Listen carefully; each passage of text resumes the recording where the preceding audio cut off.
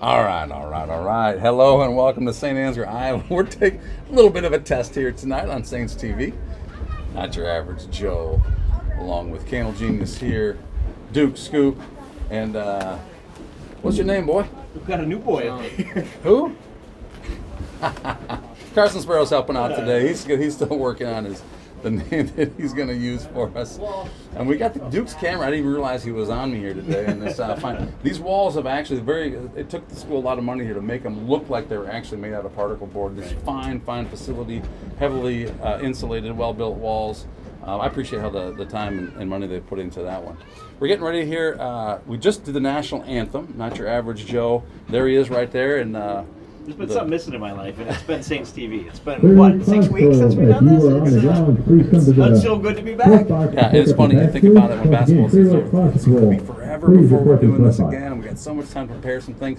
You're going to notice a lot of what you saw during basketball season, a lot of it's still the same. A lot of the ads are the same, things like that. But hey, we're here in track season. We're excited to figure this thing out. Version 1 is better than version none. Our goal, as always, is to make every single episode better, but this is a pretty exciting opportunity to do something. Track is just such a social sport, right? So we're going to hope to get Duke and get Carson out there. Young Sammy Hagar over here on your right. Take a look at there, slamming Sammy Hagar. He's going to be out there. He got a new nickname since last time. Charming the ladies. Well, his hair's a little longer than it was last time, I think. It is. Getting ready for Bandits baseball. Got some practice tonight. We'll Can't get a haircut before baseball season, that is for sure. Well, not during basketball or baseball season, but can you do it before? No, we shouldn't do it before either. it's like right now. Like you can get one if you're playing baseball there, you need a haircut. You get one today or tomorrow, because then that is it. All right, that's fair. That's not my rule, but apparently it's the kids' rule, because I can tell you there's some really, really long hair by the end of baseball season. Oh, yes, there is. A lot of parents are like, man, you need to take care of that. My kid needs a haircut already, and or a month before the season starts. You're in trouble. Can you at least get him to put it in braids by the end of the season? I'm not even sure. Hey, so we got field events starting right now. They're happening way out here. I'm going to go ahead and take, sorry, Duke. That's happening way the heck out there. The throwing events are happening.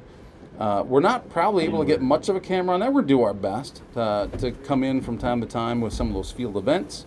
But certainly we're going to have some great data for you. We're going to get some live interviews for you today. We're just excited. It's going to be a lot of fun. Like I said, we've talked about it a couple of times, and if you read the article that Cassandra did in the Enterprise Journal, that this is let's try it. That's exactly what this is a let's try it. So we're interested in your feedback, your thoughts. This is the first of 3.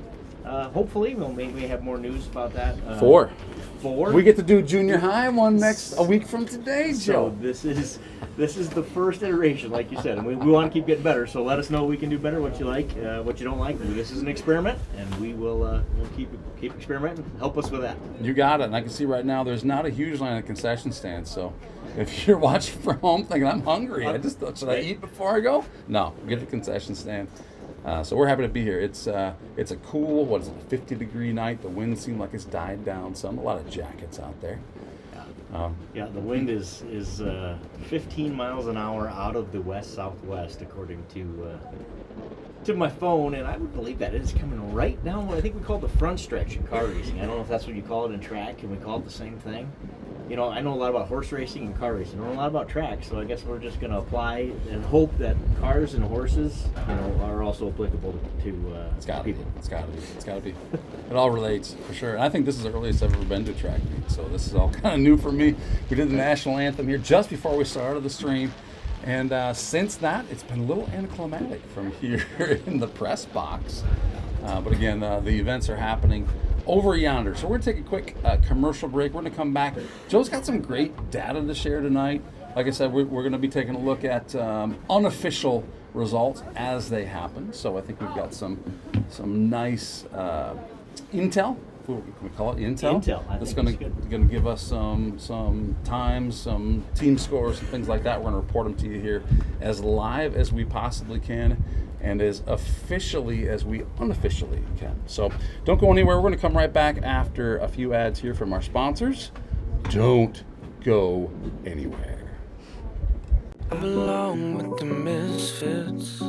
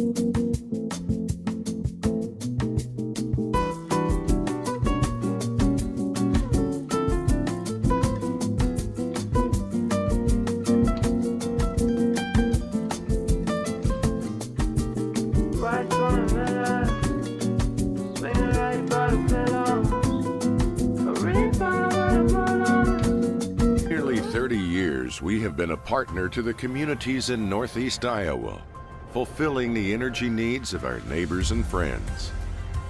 A good partner knows your business and understands your needs.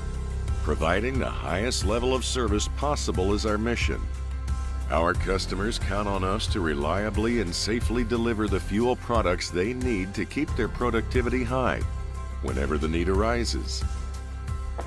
We are continuously improving our capabilities by adding storage, improving the fleet, or utilizing new technology.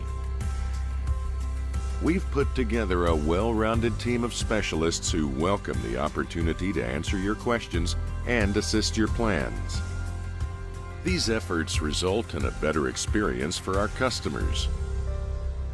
At Johnson Oil, we're in business to be partners in your success.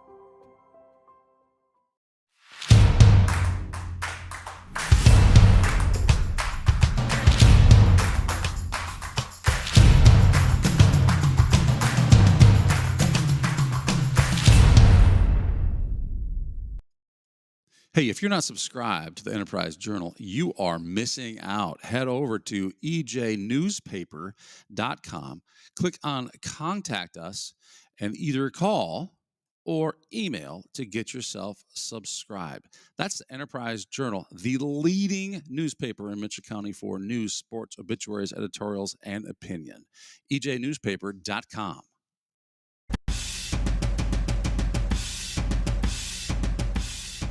We are currently in our 10th year of operations here at Bet Roofing. One of the most exciting things about owning a business has been just seeing us grow over the course of that decade, from starting out again pretty small to what we're able to accomplish in the amount of square footage of roof we put on.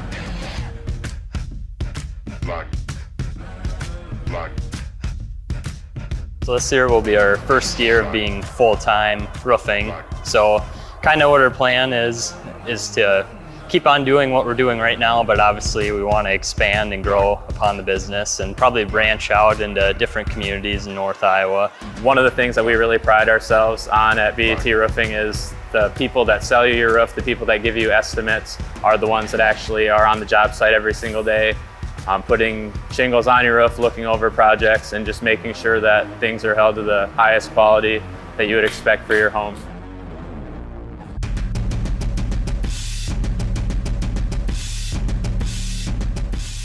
We know that roofing can be a pretty crucial part to protecting your house from the elements, so we make sure to be as responsive as possible to get out to your house, and if we need to cover something up short term, but we try to also make a priority as our customers contact us and reach out to us, getting them on the list and moving forward as soon as possible.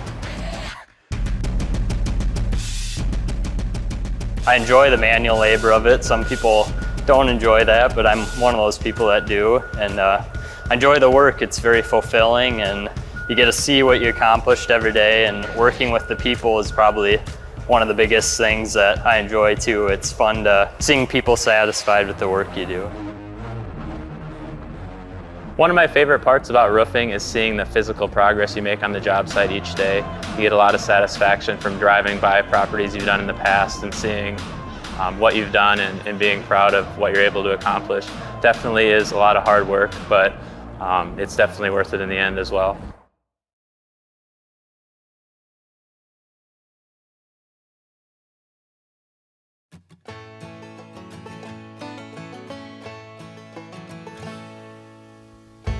So at LR Falk, our goal is to provide the stable foundation for our employees, their families, our customers, and our communities to thrive. Try our best to do that every day. Throughout the history of our company, one thing that really sets us apart is we still are a family-owned business. LR Falk was the company and still is the company. Part of the reason he started getting into the mining industry was he was hauling cat tractors and saw an opportunity where here's some big equipment. I think he saw that gravel and limestone was going to be a huge commodity. I think one thing that probably LR had to his advantage was the way he treated people, the hard work that it was. You weren't going to get people to do that unless they trusted you. And I don't think he ever wavered from his core values, his own, which I think were the same as ours. His family came first, honesty and quality, and do it with flair, but also knowing that he needed to keep growing and keep learning. LR and Dave, were hard workers, obviously good businessmen, treated their employees well. You've got to produce a good product and be honest how you treat your customers, and I guess that's the main thing. Things that I try and do is just like them, different than them, but the same ideas, to be financially strong. We need to have that foundation for things to happen. And I think that's really what I'm so proud of, is that we have stood the test of time through a lot of different things, a lot of different innovations. Keeping the equipment modern, even just trying new innovations in the crushing world. Ag Line, that's a place where we probably have one of our biggest partnerships between the ag community and ourselves to provide a quality product and also haul it and spread it. LR Fall Construction Company creates products that everybody uses in their everyday life, whether they know it or not. Whether it's a road, a basement, a sandbox. We want to be hands-on owner-operators. And I think that's important for the employees too, is there's not an employee here that, that I wouldn't do their job if I could.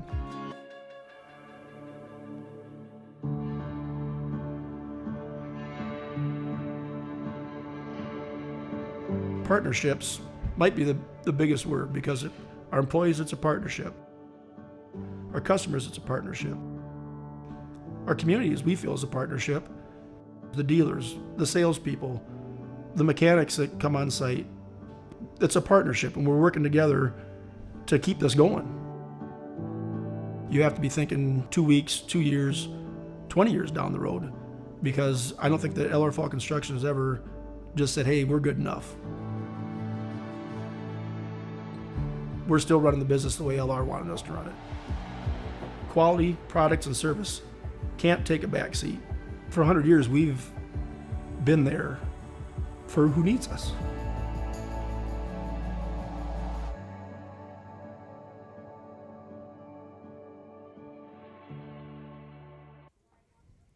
Okay, we're coming back live here on Saints TV. We are not yet started with the running events. We can take a look down there and take a look at the long jumpers long jumping. Yeah, that's Drew Powers getting ready to take that long jump for the Saints. I believe this is his first attempt.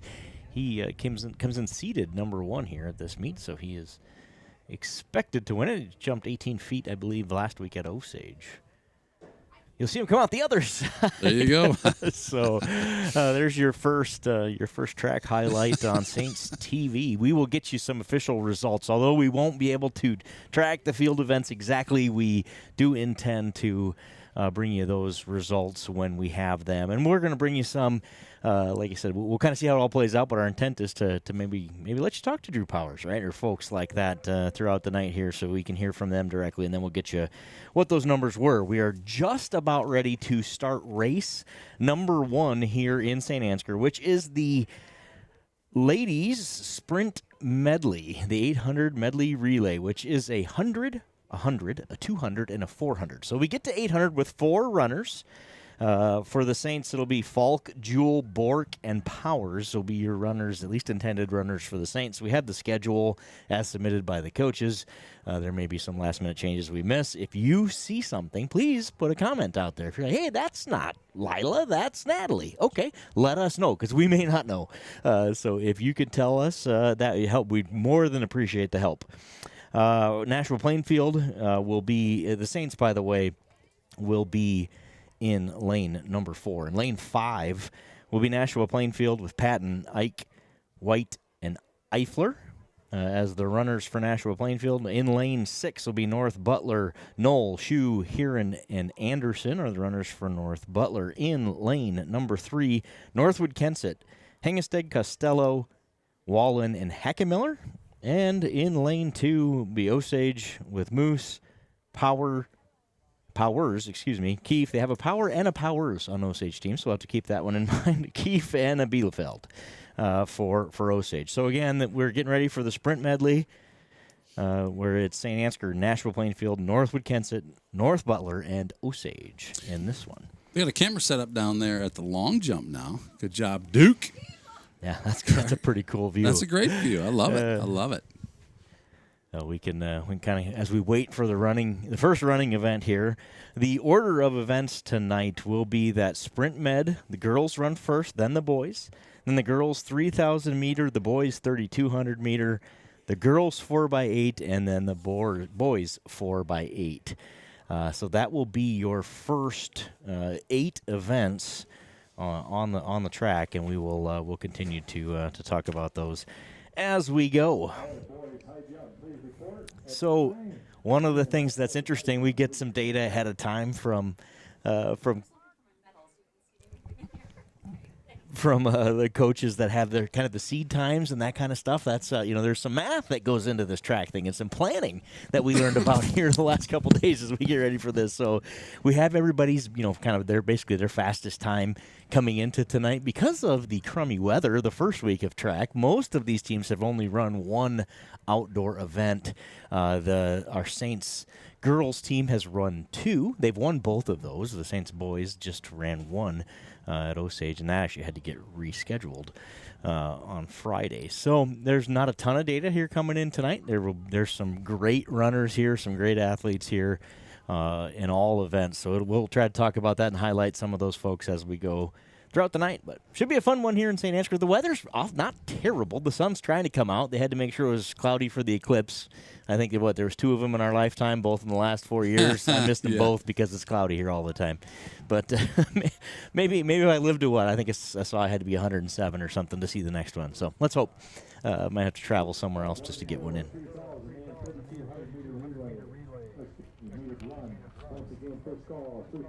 Looks like they're getting things set up on the track, so hopefully we're close. But in the meantime, we'll let you enjoy some of the long jump. Yeah, I'm playing with the sound here a little bit, too.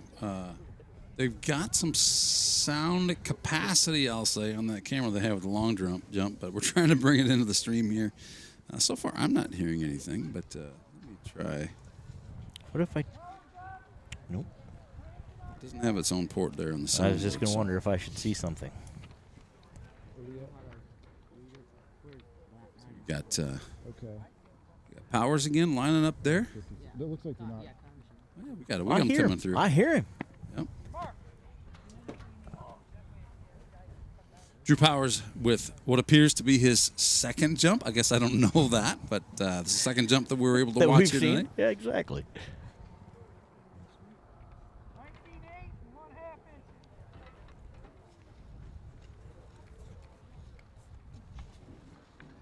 We got the Sand Trap crew all ready to go.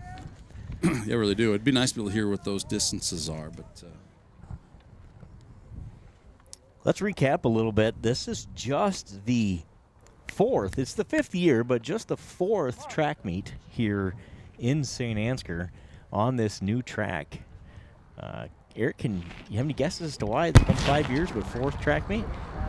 Well, I don't like to use. There's a particular word that I'm kind of done using in my life. It so is that since word. I'm not allowing myself to say it. I have no answer. I have no response for that. I follow you. Yep, but that is why there was no event in 2020. You are correct. I'll say maybe we'll just missed a year. Will be my answer. Let's just go with that. I think we were 3 weeks into that word at that point in time in 2020. So the first year of the event. The boys' champion was Northwood-Kensett. The girls' champion was Saint Ansgar in 2019.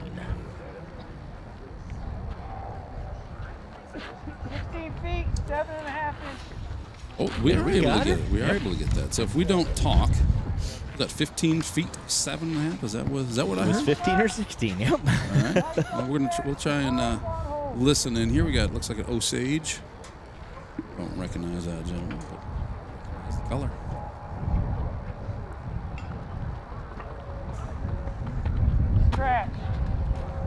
Scratch there, I believe I heard. It looked like he stepped over that line a little bit on that run. Man, I tell you what, I couldn't do it. I could not jump that distance and not miss that line. Obviously, every inch counts. Nashua-Plainfield. And your winner with a jump of 4 feet 8 inches from Saint Ansgar, Riley Winia. Okay, so I don't know if you heard that come through or not. That was the high jump results. The girls' high jump event is complete. The winner, Briley Winia, Saint Ansgar, 4 foot 8 inches was the jump there for Briley. Cross was second, and Porsche from St. Ansgar was third in the high jump. Drew Powers jumping again. Oh, sorry. 18.5 and a quarter. 5 and a quarter. That's a good jump. Drew Powers up now. Scratch. Can see his toe over the line on that one. Scratch for Drew. Scratch for Drew Powers. We'll interview the winner. Oh. I do believe I hear. Sprint Med appears to be underway. Yeah. Again, St. Ansgar's in lane 4 there. As a reminder, all participants, please stay off of I the believe football this is Jewel, field. who's looking Thank to you. hand off to Natalie Bork for the Saints in lane 4. All the handoffs appear to have gotten away clean.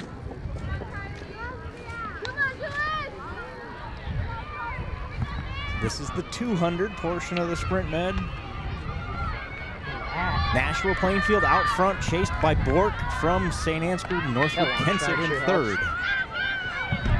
Bork's going to take the lead here as she looks to hand off to Lila Powers, who's going to finish with the 400. St. Ansgar has the lead going into the 400. Nashua-Plainfield in second. You said you don't have Northwood-Kensett right there in third. She overtakes second. Northwood-Kensett. Topanga Hackemiller chasing Lila Powers for St. Ansgar. Lila looks to maintain that lead. Go get her! You got Topanga. You can.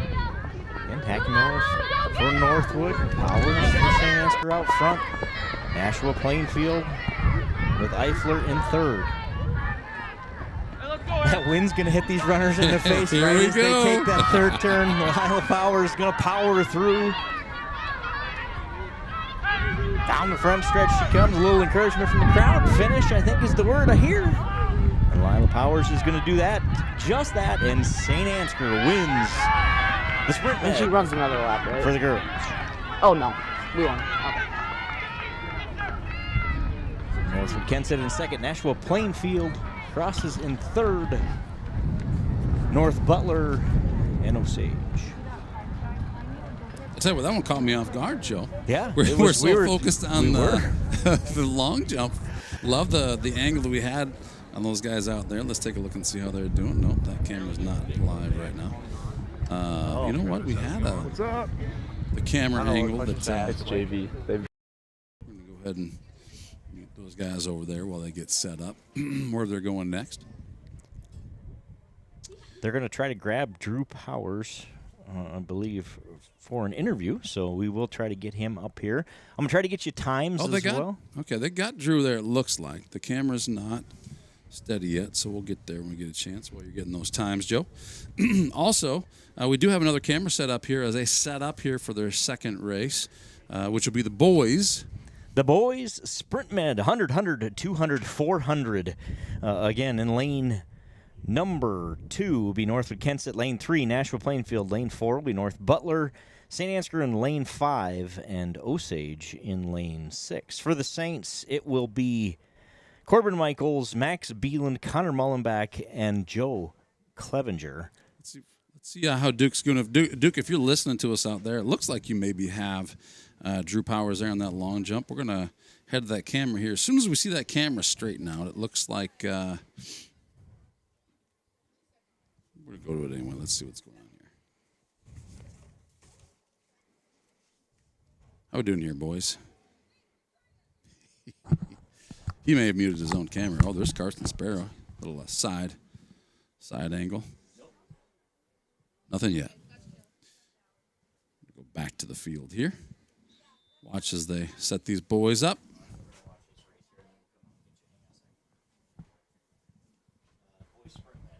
Sprint medley. Gentlemen coming up. Joe Ladies. Clevenger going to start, looks like, for the Saints.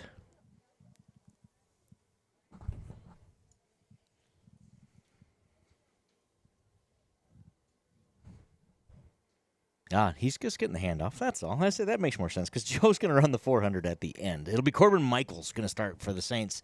With the first 100, he'll hand it off to Max Beeland.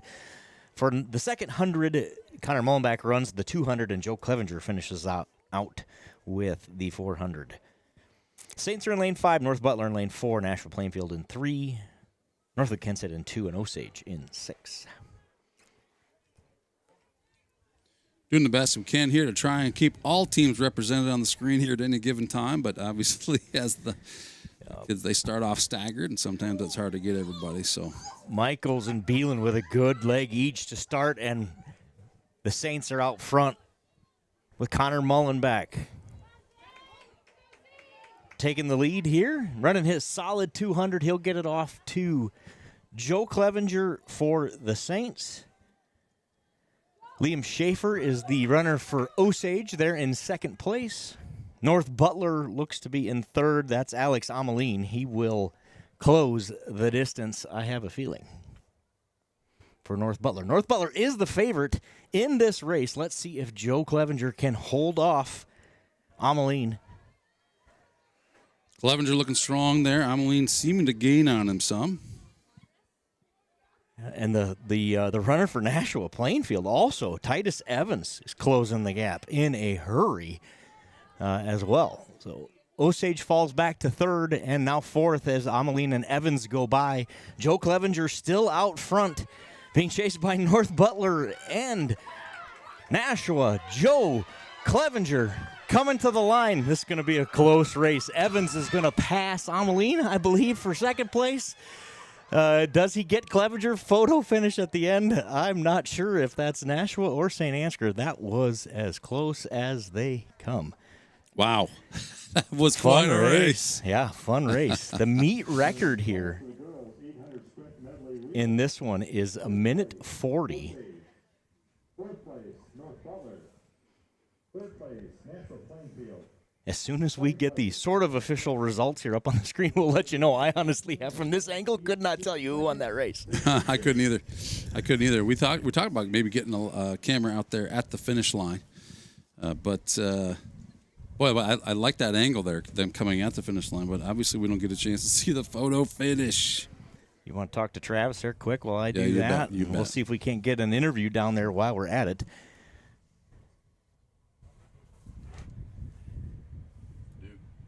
So they're going to set up. I think he's with Drew Power, so we're going to try to set that up while we wait for these finals times to come in here across the screen. I think we'll get official times here soon. How you guys doing? So they're we're talking to the folks down on the field, trying to get an update. But I'm kind of actually looking for your camera to be straight. And then when your camera's straight, I know you're ready for me. So I see you straight now. So yep, we'll bring her in. Still waiting on those official times. It's Saint Ansgar and Nashua-Plainfield in a very tight race for the boys' 800 sprint medley relay. We are going to cut to Duke Scoop out there. Although I don't see. Oh, there we go. His microphone's on. Let's take a look here. We got Duke Scoop with Drew Powers and Carson Sparrow. Let's take it down live. It looks like the long jump is done. And official results are in. Can't hear him, though. The Duke, your microphone does not appear to be on. Send him a little message While we here. wait for that breaking news here in the booth, I hope we can get this picture into the stream. In what is literally a photo finish, the Saint Ansgar Saints win the 800 sprint medley relay by a nose. We have the picture, so we'll try to get it into there later. But we'll fix the audio and get Drew's second attempt at an interview in here as well. But Saint Ansgar does win the boys' sprint medley relay, a great race for Beelan, Michaels, Mullenback, and Clevenger. Hey, we did get the audio fixed there, Duke. Well, I didn't know if I did that. And we got a new race started. And here we go. Just because they're going to be like that. That's how it's going to be tonight. So this would be. What are we doing? What are we running here, Joe? We're off to the left. like the 2 miles. So this is race number 3. It is the 3,000 meter for the girls varsity. So that's what we've got here. Would be the just 200 shy of a 2 mile, I believe. Your entries here for the girls 3,000. Scarlett Burns of Osage comes in with the best seed time. Addison Volkler is in, started lane 2. Lakin Evans for the Saints. Abby Rahoot for Osage. Marin Hansen, Northwood-Kensett, and Bailey Bond for the Nashua-Plainfield Huskies. So those are your 6 runners here in the 3,000 for the girls. You counting laps here, Joe? Are you going to know where we're at in this thing? Well, so that was kind of one, right? So we should probably do that. We will hear a bell as well. With 1 lap to go, we should hear the bell. St. Ansgar's time, by the way, 1:44.86. Nashua-Plainfield, 1:44.91. So there were 0.05 of a second different between the Saints and Nashua-Plainfield. Wow. And North Butler right there as well. So I'm trying to manage. Whose phone? You want me to see? It's Carson calling. It's Carson. Let's just see what Carson's got to say. I mean, put the guy on speaker. I don't know. I don't know. Maybe we should. Sure we do. So we're learning as we go here. We got. By the way, the audio problem was my issue. It was definitely not out on the field. I did get that reset about the time this race was starting. So microphone does managing not the video. appear to be on. I had an idea, like, we can just, like, tell you. Oh, I hear Carson and myself. Like, in the throw or something. Or we can just, like, push over to us real quick and then go back to the... Ask him if the audio's working now. So Yes. Is the audio The working answer now? is yes. The audio is working now. Yeah, so... Actually, Dylan's throwing right now. We got their speaker. The audio is working. We're going to try to get a little action from the shot arena. Is it an arena in shot put? Is it a... Let's do it. Let's call it that. Yeah. So they're going to let us know, and then we will... Okay, Carson will let us know here on...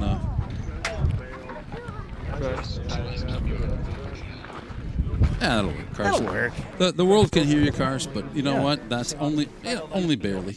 But yeah, I think this is good. So for those watching from home, again, we're trying to figure things out. Communication from those afar. That's one of the things we're working on here. So Carson's out there. He's dialed in. You let us know when you're ready for an interview out there, Carson. The girls 3,000 currently underway. Scarlett Burns of Osage out front, being chased by Addie Volkler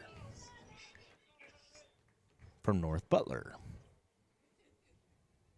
Carson, your camera's black right now. I don't know if that's intentional or not.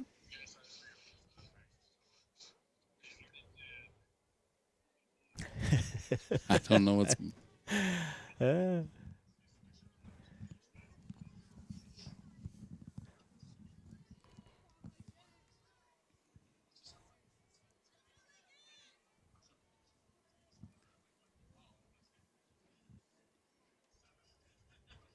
You talk about this race, Joe, being just 200 meters shy of 2 miles. I'm not sure they feel it's just 200 meters. Like, if they had to run those 200 meters, I'm like, yeah, that's a bit. At the end of 2 miles, it's a long Yeah. way. I think you're probably correct. Yeah, I think you are correct there. So we see our leaders here, our 2 leaders, way ahead of the rest of the pack. That would be Burns for Osage and Volkler for North Butler out front. Volkler seems to be hanging right in there with Burns. There's not a whole lot of distance being gained or otherwise. Both runners appear to be very strong right now. Yeah, looks like a pretty good pace for Burns. Yeah, out front. She is a talented runner, isn't she? Sure, just a sophomore. Burns, she's looking to go back to the state meet. I believe she qualified in the 3,000 a year ago as well. So, Carson, if you can hear me, you guys are actually just out of range there. They got shot put attempt here. We're trying to get in there. 3.5 inches. So the video is in and out a little bit. We can actually hear it there. Yeah. But while these gals are running, we're going to take a quick break here to the shot put area. No, we're not, because we just lost the video again. So it's just barely out of reach there. I don't know if you can step back and zoom in or some other way to find our way there, but we're just a bunch of novices here. That's right. We're figuring it out. Scarlett Burns, by the way, for the record, did qualify for the state meet in the 3,000 last year. She placed 15th in Class 2A as a freshman. So sophomore Scarlett Burns out front here in the 3,000. She also qualified on the 4x4 relay team. Talented runner, as you said. The number to watch here, and we'll talk about it, the meet record held by Natalie Nosbich is 11 minutes, 12 seconds. And it looks like Burns is capable of running that. She ran in 11:06 last week. Wow. The weather not quite as cooperative today as it was last week, but it's amazing how 10 degrees temperature and 15 mile an hour of wind will make a significant difference, especially in these long races. Yeah. So early in the season, that's amazing. Hey, we're taking a look at here at shot put. We got a good signal for the moment. I'm going to take you out here to shot put. We see 31 feet, 2.5 inches. 31 feet, 2.5 inches for a North Butler thrower, looks like. Lenses up, air on deck, Eskelson in the hole. Sounds like Jason Squire to me. That is right. Jason Squire. That is Coach Jason Squire, basketball fame.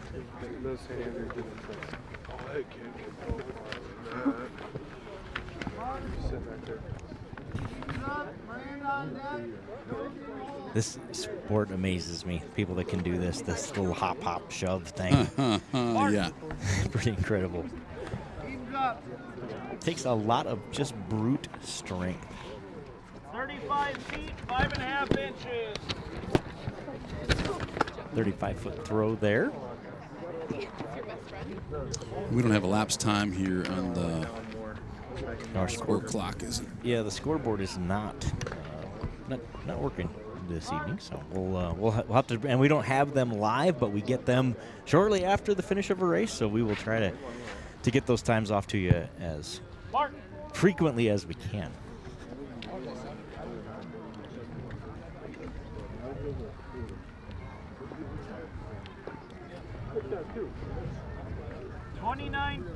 The leaders are coming to the finish line here in the 2 mile. I see two fingers going up, and I think that means you got it. 2 laps to go? You got it. 2 laps to go. Thank goodness it's not just the second lap. Yep. 2 to go for Burns and Vogler. Burns of Osage, Vogler of North Butler. He said that Vogler has done a really nice job of pacing and keeping up with Burns. Will she have anything left in the tank to try to catch her here in the last 2 laps? Breaking news here in the booth. I hope we can get this picture into the stream. I can hear myself through the they're watching it, see how it's working down there, which is good. It's good. Talked about that distance here between these first and second place runners presently. Yeah, there you get a good idea of what that gap is right now. Vogler, I think, has closed it a bit in the last 100 meters. Lap and a half to go here in the 2 mile girls, or the 3,000 meter run, for the girls.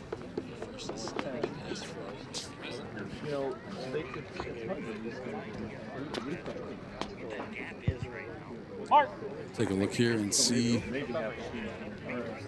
how those girls look coming down here with 1 lap to go.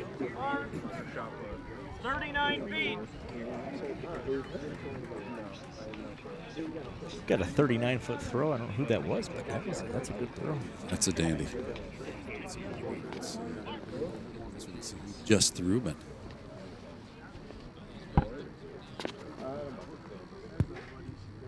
Mark. Mark. 37 feet. The Osage thrower there with 37 feet.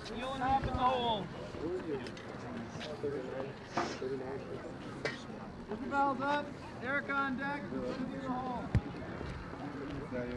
The distance remains about the same. The difference between first and second here in the girls' 3,000 meter.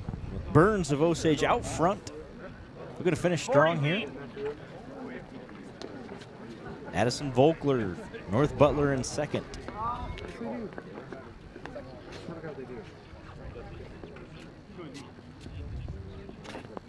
One thing about track here, there's plenty going on. Never a dull moment, right? We'll keep you, and we'll get you as much info as we can. It won't always be perfect, but we'll try to get you as much information as we can. 6.5 inches. Hanson is up. Ewan hop on deck. Tiedemann in the Girls hole. are finishing this race.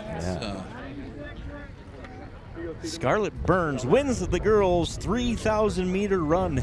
We'll get you time here as soon as we can. In second, Addie Volkler from North Butler.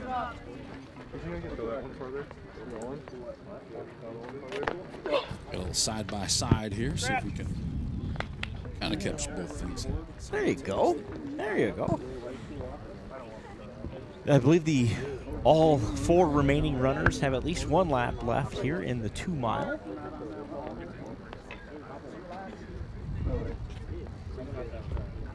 The girls' 3,000 won by Scarlett Burns of Osage, Addie Volkler in second, North Butler.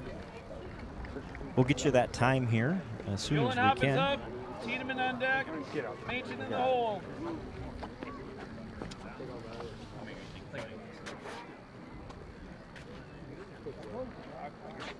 Dylan Hansen's going to throw next in the shot put, according to my electronic device. Let's see if we can't get over and catch Mr. Hansen for St. Ansgar throw after the Bearcat here. Mark.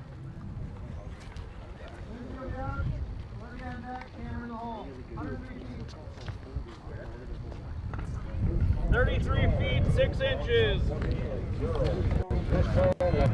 At the finish of that ladies' race here, the top left screen. Well, again, this is the 3,000 finishing here. I believe it would be Lake and Evans for the Saints. Looking to close out her 3,000 in third place. Down here as well. 112.7. 112.7. Looks like Lindsay Cruzy for the Saints throwing. Lake and Evans for the Saints finishes third. Abby Rahoot for Osage in fourth. Maren Hansen, Northwood-Kensett will finish in fifth.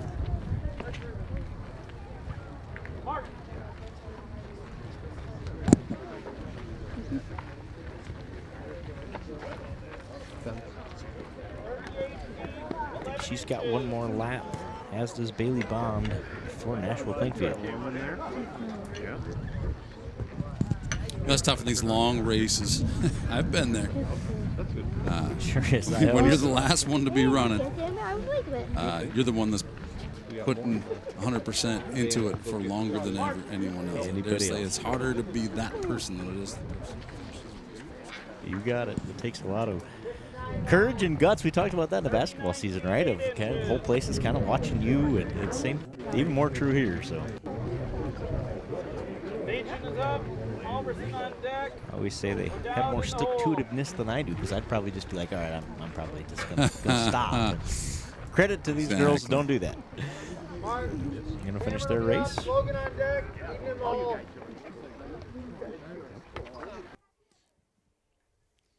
we got our Saints TV crew out there. We're finishing up the race here. We got Northwood-Kensett. 5 inches. What do we got there, Joe? Give me an update. Yep, We got Northwood-Kensett. Yep, that's Maren Hansen out there from Northwood-Kensett and Bailey Bond for Nashua-Plainfield. Eric's got quite the ringtone. He's hip with it. Wow, and now it's just the kid. It's the kid. Carson, you're live.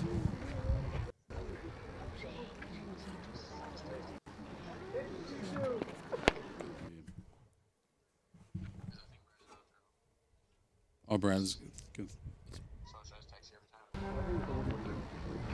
Joe, do you want to text? Yeah, text me. I got Just do both that. my hands going Yeah. and my eyeballs are going in different directions here. So, and I'll try to keep it up. So if you text me, then I'll try to alert when there's something we want to see in the discus or an interview. Does that work? Like right now, he says. Right now. Okay, here we go. All right, here we go. Braden Halverson for the Saints. The only thing about shot put, that looked like pretty good form to me. Nice throw. 41 feet 5 inches, I think I heard. I like what these guys are doing here, getting the shot put back and forth, discus. We got Duke out there on the bleachers. Braden Halverson for the Saints. With the throw, that one's going to be out of bounds. I know that. And the kid's strong, isn't he? Yes, he is.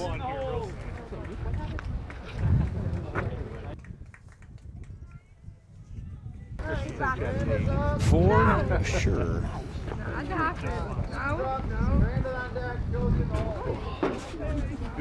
Just trying to get the... Ryan Hackbart has the record for shot put for the boys here, the meet record at 46 feet 10 inches.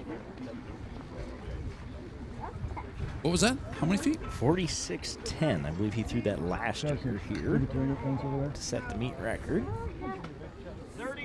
That's a long Yeah, ways. so you just look at a good throw there, it's 30 feet, right? And he's throwing 16 feet further than that. Crazy. The next race up will be the boys 3,200 meter, 2 mile. The entrants look like this. Ezra Ameline comes in with a 10:32 run previously. So last week he ran a 10:32. That's really good. Yes, it is. Where are these guys lining up? I'm looking for them out here. Look at the camera on these guys. There's a lot of real estate to cover. There is a lot of real estate. So they have not lined up yet. I Okay. believe we still have a Nashua-Plainfield runner on the track for the 3,000. So she finishes up. We'll give you the lineup for the boys, 3,200. Like I said, we got Ezra Ameline has run a 10:32 already this year, and he ran that inside, which they tell me is harder than outside because, in a lot of cases, because of how many times you got to go spin around a little tiny Oh my track. goodness! And I'm sure fighting for oxygen and all. Right, yep, exactly. Weston Weiland for Northwood-Kensett. Lucan Knutson is the Saint Ansgar runner, one of the Saint Ansgar runners. Zachary Heinken from Northwood-Kensett. William Nielsen from North Butler. Luke Paplow, Nashua-Plainfield. Landon Hillman, also of Saint Ansgar. Brady Lensing from Nashua-Plainfield. And Logan Johnson of Clear Lake Classic. Yes, you heard that right. Clear Lake Classic. Newer private school in Clear Lake that has a track program, I believe. Somewhat recently developed track program. That's my understanding. I hope that we get a chance to get some interviews in today. Maybe hear from some of these kids. Otherwise, the chat is open. This is very much a community effort, and we love feedback from those who are watching at home. We got something to show us? Just there? that Josie was throwing, and Dylan Okay. is going as well. Good. Good throw from Josie Char.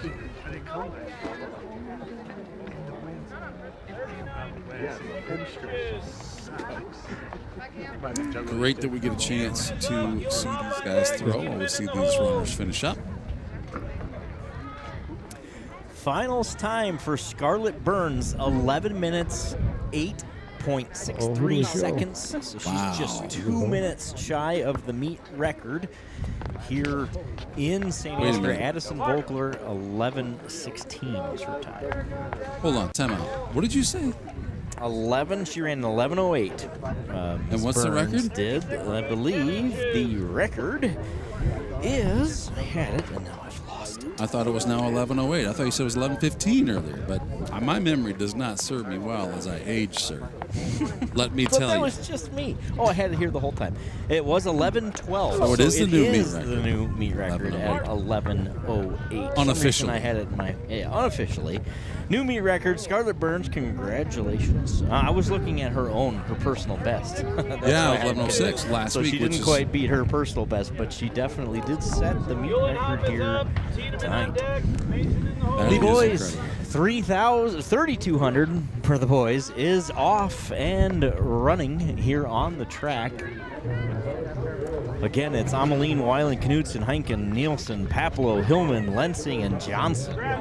On the track, boys, 3,200 meter. Ameline, the heavy favorite, North Butler runner with the pink shoes out front. He'll be easy to track.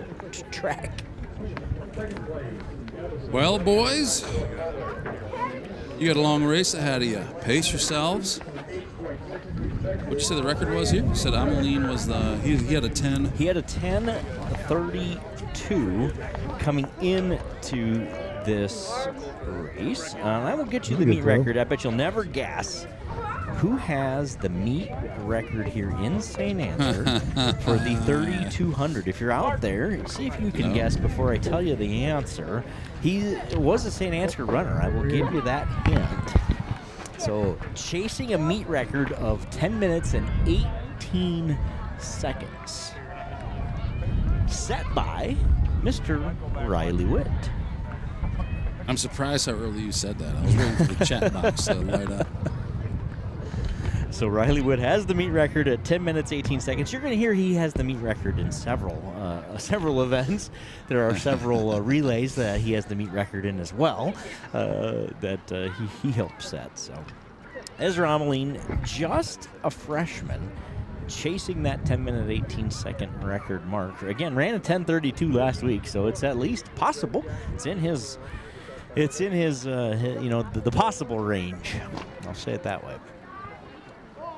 Cooper Juleseth looks like is in first place. I'm just looking at results now. In the high jump, boys high jump, he places first. In fact, those are now official results. 5'10" Cooper Juleseth with a jump of 5'10". Colton Linnea ties for second with Jack Bartles at 5'6". He high jumped his own height. Is that what you're trying to say? No, I'm sorry. No, he did not. I don't know how tall he is. It didn't sound like that he was 5'10". I thought you said 5'10". I did, jump but that's what he 5 feet, jumped 10 5 feet 10 inches. I don't know how tall he is. Good clarification, and he might be. Let's go with it, because that's impressive if he did. That is impressive. And I thought the point you're making was, like, he's not very tall, but look how high he can jump. And he might not be very tall. I don't know. Did you mention He's Lauren a Bork with the right player. answer? Lauren Bork, of course. Lauren Bork had the right answer there in the chat with Riley Witt. Lauren Bork ran this meet a couple of times. Lauren, any memories of any records you might have set here? Let's see how good your memory is. Looking for camera angles here for you. Yeah, Duke had a really good one there at the second exchange, the turn. Halverson is up. Southeast corner of this track. He's going back to thrower circle, it looks like. I hear Braden was up over there. Let's get over there and check it out. Ameline leads the 3,200.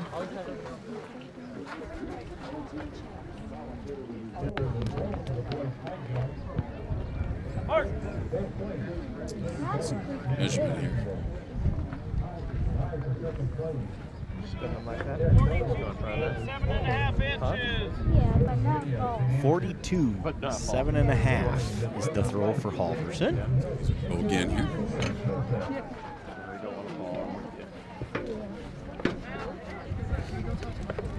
Oh no. We got good camera work, gentlemen.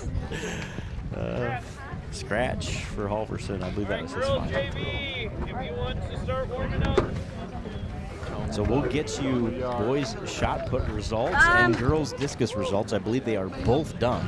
We'll get you those as soon as we can. Fun fact, do you know Braden doesn't go by Braden? Mr. Braden Halverson, your son just texted me that Brad was throwing, and it threw me off. Brad. Who's Brad? Yeah, that's Braden goes by Brad. I don't think by choice he goes by Brad, but that's everybody has adopted the name Brad for Braden Halverson. So Braden, he must not hate it because he allows it, right? Some sort he's of a big sick enough joke. guy. Like he's a big boy. Like you don't want to make him angry. No. So if he's going along with it, he must be all right with being Brad. His folks probably think, we named him Braden for a reason. Let's call him his name. Anyway. Goodness. I always find that funny because my kids will do the same thing. They'll be like, "Oh, Brad did this," or "Brad, who? I don't know any Brads." Oh, Braden. I'm like, "Oh yeah, that's right, that's Brad." That sir is funny. How many fingers are you holding up here? Oh, he's got a card or something. He's got a card now. Totally throw us off. I can't. Somebody talk to that guy. He can't be doing that. So again, we are the boys' 3,200-meter race. Ezra Ameline out front from North Butler with pink shoes. You see him. He has a commanding lead, I believe you would call that, over Lucan Knudsen of Saint Ansgar, who is in second place. Has run a really nice race to this point. Weston Weiland and 13 feet, 8 inches. the Nashua runner, who I believe is Paplo, are in third and fourth.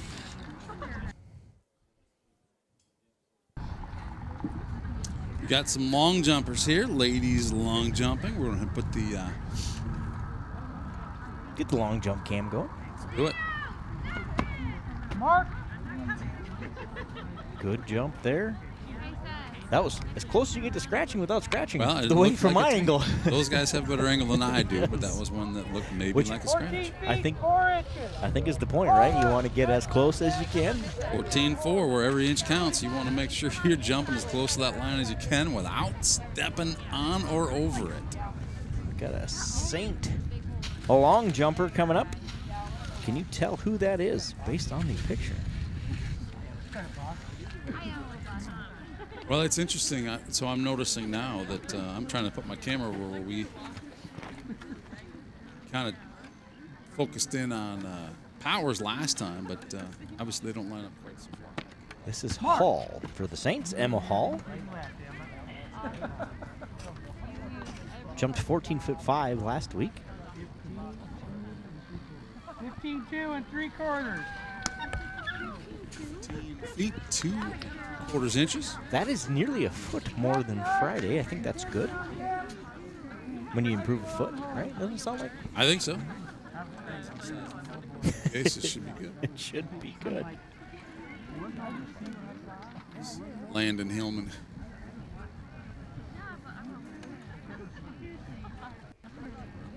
Here on the Mark.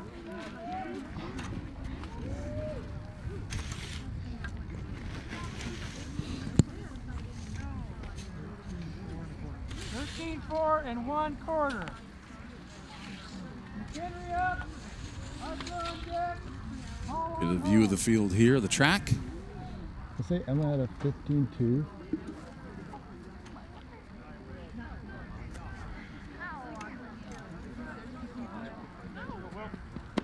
Mark.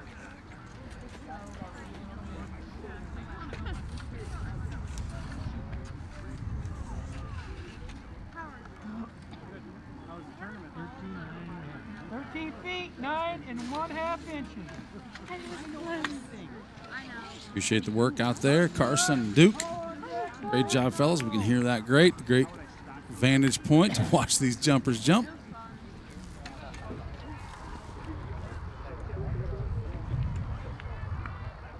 After the boys 2 mile here, after the 3,200 meter boys race, we'll go to the girls 4x8. If you like long distance races, the start of the track meet is the place to be. Yes, it is. And then the last 4 races are, take a combined like 47 seconds. So you get a little bit of both here. It's good marketing, though. I mean, they do save that 4x400 is an exciting race. The very last race, of course. It sure is.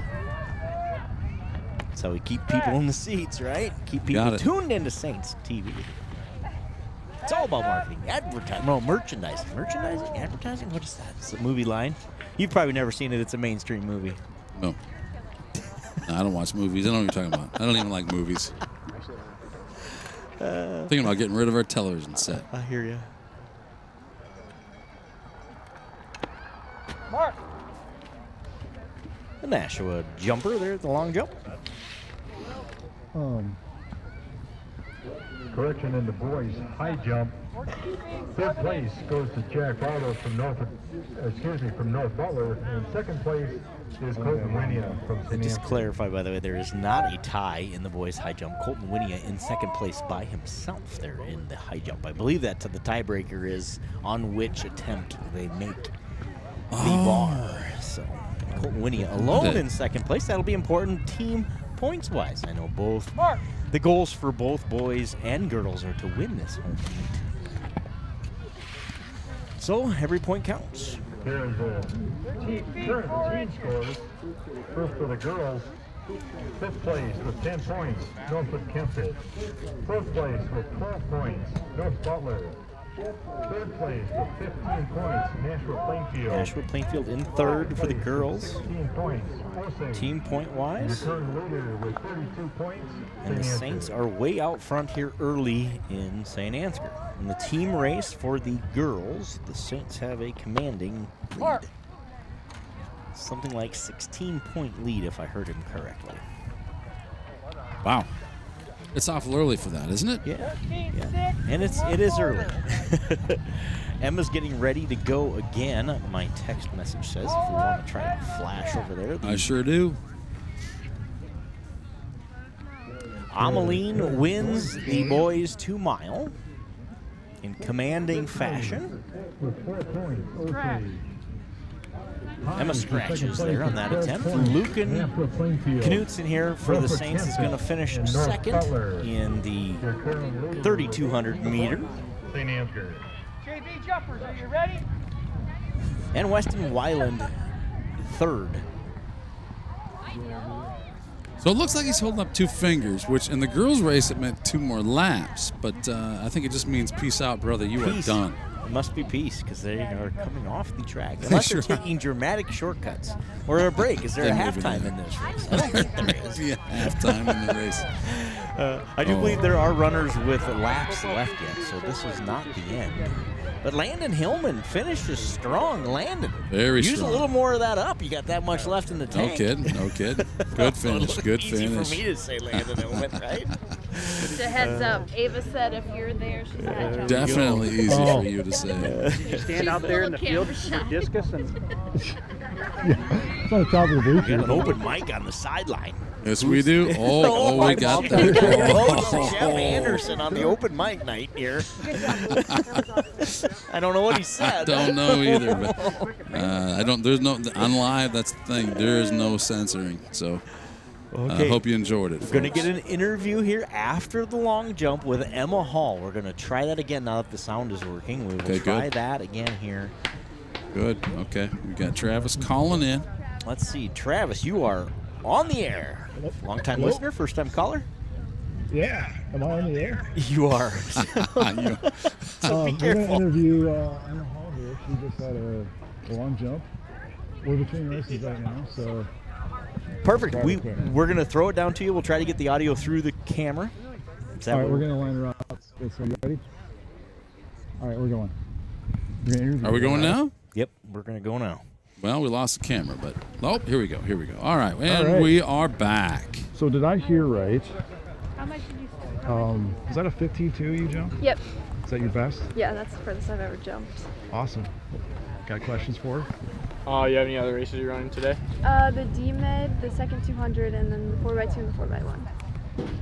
How are you feeling about the meet today? We don't have very many teams, but I feel like it'll be good. Those girls. Favorite Will Ferrell movie? Yeah, you have a favorite Will Ferrell movie? Elf. Yeah. Elf. Elf. Elf. What was your pre-meat snack? What'd you eat before? Nothing. Nothing? Nothing. Don't perform on a full stomach, or what's the any reason behind that? No, I just didn't eat anything. What's your post-track meet snack? Nothing. I don't really eat that much. Oh no, meat. she's a bird. Just seeds and berries and nuts once in a while. Any other questions, Mr. Sparrow? Nope. All right, I heard a gun, so we might be right, Back to the action here on the track. Thank you, guys. Thanks, Emma Hall, for joining us. Thank you. We got the girls 4x8 varsity. St. Ansgar in lane 1, Osage in lane 2, Northwood-Kensett in 3, North Butler in 4, and Nashua-Plainfield in lane 5. St. Ansgar heavy favorites in this one. They come in with just a 59-second advantage on best time ran this year. 59-second I think advantage. that's almost a minute by my math. So they are the favorites here. You'll see they're going to start setting up some hurdles. The hurdle events will be coming fast now. So we're going to start getting those set up as they run the 4x8 on the inside. Ezra Ameline, as an update, ran an 11:28.84 for North Butler to win the 3,200 meter for the boys. Second place was Lucan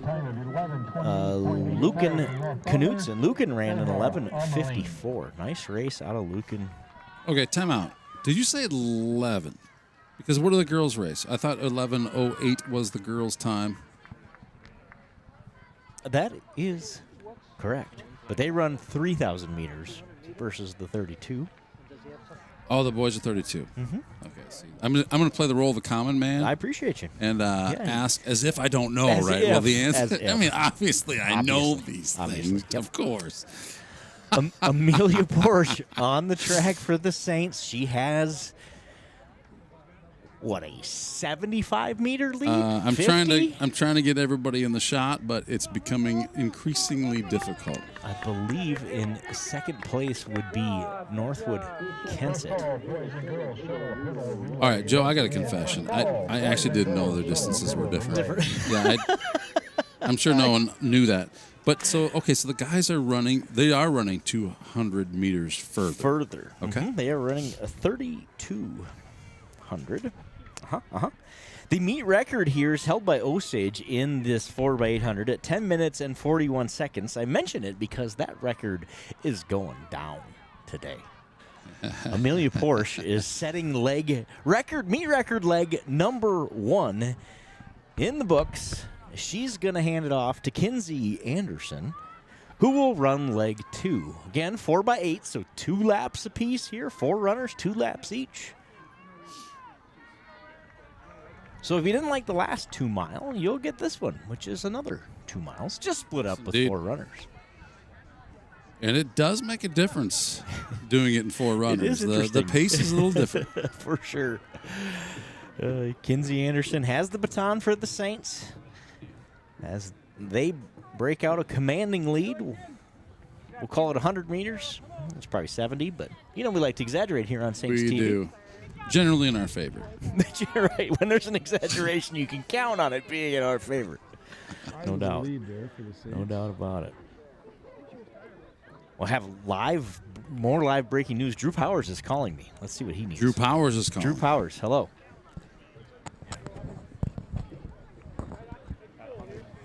Oops. A car with their lights on. Oh. We will let them know. Thank you for calling.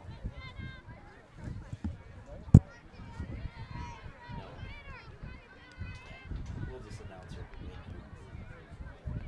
Good job.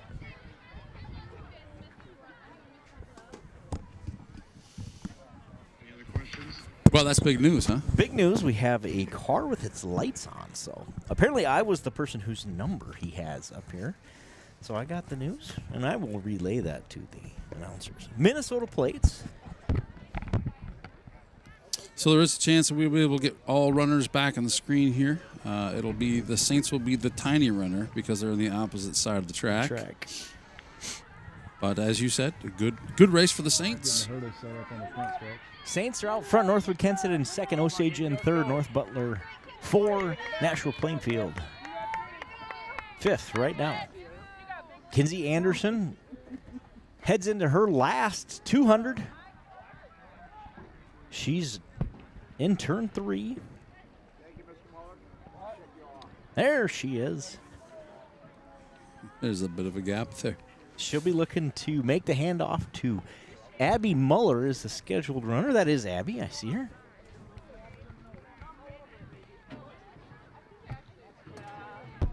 Good, strong finish here from Kinsey as we prepare to see that handoff.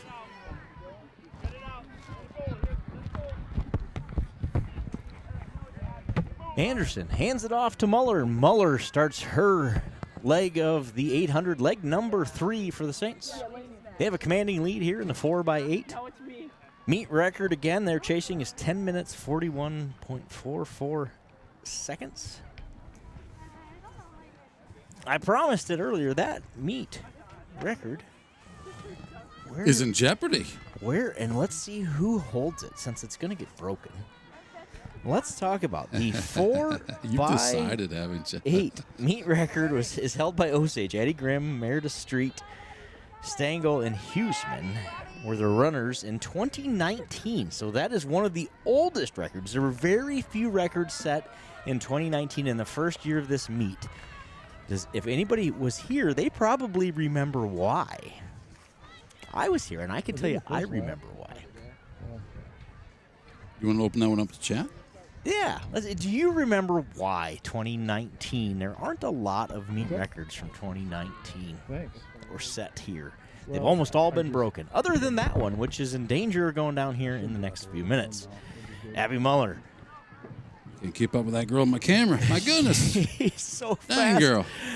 She finishes her first lap here for the Saints, has one more to go, and the third leg of the 4x8 girls. 4x8 boys JV is the next race. There is a JV 4x8 for the boys, so we'll get that one in, and then, of course, the 4x8 varsity boys will follow that. Taking a look at the field here, Abby Muller presently in first place for the Saints. Let's see the remaining runners here.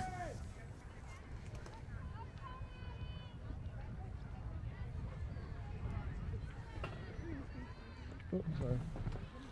It is a truck with Minnesota plates. If you're here in the stands and you came here in a pickup truck with Minnesota plates on it, your lights are on. Is that something we need to be telling the, I'll the take folks the here news next over. door? I don't want to miss this exciting finish. You know what I was going to do? We got to start our own clock up here so we can start. At least have some idea if it's close, you know? You're pretty good at running a clock. We can do it all. That I know. Shout out Brian Bork on his way to Fargo, North Dakota, checking in on Saints TV. On purpose? On purpose. I think probably to watch Natalie more than to listen to you and I blabber, but. And he's also going to Fargo on purpose, I believe. Oh, well, of course he watched Saints TV on purpose, but no, the Fargo on purpose. That's a thing. I got a lot of respect for a guy who's willing to do that. Willing to go to Fargo. Anything for a paycheck, I'm sure. All right, here's the exchange. Who's getting this baton here? Mr. Joe? This would be Miss Hannah, I believe. Lainey Hannah scheduled to be the 4th runner here for the Saints in the 4x8. Good exchange there. Lainey's got the baton. First of 2 laps for her to finish it off for the Saints. Again, the Saints are chasing that meet record of 10 minutes, 41 seconds. Kelly Carlson, thanks for checking in. When's Tyke Remster up? Well, that's a Joe question. He's got all that in front of him. And he will be running the 4x8 varsity here. So the race after next, tomorrow, right? Yeah. Not next race, but the one following. Will be his first of 4 events tonight, I believe. Good, how are you?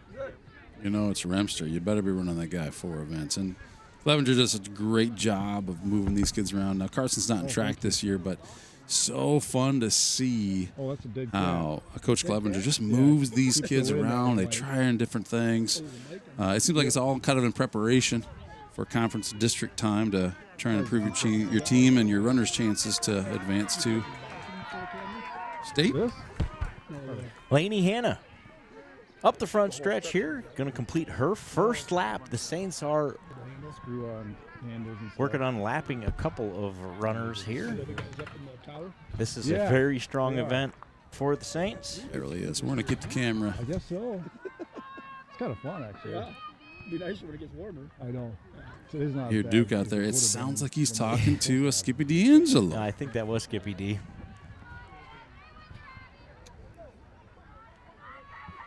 Strong move there from Lady Viking. That's the second place and third place runners there, I believe. Coming to the line now to start their last lap. Lainey Hanna has the baton for the Saints as they have a commanding lead here in the 4x8. She looks to finish strong. 200 to go here in the girls 4x8 for Lainey Hanna. Erica Power, Osage. And Josie Jar, Saint Ansgar. And your winner with a throw of 35 feet 8 inches from Nashua-Plainfield, Eden Lamborn.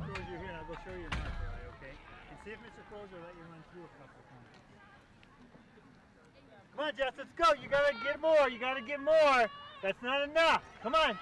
Lainey Hanna You gotta get more on her. You down gotta the front get more on stretch. her. Turn it The over. Saints are going to win. 250 left. The girls Let's go. 4x8. Turn it over.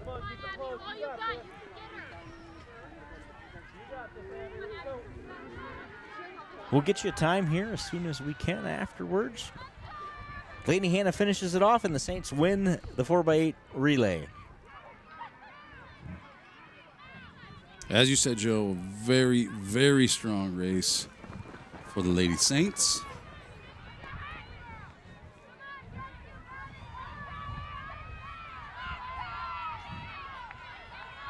Appears to be a battle for second and third here. Strong finish. Osage gonna pass and win, or get second place, excuse me, win that battle. That's Abby Rahoot was the scheduled runner there for Osage. Northwood-Kensett finishes third. Osborne for the Vikings finishes that race. North Butler and Nashua-Plainfield still on the track. I believe North Butler has the lead there in that race. There it is. So there's your fourth and fifth place teams. They're going to finish up the girls 4x8. Then we will go into the boys JV 4x8. We have runners from Nashua-Plainfield, Saint Ansgar, and Osage in the boys JV 4x8. We got to finish here, Joe. We got to finish. Nashua-Plainfield. Marley Lau passes Adelie Ramker, excuse me. And Nashua-Plainfield will edge out North Butler for fourth place here in the 4x8. Good finish. Good to see those. See everybody compete to the end, right? That was a battle at the end of that one for sure. First place, 10th place, 20th place, it doesn't matter. Finish strong like that, that's... Exactly. Good things happen there.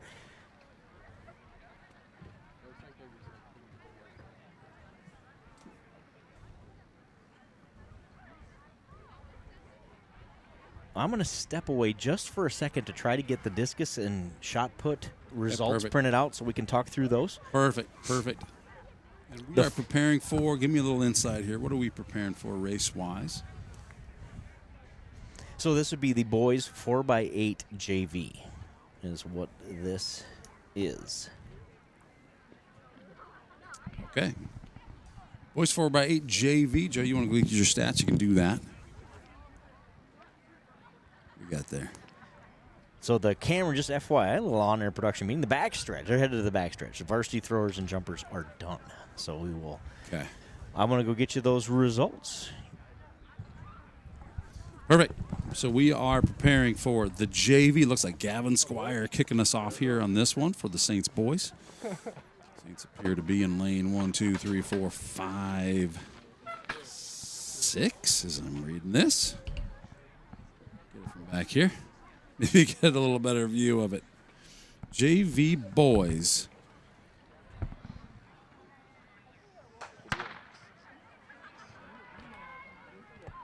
Four by 8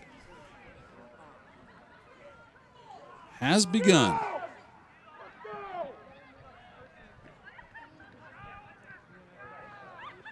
Appears to be Northwood off to commanding lead here to start this one off. Paige Finn Smith from Osage, please report to the long jump area. Paige Finn Smith, Osage, please report to the long jump. Thank you.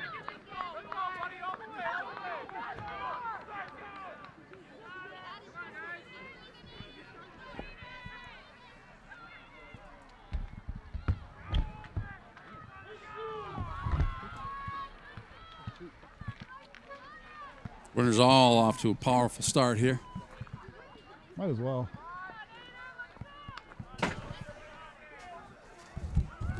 Got Michaels in there. Saints followed by Gavin Squire. Probably be better because they're closer anyway. Yeah. As we start lap 2. Lap 2, it looks like they are running these combined, and that is what they are doing. So the varsity runners are out there as well. They are, okay. So I was curious to know why we had what 2. happened there. And one of them being Corbin, because I was like, well, I mean, Corbin's a younger runner on this team. But I'm glad you had that little piece of information, because I did notice that we had a couple Saints. So, yeah, this is Christian Michaels. Is this the first leg? Is that right? Oh, is this Christian? This is Christian. Even without his football uniform. I can't. They have to have numbers, or I can't tell the difference. I will say, I probably made the assumption, hearing that this was a JV race. So that it was the younger. Yes, exactly. That it was the younger. I hear you. Fourth place, Nashua-Plainfield. Third place, Northwood. So, yeah, this is Michaels, Schwiesau, Hillman, and Remster will be your 4 varsity runners for the Saints. For Osage, it's Adams, Legee, Kneeling, and Melman. Saint Ansgar. Osage has the lead. Michaels hands it off to Jay Schwiesau for leg number 2 for the Saints. Northwood-Kensett right there as well. Your Northwood-Kensett runners are Bice, Peterson, Nelson, and Juleseth. I believe this is change Peterson. here on the JV side. A lot going on here. There's a lot going on here. So are the Saints the only team with a JV? No, there are 3 JV runners or entries. So the second Nashua-Plainfield team and a second Osage team. Got it. At least that were entered. I don't know if they're all racing or not, but they were all entered. That's the other thing that happens at these. But I believe I see extra teams for the Saints, Osage, and Nashua, so I think that is correct. Your 3 teams out front here, 4 teams out front would be your 4 varsity runners. Nashua-Plainfield goes out front, followed by Osage, Saint Ansgar, and Northwood-Kensett. Jay Schwiesau makes the pass for second place there. He is chasing Jace Hansen for Nashua-Plainfield. Hansen with a really nice leg. Here in the boys 4x8. Osage in third. L-A-G-U-E. If you were from Osage and you spelled your last name L-A-G-U-E, how would you say that, Mr. Sparrow?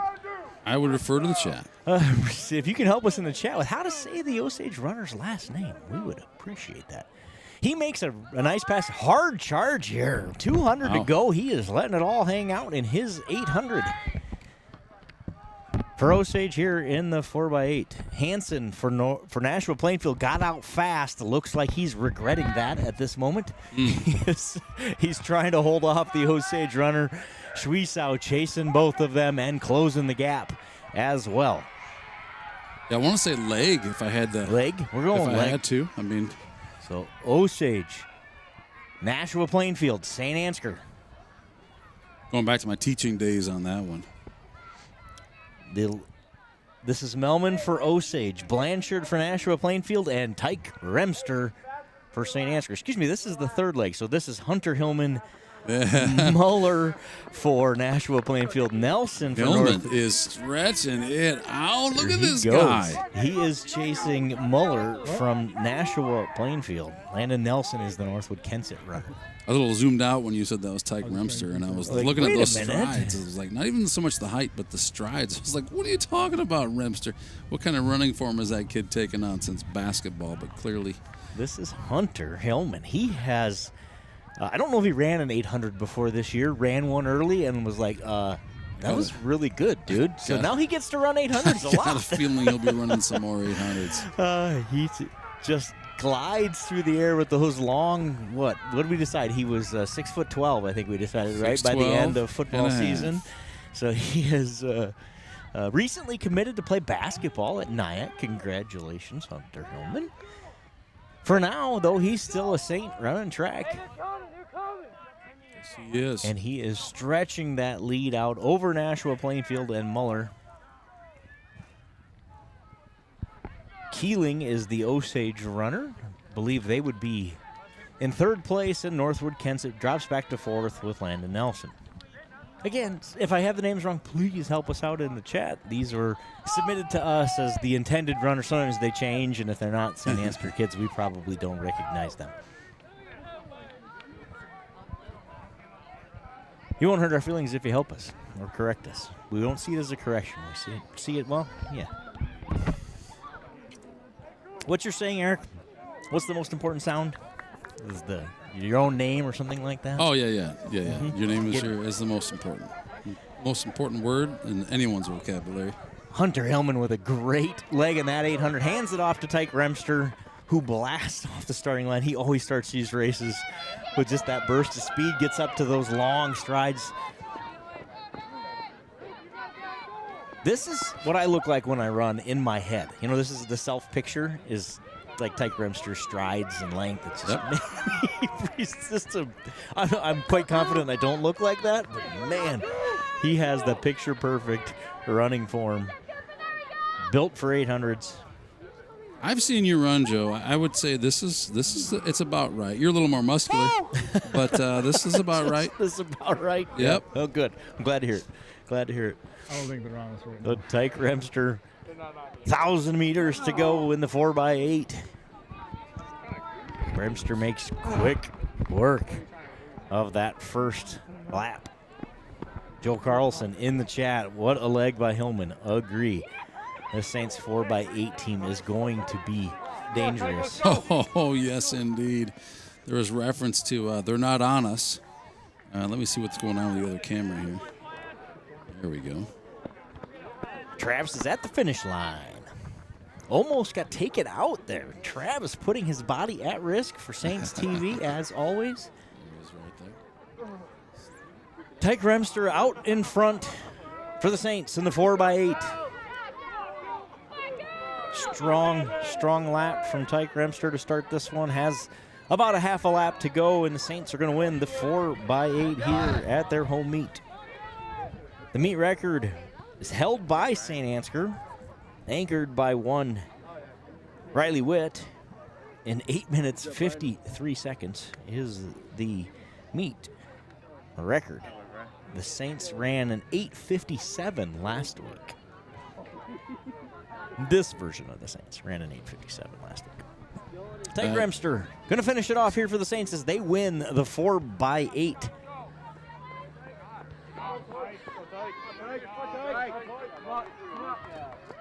Good finish for Tyke.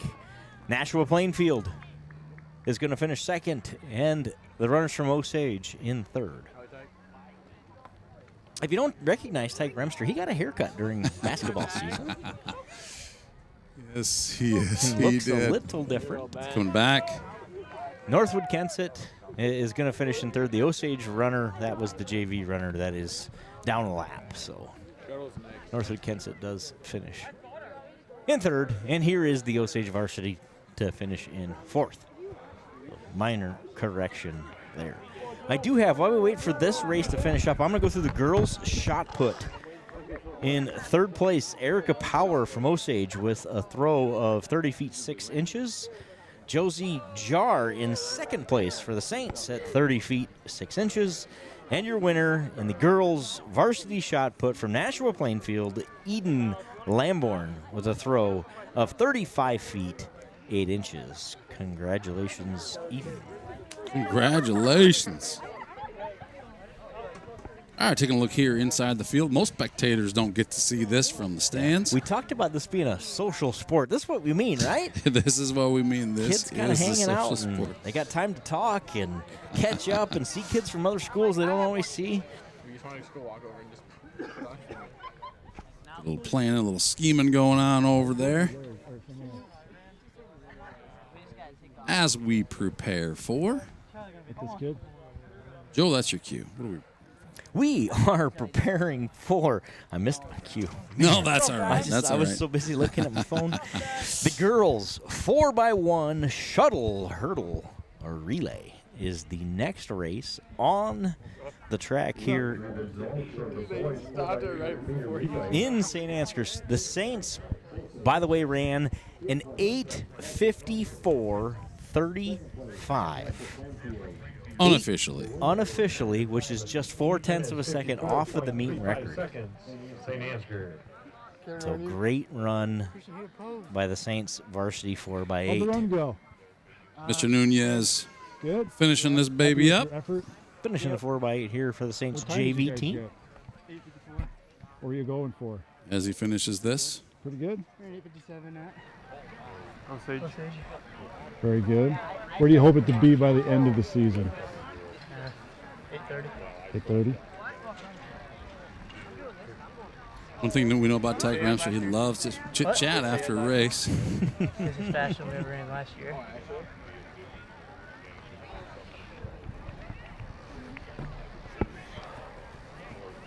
Shuttle hurdle now? Thanks, guys.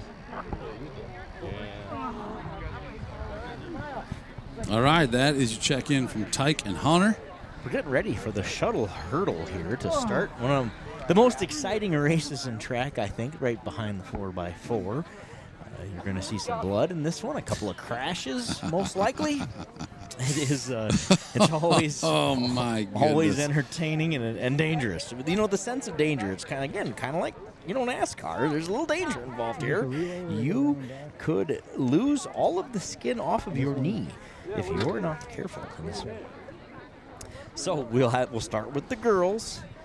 Shuttle hurdle. Let me just get you some picture of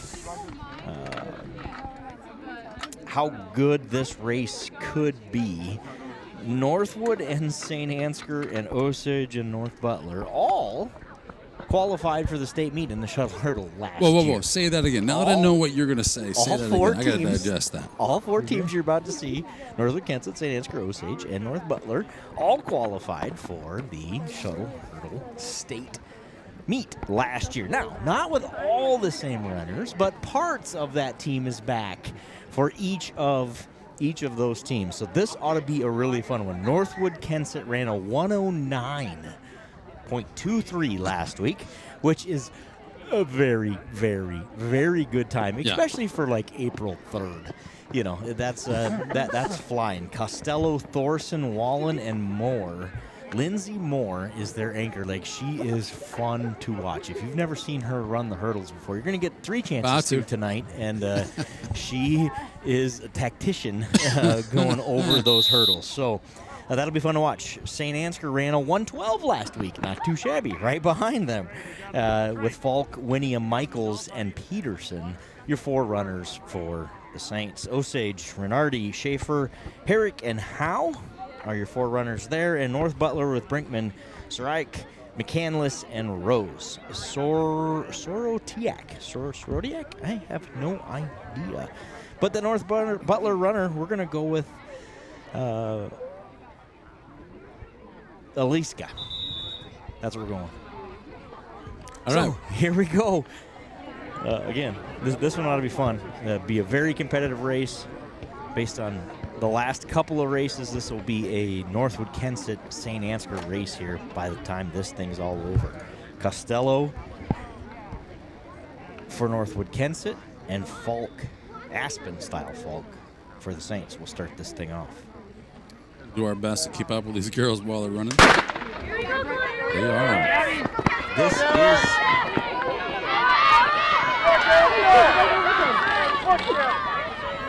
St. Ansgar off to the lead here.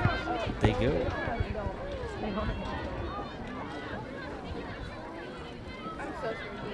On the track. This is Michaels. Saints have the lead. Northwood-Kensett closing quickly. Got about a dead heat going into leg number 3. This is Briley Winia for the Saints.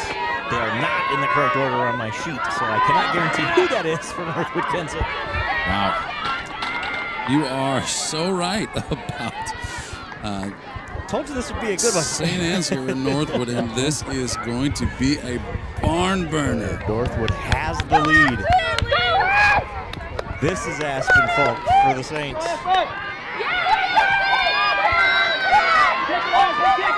Not going to catch Northwood-Kensett will go in. The shuttle hurdle girls. Saint Ansgar in second. North Butler in third, and Osage in fourth place. Good race. That was a great race. That was a fantastic race. So we'll have officially unofficial times here. Officially unofficial times, yep. And we'll get those to you as soon as we can. As these races come a little faster now, it is nice running, ladies. Relay. Once again, boys and girls, first call, 1600 look at the screen here. Relay. They're inputting the varsity boys long jump results. It appears as though Drew Powers jumped 19 feet 8.5 inches officially tonight. I believe that will make him the winner of the boys' long jump, but we will get you official results here as soon as we can. Great jump out of Drew.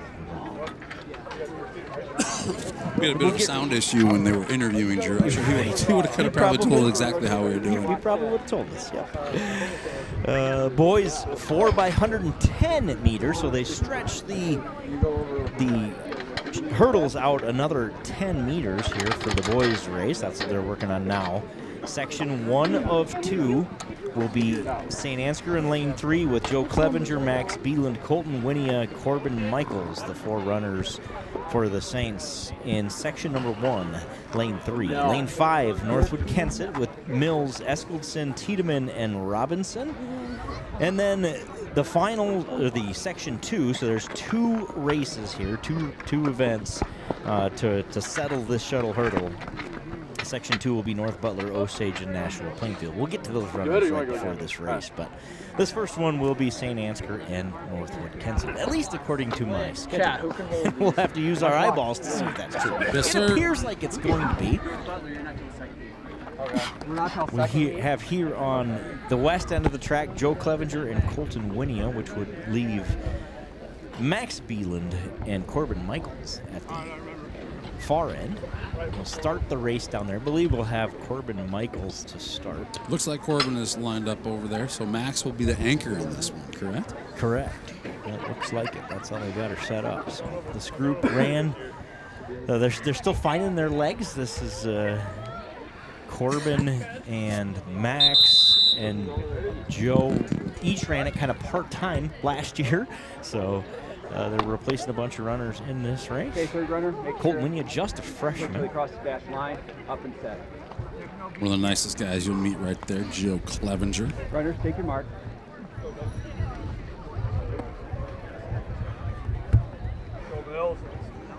So we are going to start this end. Joe Clevenger is going to run that first leg. Makes sense. Corbin Michaels will... Set.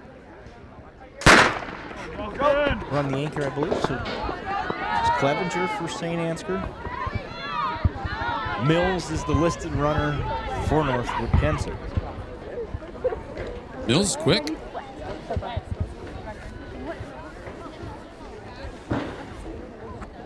Beeland for the Saints. Tiedemann is the listed runner for Northwood-Kensett. Well, I misread that. I thought it was Michaels lined up. You never know. Beeland's closing in. Northwood. Colt Winia takes off for the Saints.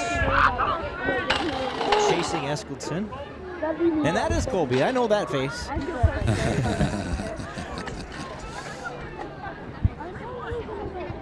Winia with the third leg hill. get it to Corbin Michaels, who will finish it off here for the Saints. Colton Robinson is the listed runner from Northwood-Kensett. Some really talented hurdlers here tonight, both boys and boys. Yeah! Northwood wins that heat over Saint Ansgar. And we will go to section number 2, which has North Butler with Thorne, Bose, Asher, and Miller. In lane 1, lane 3 will be Osage, Kisley, Dodd, Gallagher, and Johnson. In lane 5, White, Gellner, Evans, and Felsky for Nashua-Plainfield. Almost. I got it. Hopefully I don't come out. These Osage runners will be the runners to watch here in this one. They, Kisley, Dodd, Gallagher, and Johnson ran a 1:03.7 last week. I don't know how you get early in the season is to do that. pretty incredible. It's like you literally was like this only 3 seconds. So this will be a fun one to watch as well. Nashua-Plainfield should be right on their heels.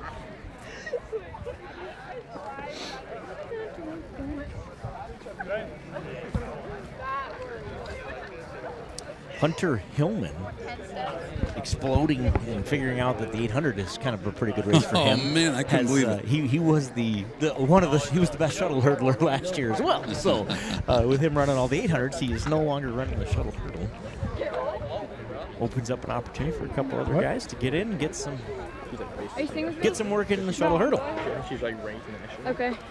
And like you said, Coach Clevenger does that really well throughout the season. Kind of rotates these guys around, figures out what that right mix is to maximize team points.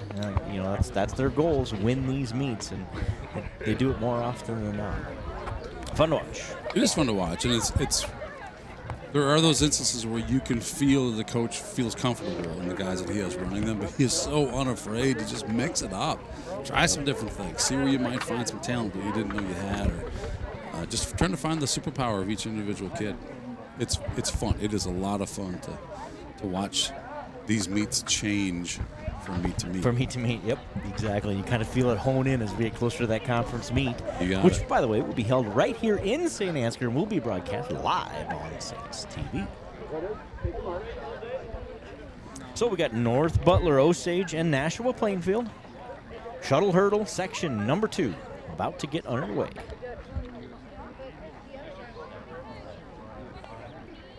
Kisley for Osage, Thorne for North Butler, and White for Nashua-Plainfield.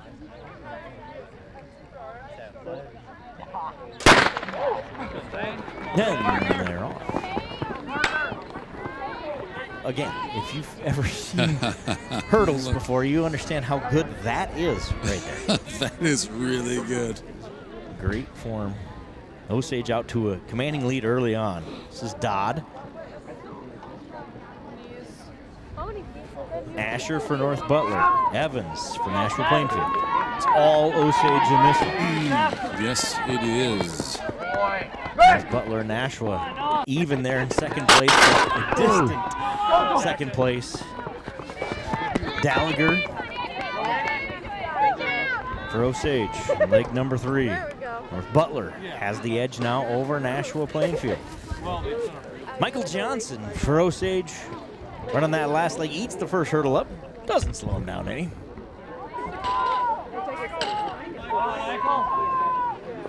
Again, pretty good form. Out of Mr. Johnson, Osage runs away with it. North Butler, Nashua-Plainfield. North Butler is going to get Nashua for second place in that one after a few hurdles. Tumble. It's tough. You start hitting, and I don't say this because I'm a hurdler. I've seen it enough times that once you hit that first hurdle, it seems like Here are the results of the boys' long jump. 6th place, Connor Mullenback, St. Ansgar. 5th place, Calvin Millman, Osage. 4th place, Tucker Franson, Nashua-Plainfield. 3rd place, Zane Archer, North Butler. 2nd place, Trey Geese, Nashua-Plainfield. And your winner, the jump of 19 feet, 8.5 inches, Drew Parker. Drew Powers did win the long jump for the Saints. The 4x110 shuttle hurdle, Saint Ansgar 5th, Nashua 4th, North Butler 3rd, Northwood-Kensett in 2nd, and Osage wins. Third place, North Saint Butler. Ansgar had a time of Second place, 1:13.2. Saint Ansgar. Osage wins it with a 1:03 and a new meet record at 1:03.15. They set the meet record by 200ths of a second, I believe. 200ths. Yes, if I'm looking at my notes correctly. Very, but they have it, the meet record. So, congratulations to Osage. Kisley, Dodd, Elger, and Johnson set the meet record here in St. Ansgar and win the boys shuttle hurdle. Up next, the girls 100-meter dash. We have 2 sections of finals here. Section 1, Espinosa of Northwood-Kensett, Powers from Osage, and Kruger from Clear Lake Classical are the scheduled runners for the girls 100-meter section number 1. So we're getting blocks set up. We have an Osage runner. We have a Clear Lake Classical runner. Blue uniforms for Clear Lake Classical. I say that because I was asking myself, I wonder what color it is. Yeah. So now we know. I know what to look for. That's when I think I saw gold jerseys while they were throwing. And that was North Butler, right? I think it was North Butler. And all I could think of, well, that's Clear Lake. But That's no, gotta be that, this right? is not that Clear Lake. That's not that Clear Lake. Yeah, exactly. Whoever put a heater in this booth was certainly very wise. We were trying to help you with that. Looks like they're inputting. The results of the boys 4x100 meter shuttle hurdle relay. 5th place, girls Saint Ansgar. discus results. 4th place, Nashua-Plainfield. 3rd place, North Butler. 2nd place, Northwood-Kensett. And your winner in a time of 1 minute 3.15 seconds, Osage.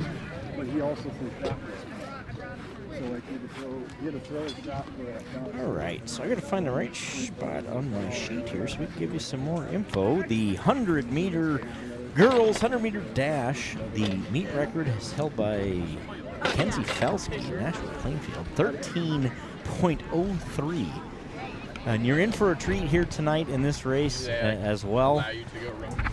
When we get to section number 2, you'll see J.C. Johnston, just a sophomore, state qualifier last year in the 200, the 400, and the 4x4 as a freshman. What a talent. Macy Thorson, Northwood-Kensett, junior, state qualifier last year in the 4x2 and the shuttle hurdle. And Jordan Frost, who was a state qualifier in the D-Med last year in the 4x4 the prior year. So a bunch of state qualifiers in this race. Coming up, a bunch of talented runners. This is section number 1, Espinosa, Powers, and Kruger. It'll work. I feel a tornado coming. Kruger from Northwood. Yeah. Espinosa from Northwood-Kensett and Powers from Osage. Neck and neck. Looks like Osage is going to pull that one off. In section number 1, winner is Kylie Powers from Osage. 2nd place, Espinosa from Northwood-Kensett and Lily Kruger, from Clear Lake Classical in 3rd. Section number 2, lane 1, Paulson from St. Ansgar. Lane 2, McCandless from North Butler. 3 is Jordan Frost, Nashua-Plainfield. 4, the aforementioned Johnston from Osage. 5 is Thorson from Northwood-Kensett. Ava Falk, St. Ansgar, lane 6. Eifler from Nashua-Plainfield in lane 7, and North Butler with Kylie Knoll in lane number 8 for section 2 of the girls 100-meter dash. J.C. Johnston favored to win this one, at least based on previous best times coming in tonight. She is seated number 1 in lane number 4. Thorson, though, just right behind her from Northwood-Kensett in lane 5. So lanes 4 and 5 appear to be the lanes to watch here tonight. Frost and Falk, McCandless,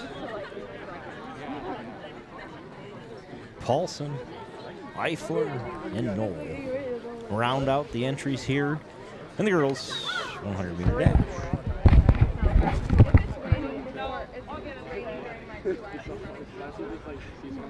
I was wet with chocolate. Runners are set. If I see one I'm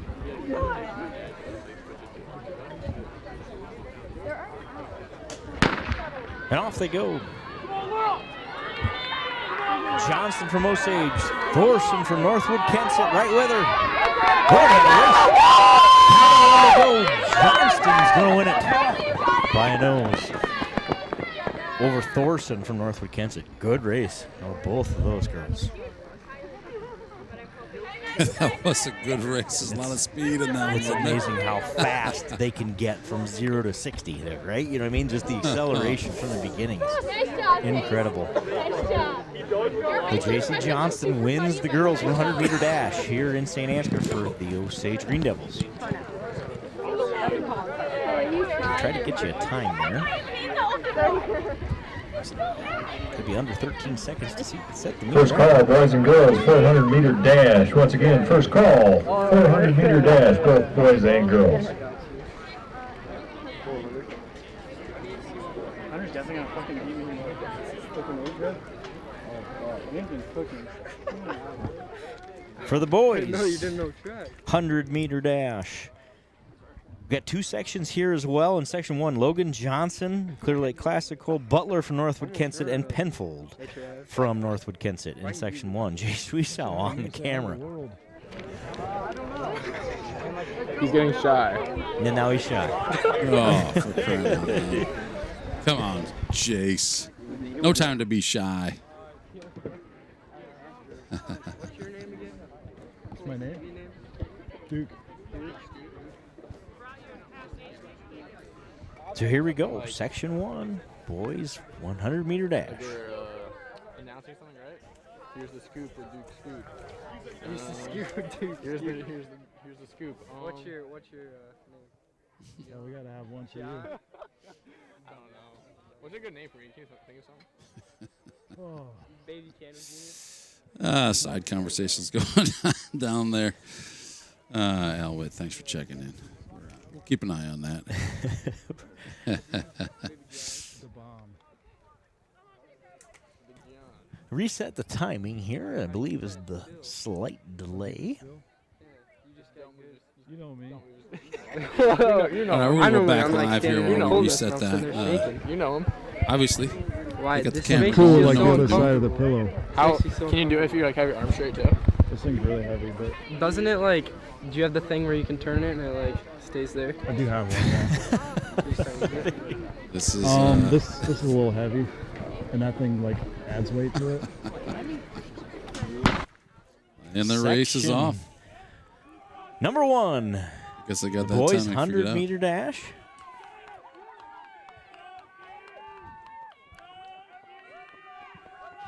And the winner from Clear Lake Classical, Logan Johnson. And the two Northwood runners finished second and third in section number 1. Section number 2, the boys 100-meter dash. Ponte from Osage, Christensen from Osage, Geis, Nashua-Plainfield, Towsley, North Butler, Dylan Brum from Saint Ansgar, Williams, Nashua-Plainfield, Coop, North Butler, and Jevin Damon, Saint Ansgar. There's a shot This of isn't bad, though. Coach Mr. Craig Christensen. I believe might be Kinda like related the to Saint the Ansgar runner Osage in lane football 2 game. from Osage. Hadn't rained all fall and rain's here and there. So the boys, Like the Lake Mills 100 football meters, game this section year. number 2. Yeah. Joey That was a Byer has hurricane. the meet record at 11.9 seconds.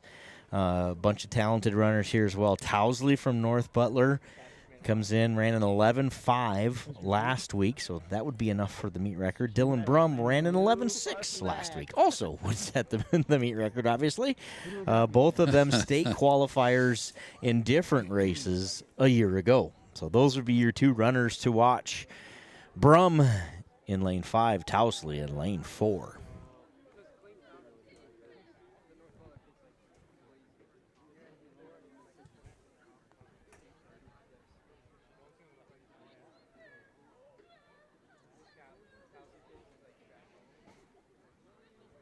This one's going to be exciting. Here we go. Yes, it is. I'm looking forward to this one. Out first. Christensen on the inside for Osage with a strong run, but Towsley out front of Brum. Towsley, Brum. And then third place is the other North Butler runner, which is Coop. Stroker Coop in third place for North Butler. So North Butler's Clayton Towsley wins the 100-meter dash. Dylan Brum with St. Ansgar in second place.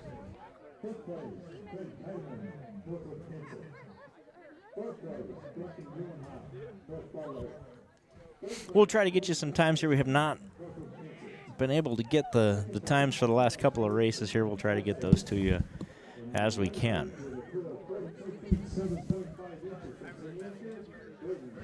We did just hear, we'll get you the full list of results, but Braden Halverson did win the shot put for the boys. Oh, that was Brad.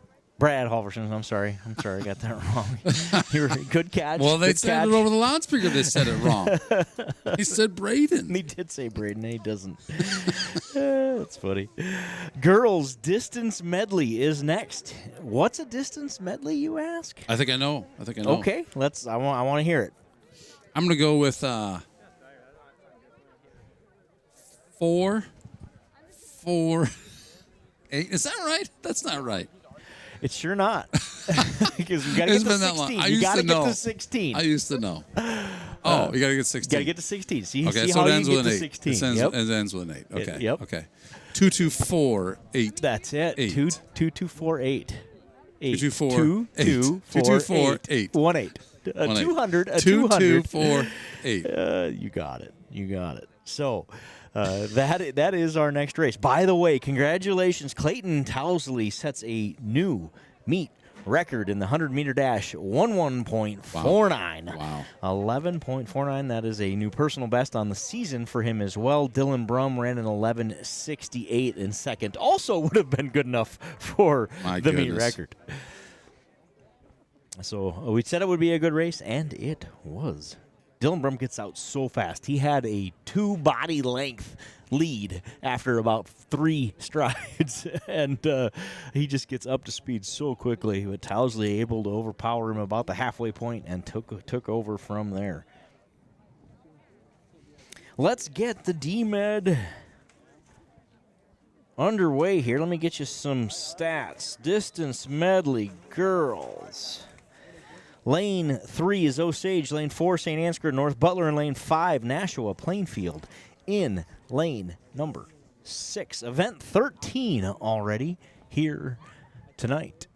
Looks like we got runners on the track in turn number 1. Dude, okay, all right, we got them over there. Keefe is the first runner for Osage, Jewel for St. Ansgar, Rose for North Butler, and Malvin for Nashua-Plainfield. Those are the listed first runners. I always use that. St. Ansgar, again, based on seed time, the heavy favorite in this one. North Butler would be next behind them. This is Jewel for the Saints, chasing Rose for North Butler.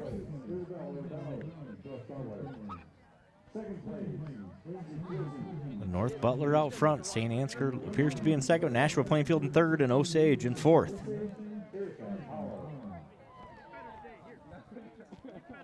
The second runner is Emma Hall here for the Saints, but it's not Emma Hall, I can tell by looking. That is Hannah Clevenger, who's ready there, but North Butler, I believe that is. So it is Emma Hall running the first leg here. That's your Emma Hall that's right what there. they did. So Emma Hall chasing North Butler, listed as Rose. Not sure if that's right. Hannah Clevenger gets the baton. Good to see Hannah back on the track. Hannah, a really bad knee injury in basketball. Was that a couple years ago already? Did she run? I know she didn't run last year at all. So really good to see her back on the track. Had a great freshman season on the track, and then, like I said, was not able to run her junior season for sure. And I don't remember much about the sophomore season, but she's good to see her back out there here for her senior year. She takes the lead.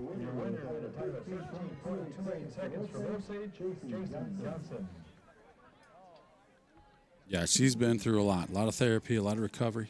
Great to see her back out here.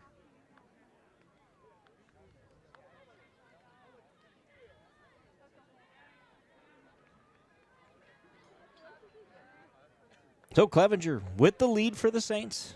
Down the front stretch, she will hand it off to Lila Powers, who will run the 800 here in the D-Med for the Saints. North Butler charging, and it's Saints and North Butler here. Osage in third. Lila Powers. Volkler for North Butler. Lila takes the lead. Saint Ansgar back out front. Again, this is what always throws me off, is I always expect it to be done after 400. I forget this last one's 8. So we got 2 laps here for Lila. Yeah, it's definitely the first track meet of the season for me. Recognizing what is the order of everything? Right. You've been through it. How many years have we been through it? 6. This is my 6th of actually paying attention to track meets. Let's say it that way. How about that? And we missed one because of that word we're not going to use. So we got cheated out of one, I believe, somewhere in there.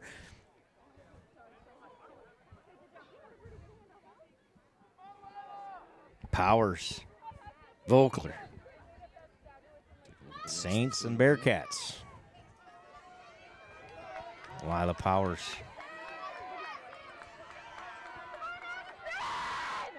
Powers, such a great athlete. Whole family, full of great athletes. Yep. If you remember Braden, that would be older brother. We talked about Drew earlier. Middle brother, and this is little sister Lila.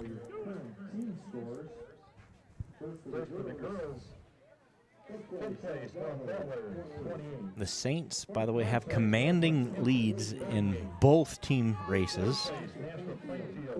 Lead by 15 points in the boys' race and by just 40 in the girls' race. Ooh, wow. So I guess maybe the girls have the commanding lead. The boys' race is still in doubt. The girls' race appears to be headed towards blowout victory.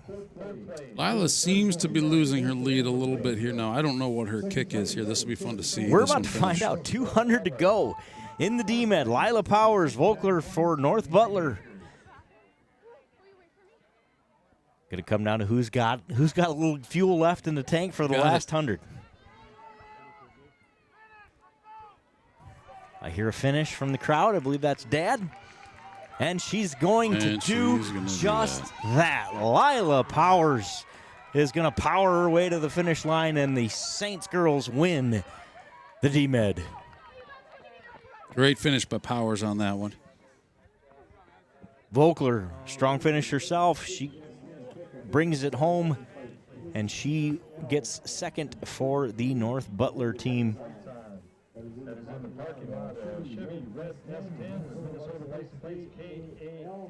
We'll get you a time on that one. They ran last week. That D-Med team ran a 4:32. North Butler with a really good time as well here tonight. They are going to make dramatic improvements in their time. The Osage runner, I believe, is Rahoot, finishes there. Osage comes in third. Nashua-Plainfield is going to round it out in fourth in the girls' D-Med. Boys' D-Med up next. We are through page number 1 of our lineup. Here we go. Race number 14. I can't believe it. It's actually moving along pretty quick, isn't it? It's faster up here than it is down there, I will tell you that. So. Just watching. This feels like there's a lot to keep track of up here that I don't normally keep track of. The boys' 1,600-meter medley relay looks a little something like this. One section, one race in lane 2, Osage. Oh, wait a minute. They just popped up the times. 4:41. The Saints run a 4:41 for the girls. So let me get that down. 4:41. North Butler right behind them at 4:44. So we talked about it. That was a pretty good improvement. That's a 6-second improvement on North Butler's time over last week. So good effort out of them. Back to the boys' D-Med in lane number 2, Osage, with Smith, Hinders, Clark, and Legg I believe is what we're going with. Northwood-Kensett, lane 3. Lorenzen, Tiedemann, Robinson, and Peterson. Lane 4, North Butler with Becker, Asher, Ameline, Pesha. Lane 5, Nashua-Plainfield. Gellner, Franzen, Smith, and Hansen. And in lane 6 will be Saint Ansgar with Cruzy, Beeland, Polito, and Andrew Hall, rounding out the 800 for the Saints. So, the boys' D-Med runners appear to be on the track for the Saints. We got Evan Cruzy out first. He'll hand it off to Max Beeland in turn number 3.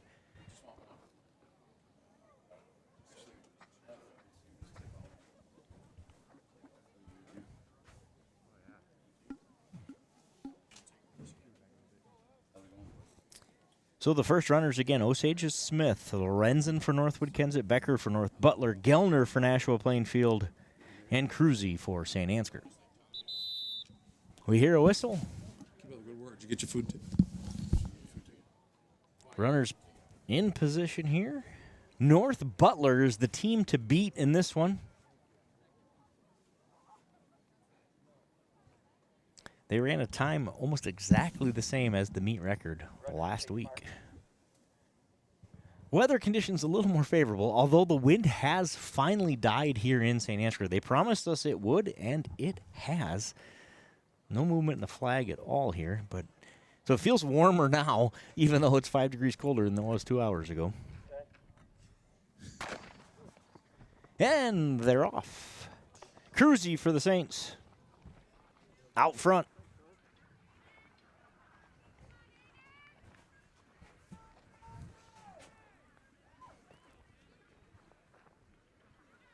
Good race from Evan Cruzy, maintaining that lead. Got to run a little further out there in that far lane. Yes, sir. He does just that. Hands it off to Beeland. Good, clean handoff there. Yeah, don't be fooled by the distance between those runners. It's hard to know because they're on those. Yeah, who knows who's where. Looks like Beeland for St. Ansgar, then North Butler in second place. Good leg from both of those gentlemen. North Butler and St. Ansgar neck and neck in this one. Handoff goes to Polito. Believe is who that is for the Saints. John Polito has the baton for the Saints. North Butler out front. Ameline for North Butler. In second place, Northwood-Kensett. That's Robinson. And Nashua-Plainfield with Smith right behind him. Old Duke and Carson are doing a great job down there with the camera. It's nice to get those close-up shots inside that track. Clark for Osage in fourth. And Polito for St. Ansgar in fifth.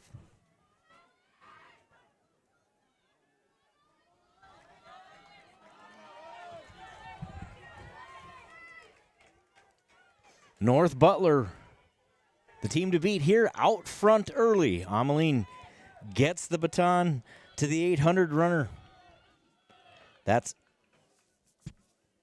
easy for me to say who it is. That is North Butler. Pesha, I believe is how you say that. That's what we're going with anyway. So North Butler and Pesha out front, but here comes Nashua-Plainfield. Jace Hansen closing the distance. In second place for Nashua-Plainfield, Northwood-Kensett moves into third. That's Peterson for Northwood-Kensett. The Osage runners fourth. And fifth, Andrew Hall for the Saints.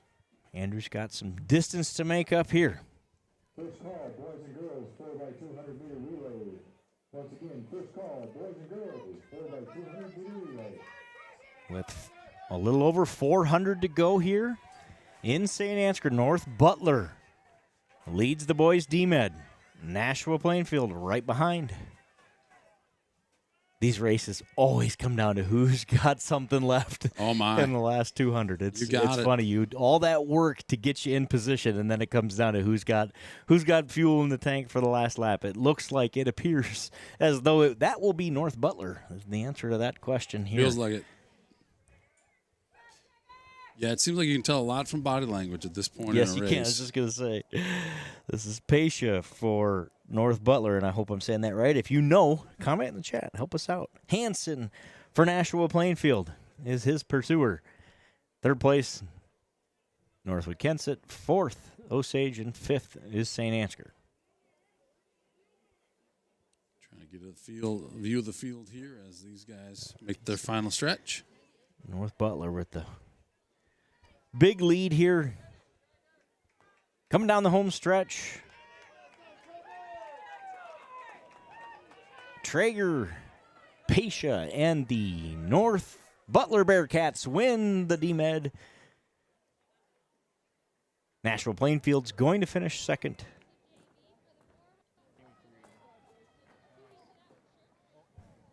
Osage, Northwood-Kensett, and Saint Ansgar will round that one out here for the boys. Distance medley.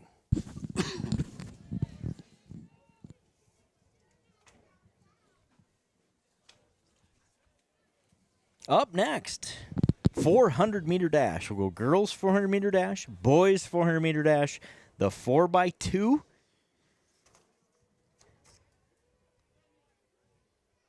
The 100-meter hurdles, the 110-meter hurdles, and then the 800 run.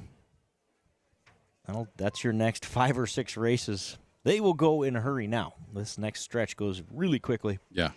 And this is what it looks like, the view of, this is what it looks like to finish a race. This is what it feels like to finish a race.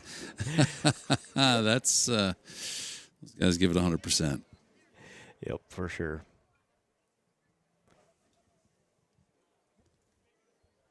Yeah, but a good night of racing here in St. Ansgar. Again, team score-wise, the Saints lead the boys' team race over North Butler, 69-54. Nashua-Plainfield in third with 42 points. In the girls' race, the Saints have a 44-point lead over North Butler.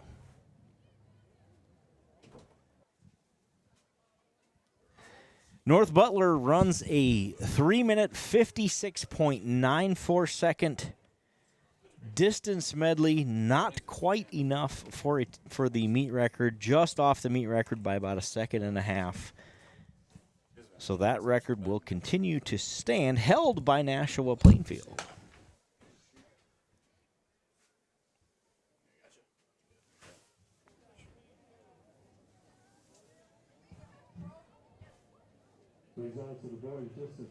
So we have 2 runners. There's supposed to be 3. That was my pause there. We must have a scratch here in the 400. This is section 1 of the girls 400. That's a Clear Lake Classical runner, Sense, I believe. And then a Nashua-Plainfield runner who I believe is Bailey Bond. So those are your 2 runners here in section number 1 of the girls 400-meter dash.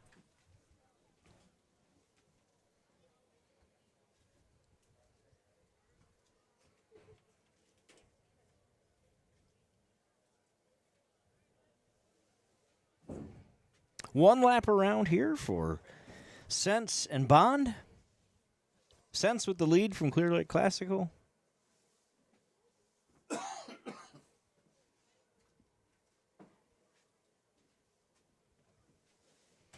In section number 2, we'll have Renardi from Osage, Bork from St. Ansgar, Cadence Huck from Nashua-Plainfield, J.C. Johnston from Osage, Hanson Bransoy from Northwood-Kensett, and Rankins from Clear Lake Classical. Here in section number 2. We said there would be a couple of times tonight where you were in for a treat. This is one of them, ladies and gentlemen. One of the best runners in the state. Cadence Huck, Nashua-Plainfield, has run a 58-second 400 already this season. She has the meet record here in St. Ansgar last year, running a 59-second 400. She had qualified for the state meet in several events as a freshman, 3 events last year. And she is, like I said, she's the favorite here in the 400. Followed closely by Johnston from Osage, who's also just a sophomore. We talked about her earlier. And Natalie Bork for the Saints, who's a senior. Again, a 3-time state qualifier. for Natalie Bork is as well. So this will be a fun race. Those three runners would be your runners to watch there out front. Huck from Nashua-Plainfield, Johnston from Osage, and Bork from St. Ansgar. Renardi, Hanson, Bransoy, and Ranchins from Clear Lake Classical round out the field here in section number 2 of the girls 400. There's a good look at Cadence Huck and J.C. Johnston from Osage. This would be a fun race. Sometimes you get these girls that are all super competitive and really good at this race, all in the same track, and crazy things happen. So this will be a fun one to watch. They're off here.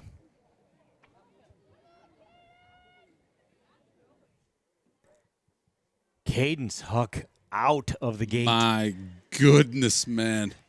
You are not supposed to be able to take over the lead before turn 2 in this race, and she just did that. Bork and Johnston right behind her, but Cadence Huck is flying around the track here in St. Ansgar. Johnston in second, Bork in third. Cadence Huck way out front here in this one. She looks like she's in mid-season form. J.C. Johnston behind her, and Bork trying to catch Johnston here down the front stretch. Huck wins, Johnston second, Bork right behind her in third. Great race out of all three ladies there. Looks like they're a little uncomfortable in that cold air. Yeah. That is tough. What do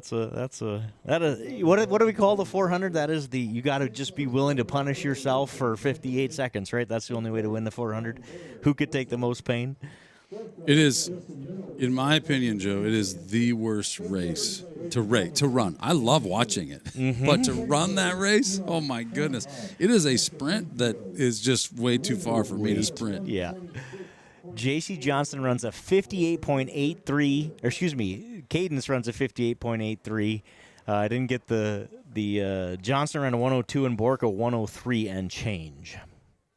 Unofficially. There's your times for the 400-meter girls race. For the boys here, there's 2 sections of this race. Section 1, Jack Bartles from North Butler, Benjamin Percy from Nashua-Plainfield, and Cale Muller from Osage are your 3 runners here in Section 1 of the 400 boys race at the St. Ansgar Co-Ed meet. Brought to you live on Saints TV. Yes, sir. We're doing a little camera angle check there. Sorry for the shoe shot. But we had to replace a battery out there. And, well, that's what you get when you replace a battery. You got to move the camera a little bit. This first race is off here. So, again, this is Section 1 of 2 for the boys. Let's talk about Section 2.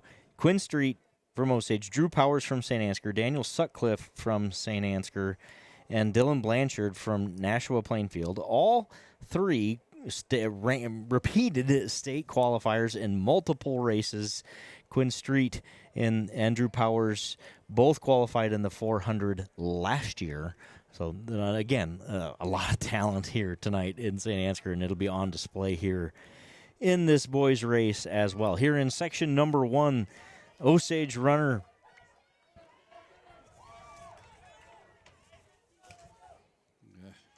who is Muller, passed right at the end by Bartles of North Butler, and the Nashua-Plainfield runner Percy finishes 3rd. That was section number 1 of the boys 400. Section 2 coming up looks like this. Landon Nelson, Northwood-Kensett in lane 1. Lane 2, Dylan Blanchard from Nashua-Plainfield. Lane 3 from St. Ansgar, Daniel Sutcliffe. Lane 4, Quinn Street of Osage. Lane 5, Drew Powers of St. Ansgar. Lane 6 from North Butler, Ryland Pitzenberger. And in lane 7, Alex Duncombe from Northwood-Kensett. Your runners to watch here in lane 4, Quinn Street. Lane 3, Daniel Sutcliffe. And lane 5, Drew Powers. Quinn Street, early in the season last week, ran under 52 seconds. Wow. Drew Powers right behind him at 53.6. So should be a fun one here tonight. Those two runners have faced off in this race quite often. Well, only 6 teams here tonight. There's just so much talent, isn't there? Yeah, and you get to see it all in one spot like that, and kind of concentrated because there aren't 16 teams here, right, to sort through. It's interesting how you see that, and you get to see them all on the same track. And like you said, for a 6-team meet, there's a bunch of races with multiple state qualifiers and multiple record holders in each race. Athletics are alive and strong here in North Iowa, no doubt about that. All right, looks like we're getting some of our cameras back. Just a quick check here. That's not probably an angle anybody wants to see. Kind of we'll take this one. We call that B-roll in the business, right? We'll take that. Drew Powers into the blocks here for the Saints in lane 5.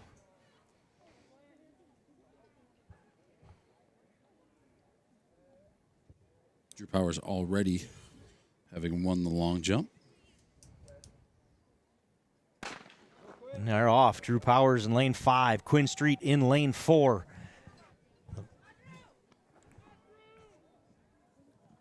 Quinn Street overtakes the lead there. So we head into the the back stretch. Drew Powers trying to keep stride. Quinn Street.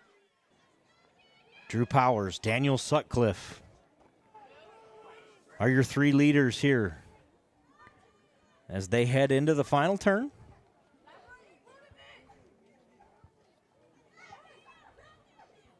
Quinn Street, one of the most powerful young runners you'll ever see. Wow.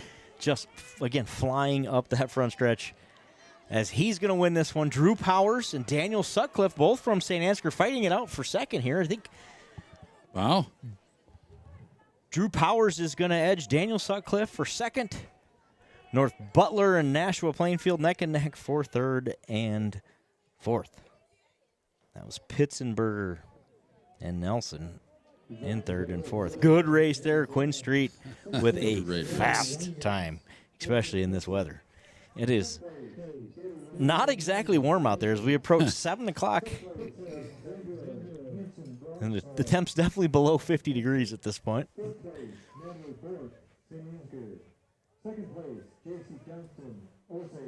Take a quick moment here and thank FSB and Grain Millers for your donations that allow our Saints students to get into our athletic events totally free of charge. And if you're watching this free of charge, thank you for all those who've donated to Give Butter. That's just a platform that Saints TV uses to accept donations from those who appreciate watching this for free. It is our goal to bring the game, or in this case, the meat, to those who are unable to cheer from the stands. So thank you, everybody, for your support and making that happen. It's been a lot of fun broadcasting these games, and this one being our first track meet. Joe, this is kind of fun. It is kind of fun. It's moving a lot faster than I expected it would move, that's for sure. Yeah, yep, exactly. It is fast-paced up here, trying to keep up with all the action. Speaking of the action, here we go. 4x2 time already. Oh, boy. So we head to the 4x2. There is a JV girls 4x2. So this will be Saint Ansgar running. Well, okay. So I say there's a JV. I wonder if they're going to combine them. My sheet shows a 4x2 JV. Well, I see 1, 2, 3, 4 lanes. 1, 2, 3, 4. Okay, 5. So they are combining them. There's 2 lanes. Saint Ansgar teams out there. Do you see that? I see a red jersey. I'm going to guess lane 7 because I think lane 1 is empty right now. Yep. So red jersey in 7. So that's the Saints JV team in 7 then. That's what we've got going on there. The Saints varsity team should be in lane 4. Mariah Michaels. And that does appear to be. That appears like Miss Mariah. So we have this figured out. So we're going to combine these two, the JV and the varsity runners here. But there are 2 Saint Ansgar teams, and one of them is the JV team in lane 7. So the varsity runners in lane 2, Northwood-Kensett. Lane 3 is Osage. St. Ansgar in lane 4, Nashua-Plainfield in lane 5, North Butler in lane 6. Northwood's runners are Espinoza, McHenry, Lytle, and Heckemiller. Osage, Martin, Donahue, Keefe, and Herrick. St. Ansgar has Michaels, Jewell, Hall, and Winia. Nashua-Plainfield, Patton, Ike, White and Frost, and North Butler, Knoll, Heron, Shoe, and Anderson. The Saints come into this one 4x2. Just got to find the right page. 4x2, there are the number 1 seed, Osage, and Northwood-Kensett right behind. So these top 3 teams have nearly identical times coming into this race. Should be another good one between Saint Ansgar, Osage, and Northwood, with North Butler not far behind. So this will be a fun one to see how this plays out. Your first runner for the Saints is Michaels, we think. And that looks like her to me. That's Michaels. All right. Mariah off to a good start here for the Saints. With that staggered start, it's always hard to tell. It sure is. What you can tell is who's closing the gap on who. That's what you're looking for. That's what you're seeing right now with Mariah Michaels flying up the backstretch, overtaking a couple of runners here prior to that turn 3. Good handoff for the Saints. This is Josie Jewell as the Saints are out front in this one, followed by Nashua-Plainfield. North Butler, the Saints JV team right now holding their own. Jewell is going to hand it off to Emma Hall. The Nashua-Plainfield runner closes the distance. Emma Hall has the baton. She's out front with Nashua-Plainfield right behind. This is White for Nashua-Plainfield. Emma Hall stretches the lead back out for the Saints, followed by Nashua-Plainfield. Saints JV team in 3rd place. North Butler, 4th. Osage in 5th. Northwood-Kensett rounds out this one. Good handoff again for the Saints. This is Briley Winia with the baton.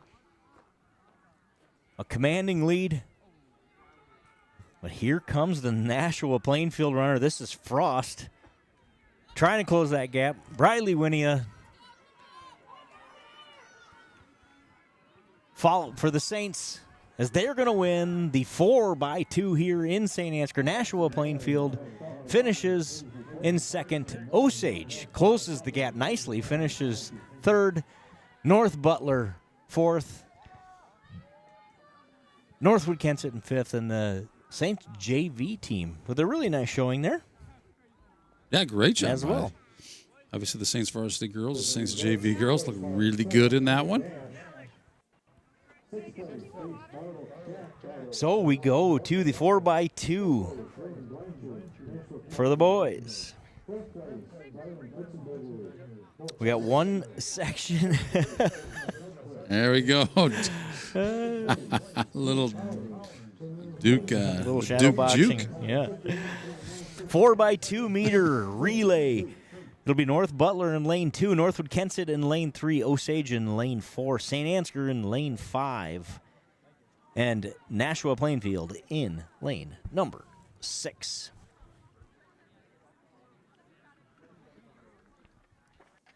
Event number 19.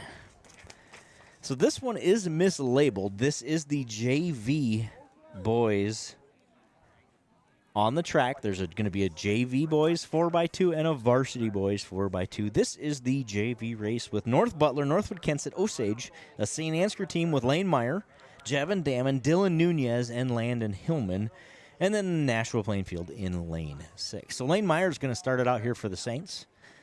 That's Lane, my favorite grocery store employee. I love that kid. Don't tell the others. I'm not going to say a word because I Whatever agree with you. Don't reveal my secrets. But Lane is the guy I hope to see when I go into the food center here in St. Ansgar. He takes good care of me. Lane's a kid who surprised me the last couple of years in JV, or junior high track. He's got some speed. He does. He's got some wheels on that kid. Yep.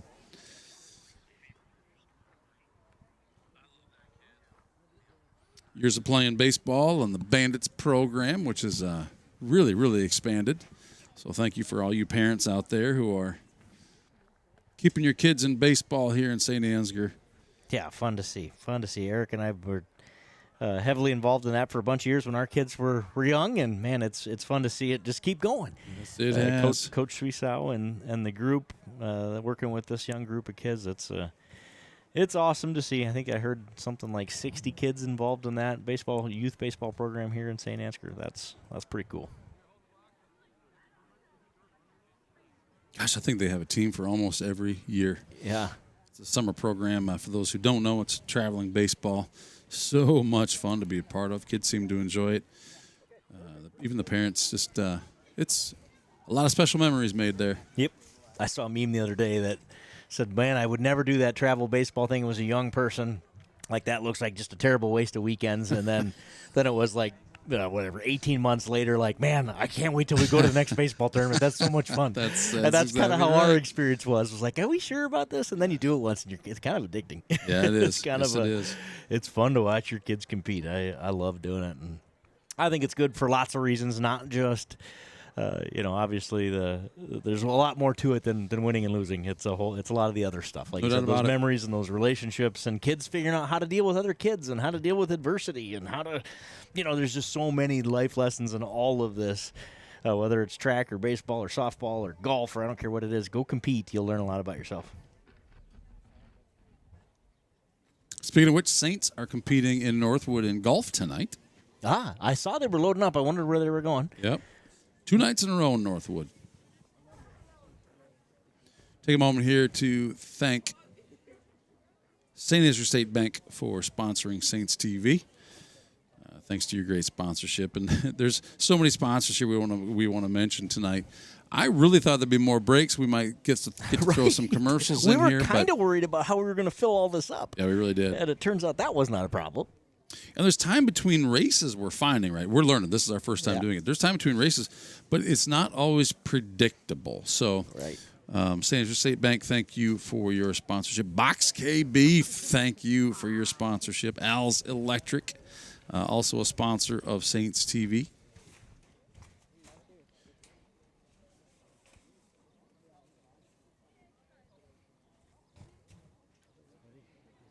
Brian Putney and Farm Bureau Financial Services has been a rock star when it comes to sponsorship for Saints TV. Loves watching it, always chiming in, and one of our first sponsors, as was Beeland Ag Risk Services. I think he was actually the very first check that we received. I've heard of that guy.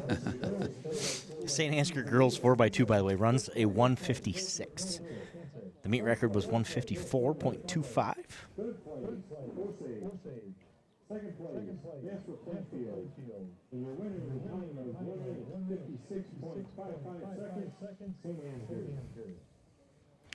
So the Saints add to their team lead, now lead by 40 in the girls' team race. The boys all of a sudden have a 31-point lead in the boys' team race. So under the impression that there is a delay here. Yeah, I'll give you a little behind the scenes here. I have a link to the scoring computer that I can see in front of me. Yes. That I can't score anything. I can't touch anything. I can just see what they're doing. Yep. And I told you about this little error on the labeling. Yep. It looks like we're trying to get that fixed. I have a feeling that with that being labeled wrong, it's going to mess up the results if they don't fix it. So it looks like that's what's happening right now. Is there's just that correction being made to that label. Got it. And I think, it's all computerized and it's all automated, so if they don't get it right, yeah. You know what? Quick way to bring all this back. Okay.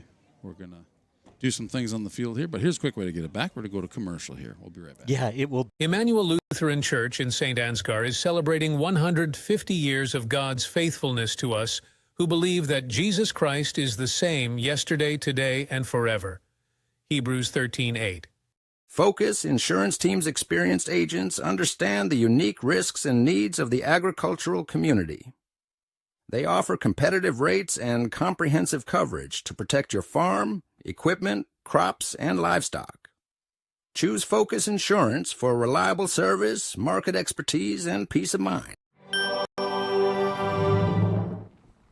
All right. We knew that would do it. It worked. So we're about to get back underway here. This is boys JV 4x2. North Butler, Northwood-Kensett, Osage, Saint Ansgar, and Nashua-Plainfield all have teams in this JV 4x2. For the Saints, this is Lane Meyer. In Lane 5, Nashua-Plainfield, Neidert, Rodemaker for Osage, Frank for Northwood-Kensett, and O'Dowd for North Butler. 4x2, so we'll make the handoff here at the far side. Lane Meyer looking for Jevin Damon for the Saints. Nashua-Plainfield, it'll be Hulbert. Looks like he'll have the lead when he gets the baton. A little trouble with the handoff there for St. Ansgar, but they get it done. This is Damon. Again, Osage looks so strong here, don't they? Yes, they do. This is Tate Tabbert for Osage. Jevin Damon in second place for the Saints. He'll be handing it off to Dylan Nunez. For Osage, runner number 3 is Schaefer. Little trouble on the handoff for Osage and a crash. Crash in turn 1. Green. That gives the Saints a chance to get back into this one. Dylan Nunez. Wow, Dylan, look at this guy go.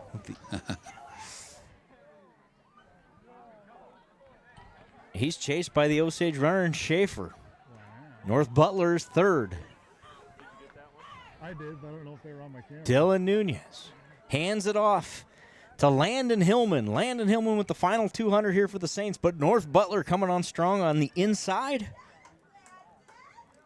That is William Nielsen for North Butler. Charging to the front. Osage is trying to catch back up after their crash on the handoff.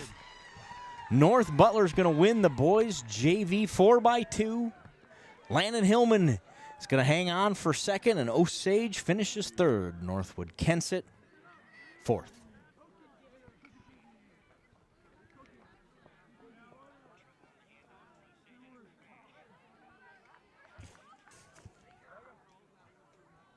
Good job out of the boys JV teams there. Great job out of those JV boys. We will move on to the varsity 4x2 boys race. Nashua-Plainfield will be in lane 2. Northwood-Kensett in lane 3. St. Ansgar in lane 4. Osage in lane 5. North Butler in lane 6. The meet record is 1:36.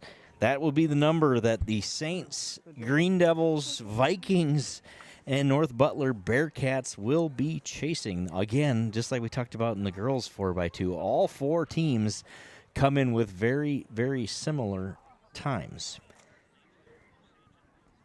Is that Saints TV's very own Weston Paulson I see out there right now? Saints TV's Weston Paulson, who is the third runner. So the Saints are going to run Joe Clevenger, and lane number 4 is the first runner. Jay Schwiesow, runner number 2, Weston Paulson, number 3, and then Evan Cruzy.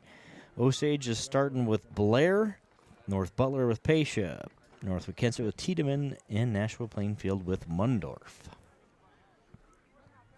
Again, the Saints, the Green Devils, and the Vikings all ran within a second of each other last week. So it should be a fun one. The 4 runners for Osage are Blair, Schaefer, Aponte, and Christensen. Northwood, Tiedemann, Mills, and Lorenzen. No, I didn't just repeat myself. There are 2 Tiedemanns. Are you okay? I did You're not stuttering stutter. over there. I did not stutter. Trent and Alex Tiedemann. North Butler, Pasha, Thorne, Knoll, and Coop.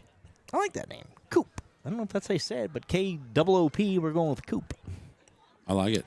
Nashua-Plainfield, Mundorf, Carpenter, Chima, and Beamer. By the way, we didn't really talk about it. I guess we got time. Riceville and Newman Catholic were both scheduled to be here, but because the races or this whole event got rescheduled due to poor weather, they already had commitments tonight, so they are not here this evening. It's part of why we have a 7-team meet instead of a more traditional 8 or 9. Saints TV detective work would indicate maybe, I'm guessing, They're making some adjustment with the cameras right now, which may be part of our delay. It does look like it. That would There's be Duke. Technical support guy. Uh-oh, Duke is on the phone. Does that mean he's calling one of us? My phone's not ringing. I don't see it. I don't see it. Oh, he's thinking about it. Watch. I'm going to watch my phone, see if he texts or calls right as, see if we can catch it live on TV. He's carrying a camera. He's heading back to us. What is he doing? All right, well.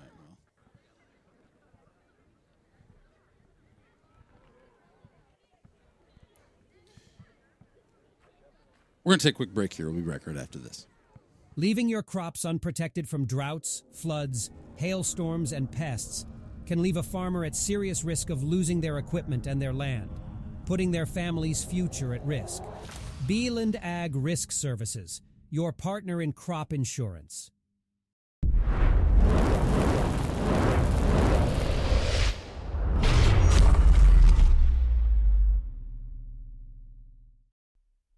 Nah, man, it's not a broadcast. It's a broadcastation.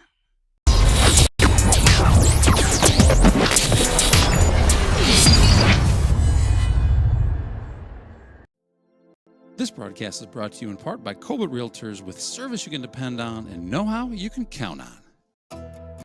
Saint Ansgar. At Farmer State Bank, we have a proud tradition of commitment of excellence.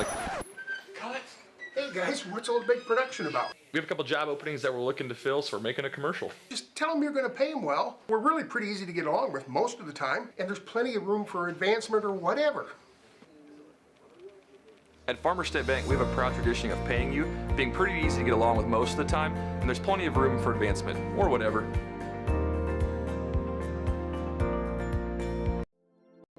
This broadcast is brought to you in part by Saint Ansgar Chiropractic. Soy, wax, beads. The foundation of better candle making is built on cleaner burning, soy-based candle wax. American Soy Organics. Better wax for candle makers, by candle makers.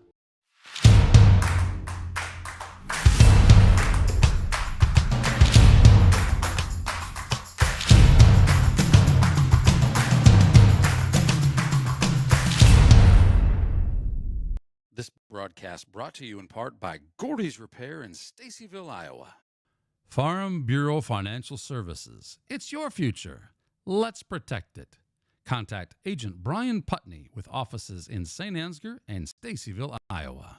This broadcast is brought to you in part by Canine Cabin Kenneling and Pet Services in Stacyville, Iowa. We have a lot of honest, hardworking employees working together to create the best product and get it to our customers in the most time-efficient manner to keep the ag industry moving.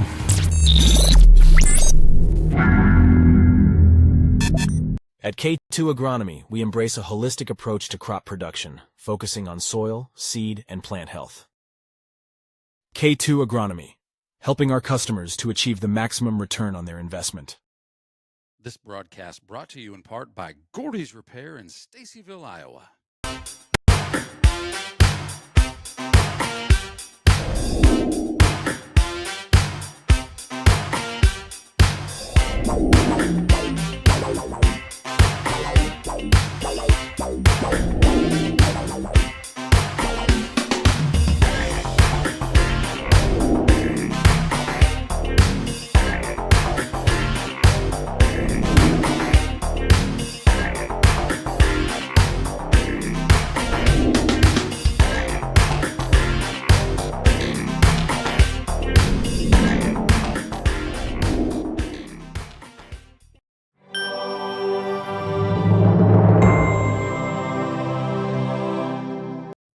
Whether for work or for play, having a driver's license is pure freedom. Saints Driving School offers year-round driver's education classes. Why would you wait? Call 641-420-3594 today. We are dreamers and doers, and the right skills can turn dreams into reality. We partner with businesses and universities to get you to the next level, leading the way with intention and purpose.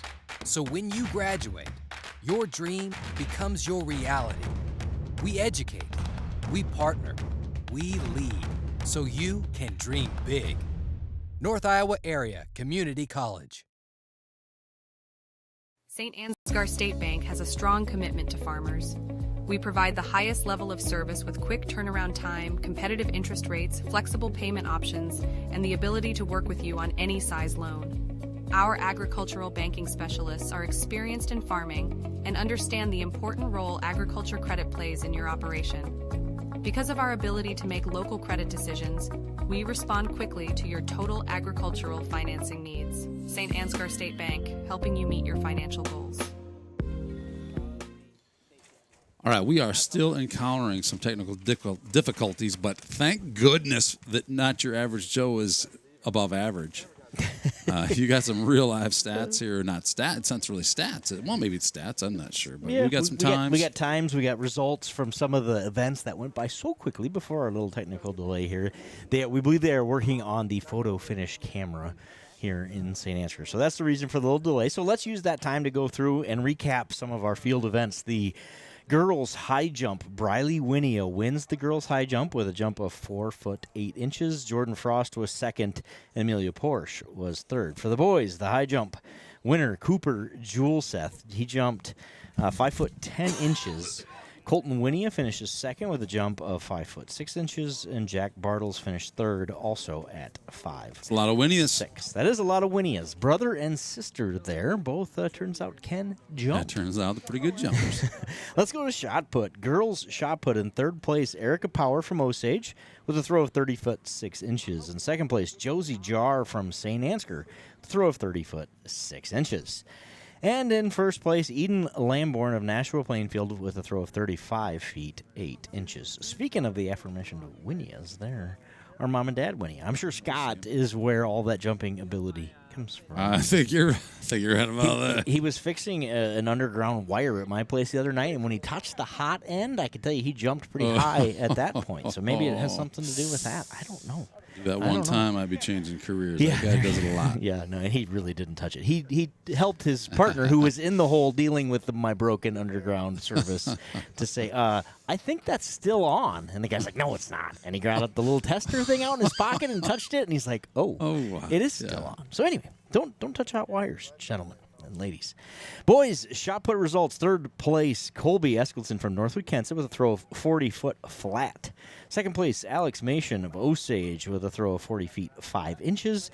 And your shot put champion here in St. Ansgar from St. Ansgar, Braden Halverson, 42 foot 7.5 inches. I think we saw that one live. I think we did too. That number sure sounds familiar.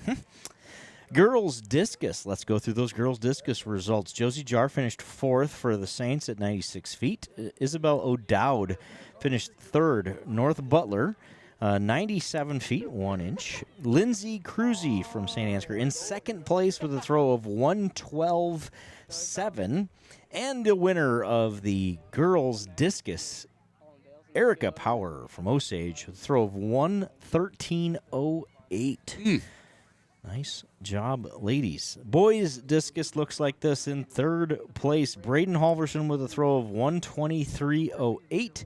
Eli Kalanoff from Nashua-Plainfield, 125.04. And Hunter Hillman wins the discus. Not only can he hurdle, not only can he run the 800 now like as lightning, but turns out he can throw a discus 126 feet 1 inch as well. Congratulations, Hunter Hillman, your boys' discus champion. Long jump girls, Jayla Patton of Nashua-Plainfield with a jump of 14 foot 7 inches was in third place. Second place, Emma Hall, St. Ansgar, 15 feet 2 inches. And the winner of the girls' long jump from St. Ansgar, Mariah Michaels, 15 feet 7 3/4 inches. Correction. Congratulations, Emma and Mariah. I think we interviewed Emma on Saints TV, and she said that was her career best, 15 foot 2 inches. Great job, Emma. Good job there. Boys long jump, we'll wrap it up for the field events with those results.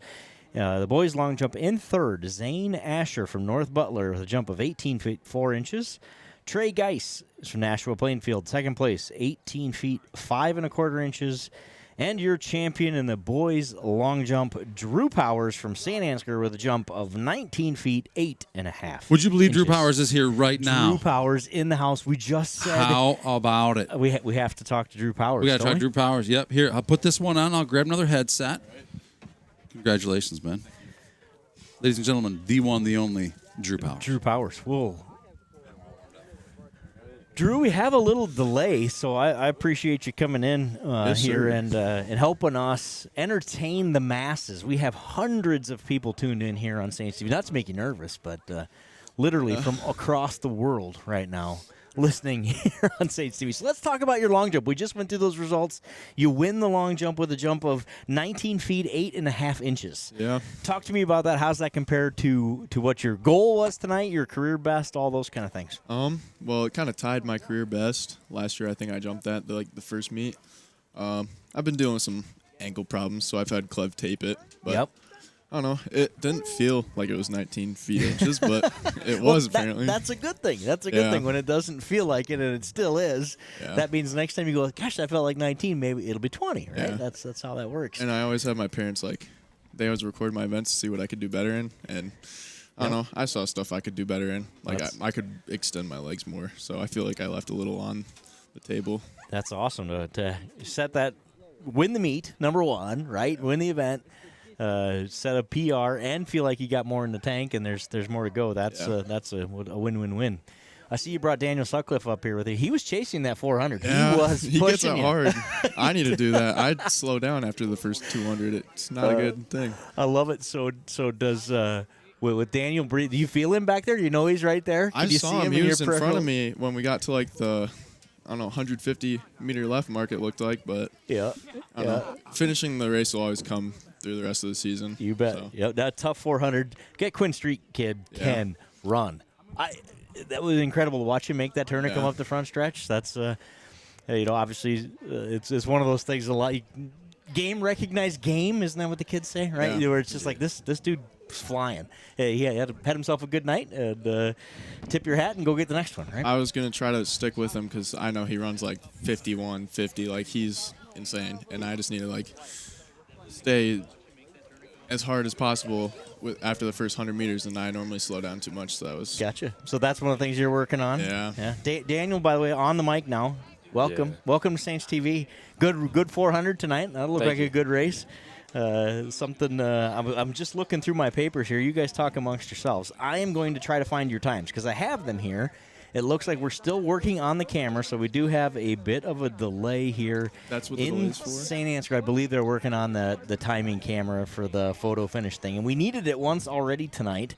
Don't know if you saw that in the sprint med. It was literally a nose, and maybe we'll try to get that thing going here so we can show you. But here is your times.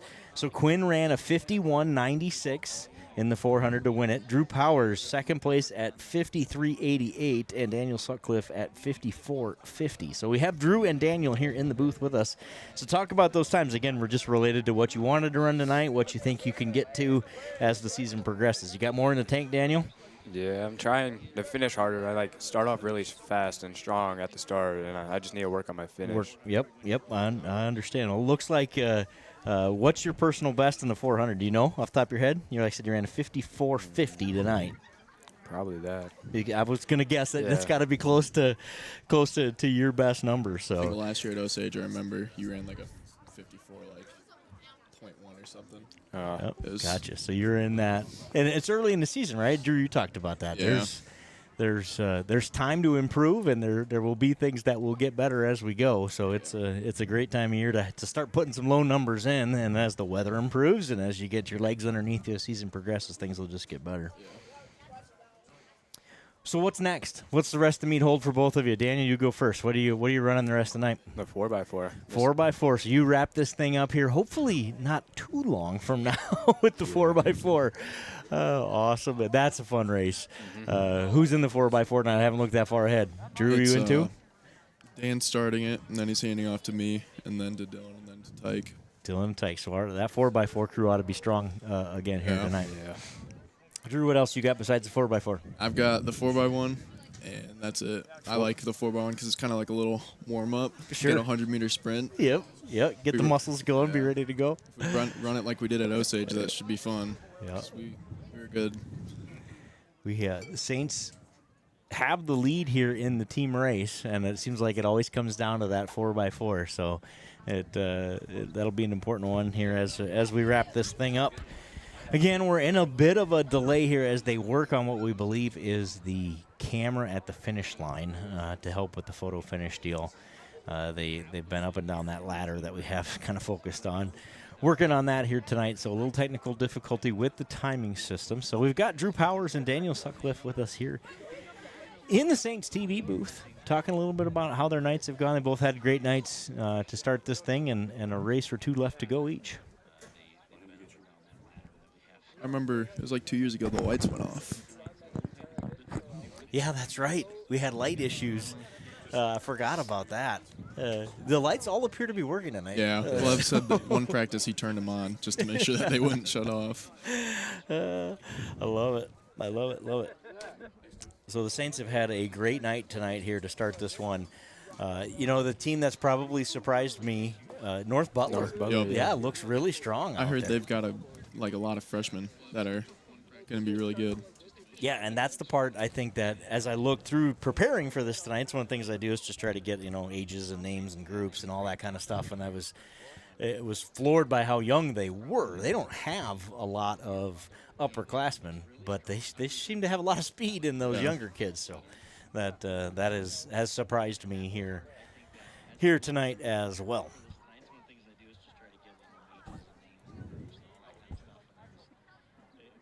Oh, let's talk about that. In the 100? That was the 100, right? Let's go look at that. So Dylan Brum, we were going to talk through those, and those races all happened so fast, back to back to back. We didn't get a lot of times in there anyway. So let's go pull it up here. I have the results. 100-meter dash. Let's talk girls and boys. Let's start with the girls. So J.C. Johnston ran a 13.28. Again, this early in the season on a cold night, that's really fast. So she ran a 13.28 and wins the girls 100-meter dash. Macy Thorson, Northwood-Kensett, right behind her at 13.37. So there was only there's less than a tenth of a second separating those two. If we go to the boys' race, Clayton Towsley, North Butler. Yeah. And again, that dude was fast. Dylan had to jump on him. Dylan was way out front in about those first three strides, and that's what Dylan does so well. He starts insanely good. He starts so fast, and I wasn't sure in 100. There's not a lot of time to try to close that gap. I thought he might hold him off, but he was able to power through him. About halfway through that race, you could see he passed him. So I'm just going to look here. That Towsley is a junior, so he is one of their older kids. Of course, Dylan Brum just a junior as well. So a lot of speed there early. I know that North Butler kid's good at the 4 hurdles too. Yeah, he's number 1 in our conference. There's a ton of talent here tonight as we go through that. So when do we get to? I was just going to look through this. I see he's back up on the ladder. This is Technical Support Thomas, I believe is his name. I call him Technical Support Tommy. I'm sure he loves that. I've never met the guy before tonight, and he already has a nickname. I was thinking the meet was going by pretty good, and then we had this happen. Well, you shouldn't have thought that, Drew Powers, because look at the little jinx you caused here. I was just going to look. 400 hurdles. Who's running that thing tonight? Hunter Hillman, I think. Corbin, too. Hunter and Corbin. So we talked about this earlier on the broadcast. That's a Coach Clevenger thing, right? Is just to let's mix this thing up. Let's put guys in different races, and it starts early this year. Of course, we lost a couple of meets, or I shouldn't say lost them because I think they're both going to get rescheduled, but they both got delayed, so we didn't get to run them at the times we wanted. So it probably feels to him like we're getting a late start to this thing with just the second meet here on what is today, the 8th or 9th, of April. So we'll see him mix that up. So do you guys like that as runners, as team members, is that something you thrive on, where it's like, I might get to run something different tonight, or do you like that I get to run the same thing every time? I think it's especially good for like later in the season to see what everybody's best at and how we can make the best lineup for conference, because that's like one of our main goals is to win that. So yeah, like 3 weeks last year before the season ended, he threw me in the 400s, and that turned out to be pretty well. Yeah. Isn't that funny? And yeah, you don't know it until you try it, right? Yeah, that's awesome. No, and I think you're spot on. It appears as though the tinkering now is so he knows what he's going to do down the road. So you talk about team goals, one of them being to win the conference meet, which is here in Saint Ansgar. That'll be really cool to have that thing at home on this new track. I don't think we've ever hosted that before, so it'll be fun to have. So what other team goals do you guys talk about as a group? Win districts. Yeah. Yep. Those are here as well. Those are kind of your two main things. Win a conference meet, win the district meet. Yeah, and the district meets here also, which is going to be cool. Just drop times. That's basically. That's a runner's thing, right? Be like better today than you were yesterday, right? Easier to say up here than it is to do down here.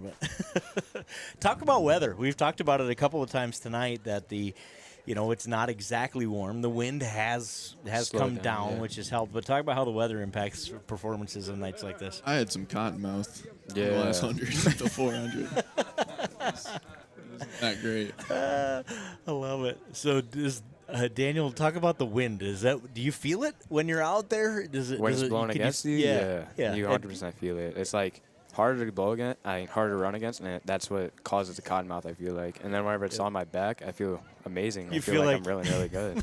You feel like you're floating. I love it. Again, Daniel Sutcliffe and Drew Powers here in the booth on HTV as we work through a little technical delay with the timing system. There's a camera issue they're working on, so we've got a little downtime, so we invited a couple of runners up tonight to help us entertain you as we wait for the repair. Looks like we're getting closer.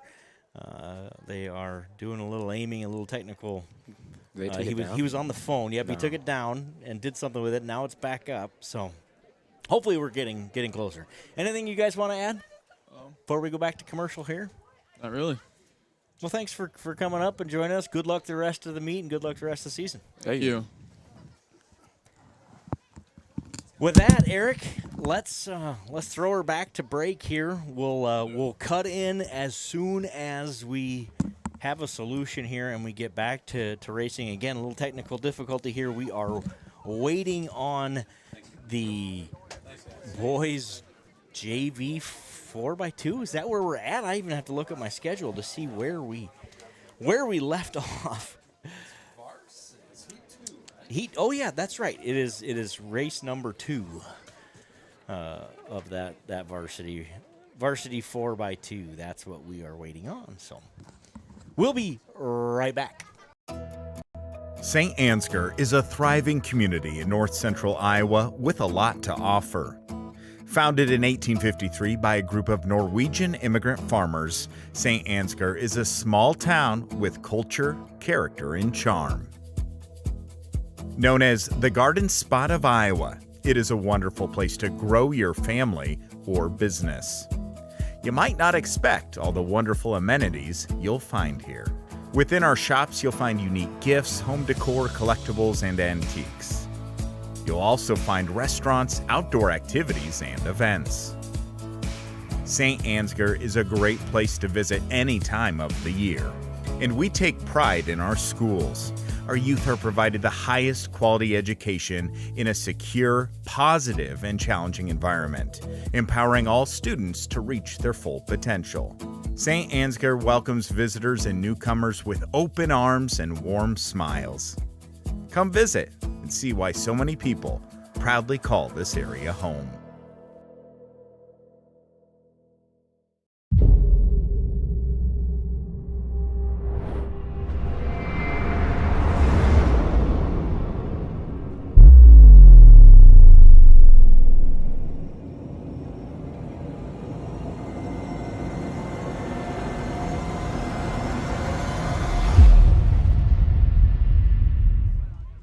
I know the slide says it's go time, but it's really like go fix your camera time, not your average Joe steps Takes a little break here away from the action. We're all taking a little bit of a break from the action. A bit of a technical difficulty out here.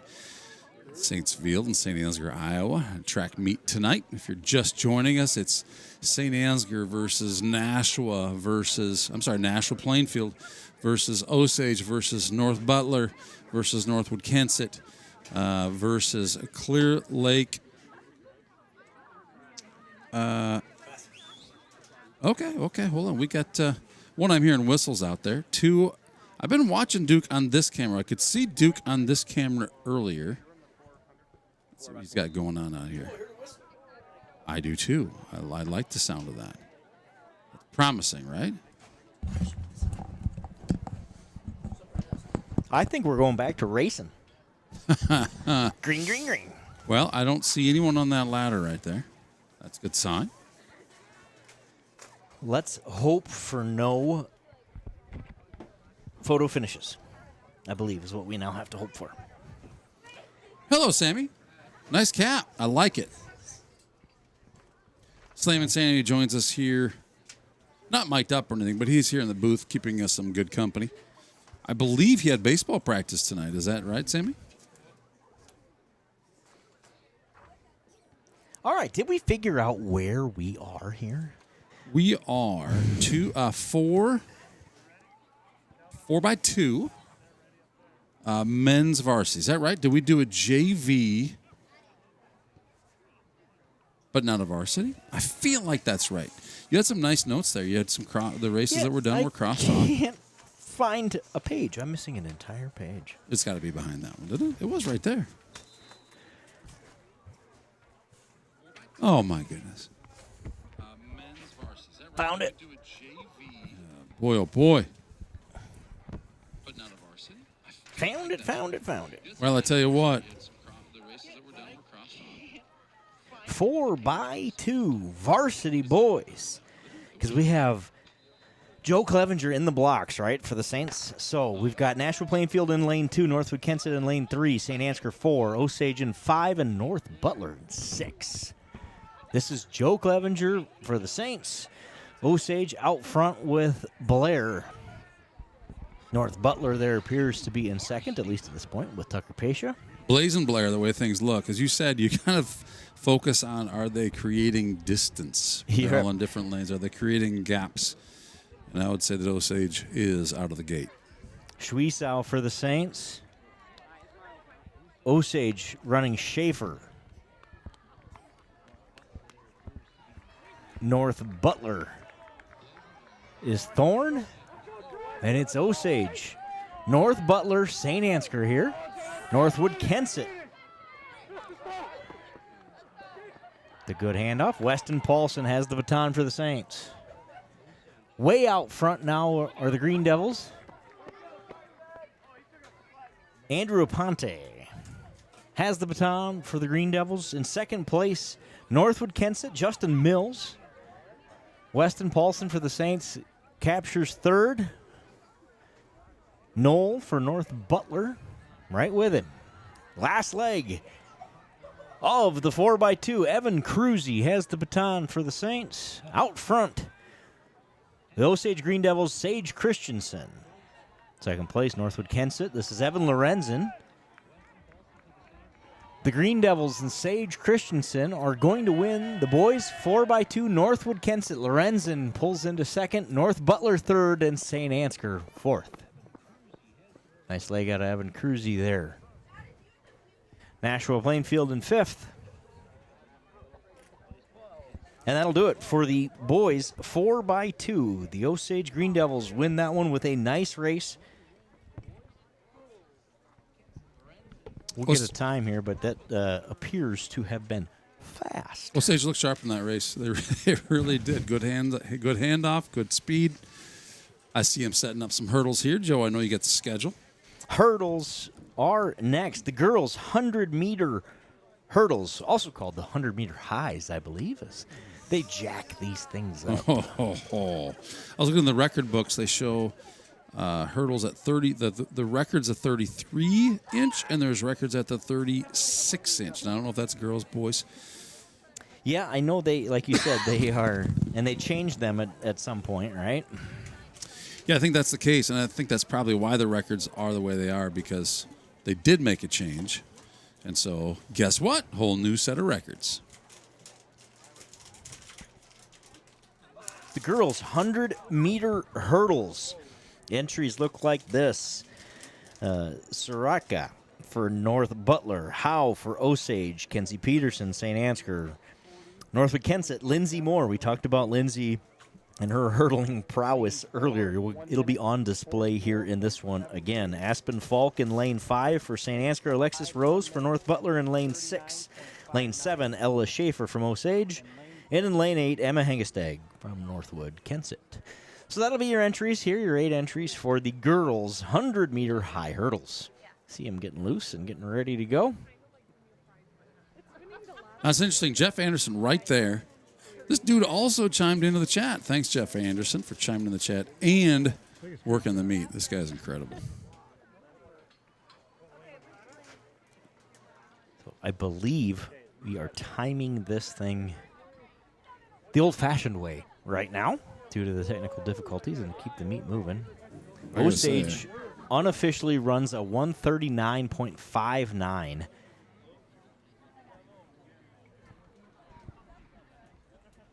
In that race. The 4x2, Osage wins with a 139.59.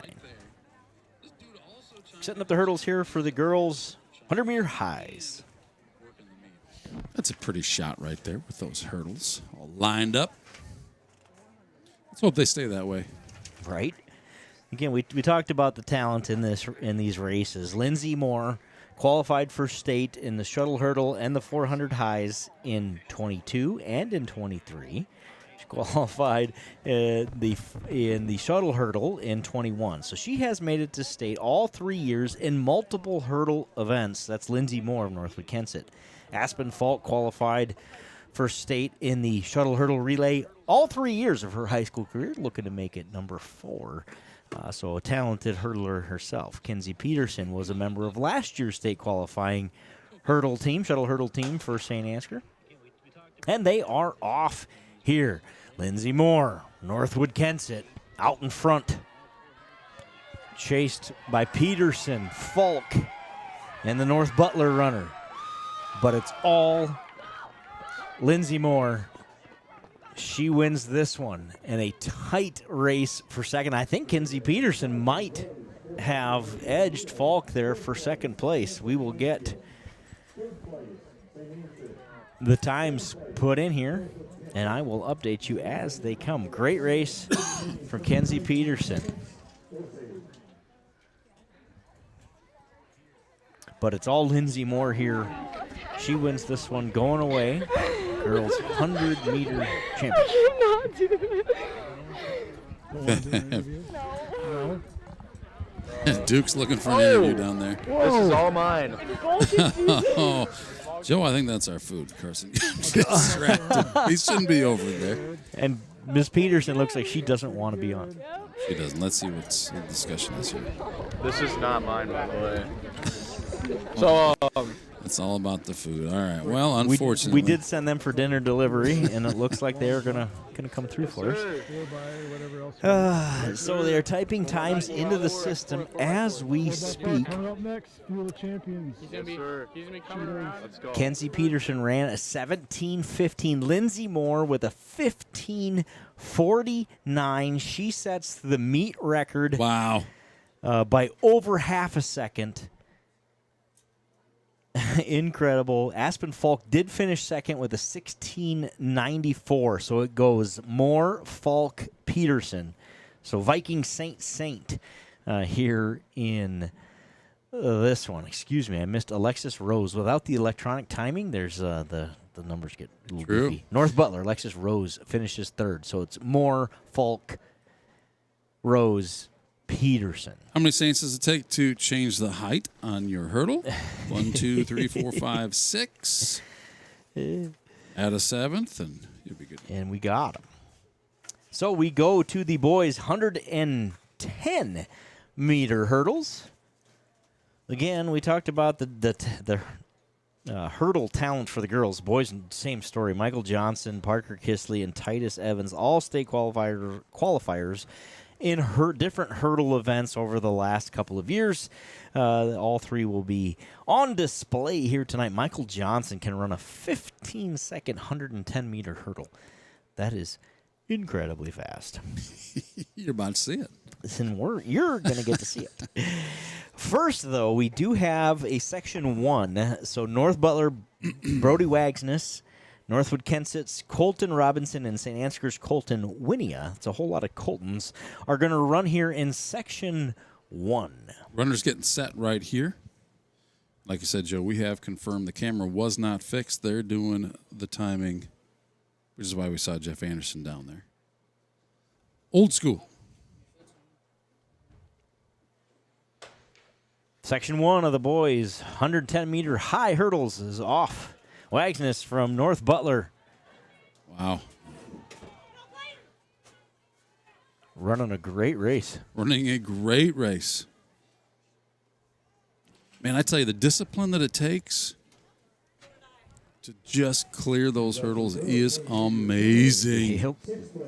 North Butler, Northwood-Kensett, and Winia for St. Ansgar in section number 1.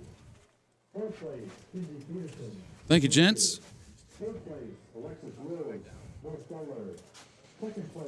So, section number 2. In lane 2, Jackson Miller from North Butler. Lane 3, Parker Kisley, Osage. Lane 4, Michael Johnson from Osage. Lane 5, Titus Evans from Nashua-Plainfield. Lane 6, Clayton Gerholt from Nashua-Plainfield also. And in lane 7, Max Beeland, St. Ansgar.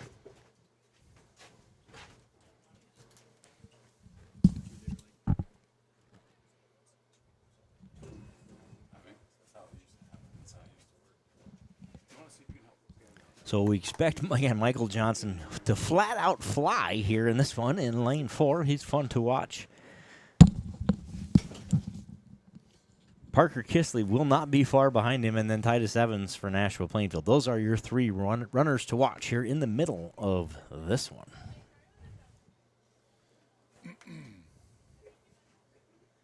We have a hurdle down in warm-ups. We have lost some skin just warming up, which is never fun. Now he's got to fix his own hurdle.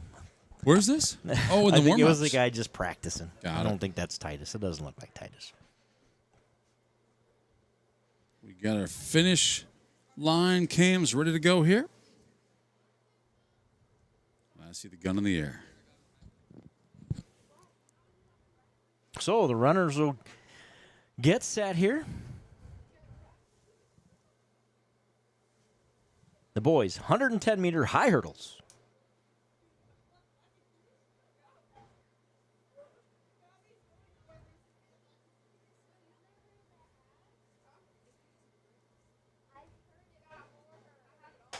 Underway. Michael Johnson out with a great start. Kisley right behind him. Titus Evans from Nashua-Plainfield in 3rd. Beeland for St. Ansgar in 4th. It's Johnson, Kisley, Evans, Beeland, I believe. That's going to be really close for 3rd and 4th. That was the North Butler runner, which is Jackson Miller and Beeland neck and neck there at the end. So, again, quite a display by the 2 Osage hurdlers, Johnson and Kisley.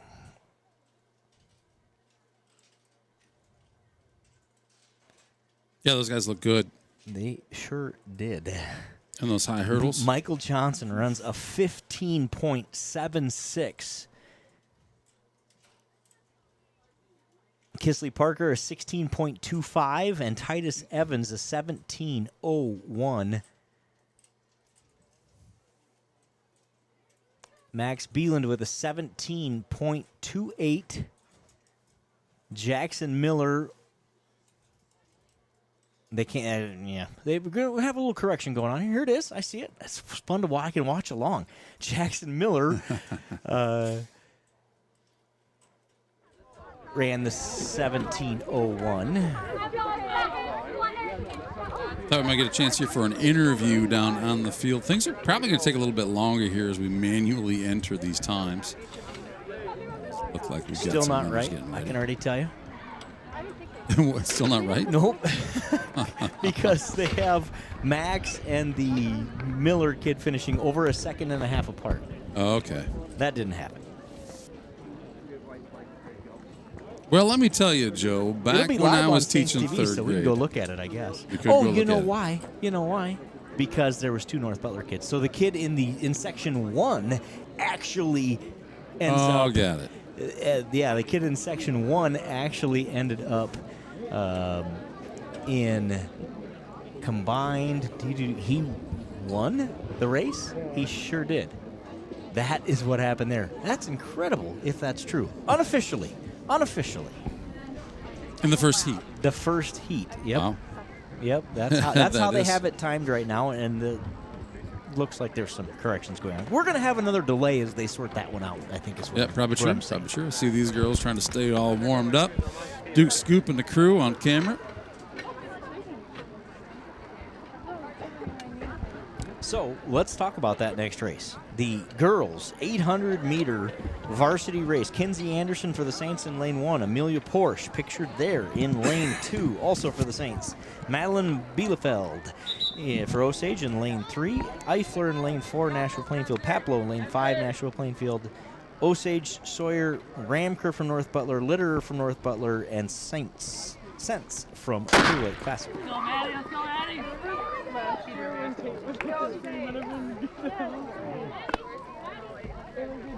So the girls' 800-meter run is underway. Porsche and Anderson lead the field.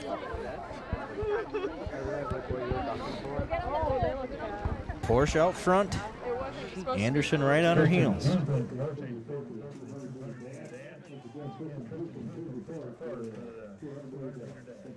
The meet record here is 2 minutes 32 seconds, set by Cadence Huck. Last year we talked about her earlier. She's not running this race tonight. So the 2 runners to beat would be Kinsey Anderson and Amelia Porsche, who both have almost identical times in this race so far this year. So far I can see why. Probably good to push each other too, right? It's I good would to have sure a think practice so. mate that's...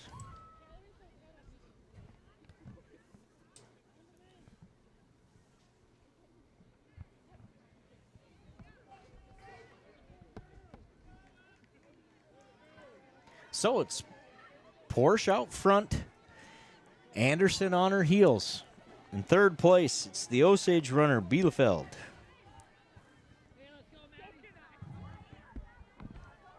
Then Nashua-Plainfield, that's Eifler. Sayer for Osage. But it's all Saints out front here. Porsche and Anderson. Running about the same speed as that truck behind him, you can see in this shot. Those ladies from Saint Ansgar are taking a commanding lead in this one. Out front by 100 here, looks like.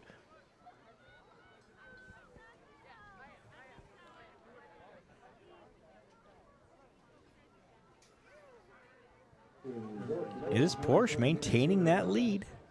She's very comfortable there. We'll see if Anderson has a response here, but like we said earlier, it all comes down to this final push.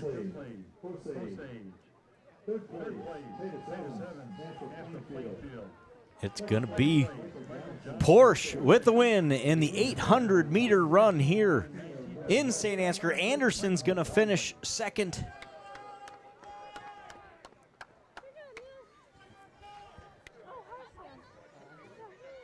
Oh, look at that. Slamming Sammy's on the cami. The Osage runner, there's 2 Osage runners, so I got to guess that this is Madeline Bielefeld, based on their previous times, going to finish third. Clear Lake Classical runner in fourth, and the other Osage runner, Sayer, I believe, in fourth. The girls' 800-meter run, Saint Ansgar finishes 1 and 2 with Porsche and Anderson. So there are timing issues. Well, not just the timing issues, but how long it takes between each race to get these stats in. What if we tried to put our own time? Could we put our own timer on this thing? I bet we could. Is it too much to ask? I have no idea if we're live. Oh, he wants to go live. We got live. We got a live. Oh, we got a live. We got a live. Yes. Let's go you're live. Go. Give him a thumbs up through the It is window on, or yeah. something. Okay. We're live. Oh, yeah, we're on. Ask your question. All right. So how did it feel? With the delay, it was a little weird with the warm-up, but I was ready to finish this race, and it was fun to run against Kinsey and stay with her and kind of set that pace. Did you hear Carson's comment? Don't let Kinsey pass you. I did hear that. It's mostly a jaw And Who usually wins? Is it usually you or is it usually Kinsey? right now she has a better PR than I do. Okay. Does that push you a little bit? 0.6. Yeah. Sweet. Just trying to get the lead early. Very good. Got any more events tonight or is that it? 4x4. 4x4? I'd say she did pretty good in this one now. Oh, yeah? Sammy's stamp of approval. Thanks, Sam. I like your hat. All right, thanks. Thank you. A little brotherly sisterly love there. Always good to see him getting along, right? Sometimes that happens differently in my house. Is it ever? I like Is it when it they ever? get along. Here we go. Boys, 800-meter run. Cooper Juleseth from Northwood. Pasha, North Butler. Hillman, Saint Ansgar. Remster, Saint Ansgar. Mitchell, Nashua-Plainfield. Bird, Nashua-Plainfield. Anderson from North Butler. Melman from Osage. Wyland, Northwood-Kensett. And Sullivan from Osage are your runners here. 10 of them by my count. In the 800-meter run. I am actually really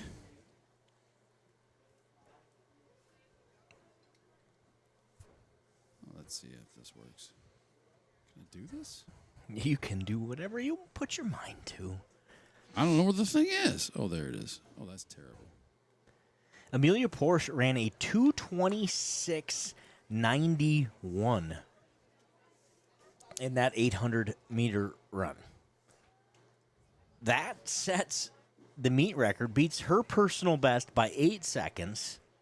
Great race from Amelia Porsche. She wins the 800 for the girls. Kinsey Anderson bettered her time as well, right behind her at 2:35.5. Great race. Congratulations, Amelia Porsche, setting the meet record unofficially in the 800-meter run.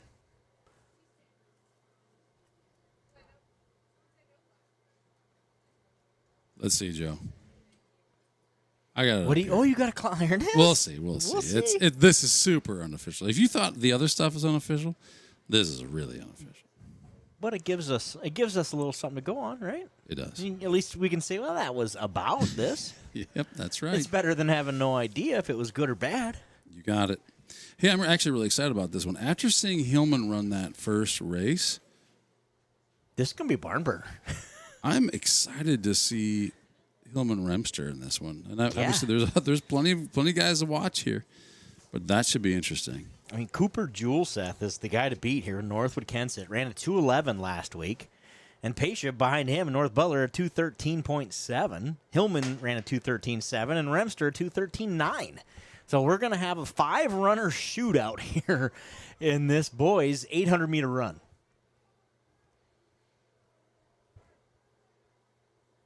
I believe that's Melman for Osage is going to set the pace. Juleseth for Northwood-Kensett right behind him. Tyke Remster and Hunter Hillman tucked in nicely. The two Nashua-Plainfield runners on the outside. These guys are making it easy on me, too, keeping it all close together like this. It will be interesting to see what happens in the second half of this one. They're kind of measuring each other out. You see that? There's kind of this measured, like, yep. Do I want to go yet, or do I want to hang out? So far, I don't think this is on pace to break any records. It looks like there's a whole lot of strategy going on. Yeah, we're 51 seconds into this thing, and we're not even the straightaway yet. So Yeah, they're just. I'm guessing. Okay, Hillman says I'm going to take it. Enough. You guys want to play this game? I'm pace fine. is not going to work, and Tyke Remster goes with him. Hillman, Remster, Juleseth, Pesha. I believe those are the 4. It sure is. Great camera work there from Duke Scoop. Duke all over it. And that lead pack is going to stretch it out. All right, let's 4 see. guys break away. It's Hillman, Remster, Pesha, and Juleseth. Pesha says, this isn't fast enough, Hunter. He's going to try to go around on the outside. 3 wide. Oh, that's a different sport. Sorry. Pesha. Well, Hillman says not so fast, big boy. Yep, he's going to try to keep up with him. And Remster says the same. Juleseth isn't going to let him go. All 4 guys pushing. Hillman to the outside of Pesha. Going to try to make that pass on the front stretch. Oh, Hillman. Oh, and Hillman. Hunter Hillman to the line. He's going to do it. Hunter Hillman wins the 800 run. Pesha second from North Butler, and Tyke Remster finishes third. Juleseth comes in fourth. Wow. Unofficially 213.46. Unofficially 213.46. After that first lap, that was a blazing second lap.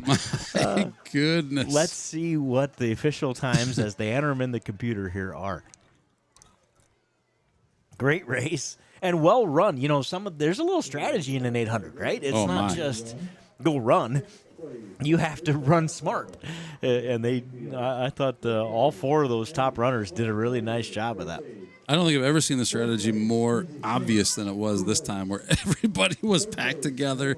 Somebody's going to make that first move, but in the meantime, we're all just going to stay here. We're going to kind of, as you said, try and gauge everyone else's strategy. Hey, thanks, Megan. Megan's the timer looks great. The question is it actually timing accurately? We'll see, but we're going to find out. We'll take advantage of the extra time we have and see what we can learn to make this thing a little better every time. But thank you, Megan, for your kind comments. I love the idea. As we get ready or wait for those times to be entered, let's talk about the next race. 200-meter dash. Coming up, there are 2 sections for girls, 3 runners in Section 1 and 8 runners in Section 2. Section 1, Reichens from Clear Lake Classical, Schmidt from Nashua-Plainfield, and Donahue from Osage will be in section number 1 of the girls' 200-meter dash. We have a new, I just ran a 3,200-meter, whoops, it just died out. I thought that camera was, I was going to make a little funny little joke there about that camera just laying on the ground, but we lost it. There it is. There it is. I just ran 3,200 meters, Cam. That's pretty good. Pretty good. Okay, we Hunter got raindrops Hillman. on the window here. I don't know what's happening, but appears that it's getting wet out there. Hunter Hillman wins the 800 with a 2:12.59. There you go. My official timer is definitely not official. Gives us something. We are still waiting for Tyke Remster's time. There it is. So Pesha finished second with a 2:13.2. Tyke Remster was third with a 2:13.95. Great race. Juleseth fourth at 2:14.62.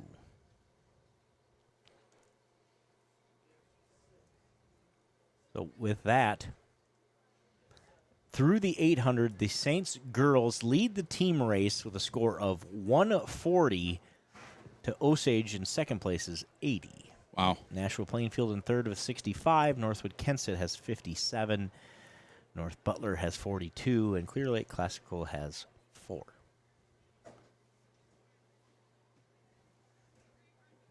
We'll wait until the 800 is updated here officially, which I believe is coming soon. Then we'll give you the boys' team scores. But Saint Ansgar has extended their lead in the team race for the boys as well. Not quite the 60 points that the girls are leading this thing by. What's our next race here, Joe? Next race is the 200-meter dash. So there's 2 sections of girls here. So we'll have 3 girls running in Section 1 and then a full race in Section 2. Okay, that's why I asked. I'm looking to see where they might be lining up. Yep. I just need to look for the orange vest, but there's enough other colors out there. I just didn't even see it. It kind of blends in, too, I think, with this dark sky and half-dead green grass. Going to come alive here once the sun comes out one of these days. St. Ansgar boys leading the team race 123-91 for North Butler. Osage in third with 74 points. Nashua-Plainfield 71. And Northwood-Kensett in fifth with 63 points. So both team races are being won by Saint Ansgar currently.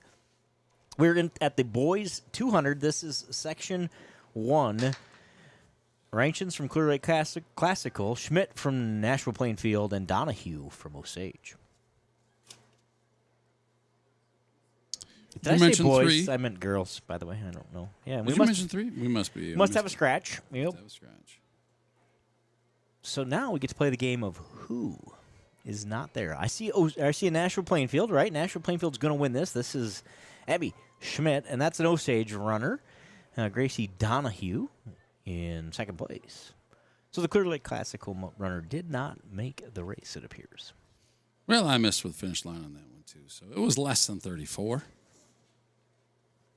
Trying to find the best camera angle here to make this work. Right, yeah, when you got to kind of look from the side. So, section number 2, girls 200. Little, Northwood-Kensett in lane 1. McHenry in lane 2 from Northwood-Kensett. Hannah Clevenger from Saint Ansgar in lane 3. J.C. Johnston in lane 4. Natalie Bork in lane 5. Barnett in lane 6. Noel, also from North Butler in lane 7. And Malvin from Nashua-Plainfield in lane number 8. This will also be a fantastic race. J.C. Johnston comes in with a second advantage in terms of races run this year. She's run about a second faster than Natalie Bork in second place coming into tonight. So let's see those two battle it out. We talked about their all the things that they have done in their track careers already. J.C. Johnston, just a sophomore. Natalie Bork, a senior here for the Saints. Natalie's been to state 3 years, looking to make it 4. J.C. Johnston obviously made the state as a freshman, and we'll look to continue that throughout her career. So should be a good race here. Hannah Clevenger, we talked about her back. Good to see her back on the track there for Saint Ansgar as well. Ran a 29.6 last week, which is not too shabby after taking a couple of years off due to injury. 29.6 after all the recovery. That's fantastic.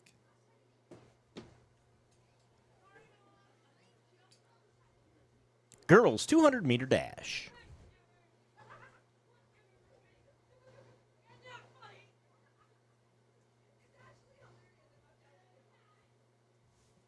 This is where the announcers usually say, "Get down in the corner." And I see why now, because you can't see, can you? J.C. Johnston and Bork lead it into turn 1. Hannah Clevenger storming in as well. North Butler in third. J.C. Johnston way out front in this one. It's Johnston, Bork, and then the North Butler runner. I'm not sure which one that is. I assume that would be Cora Bennett in third, and Hannah Clevenger finishes fourth. 27-6 unofficially. Saints TV time. Let's see how close we are. Let's see how close we are indeed. Looks like Hannah and Natalie getting a fist bump from Max. They try to catch their breath.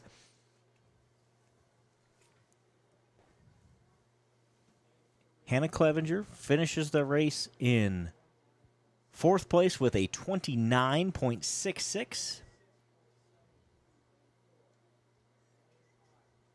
J.C. Johnston wins with a 26.73. So you're about a second off. About a second off, indeed. I'm not surprised. Natalie Bork with a 28.37 finishes second. In third place was Cora Barnett with a 29.03. So it is Johnston Sport Barnett Clevenger in the girls 200. We'll move on to the boys 200-meter dash.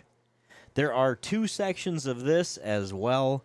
We get Johnston, Clark, and Scarlett in section 1.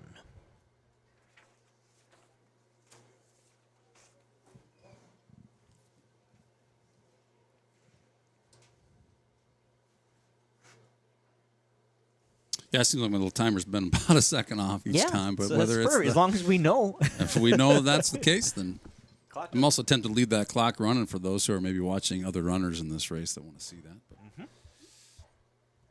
for now, we'll keep playing here.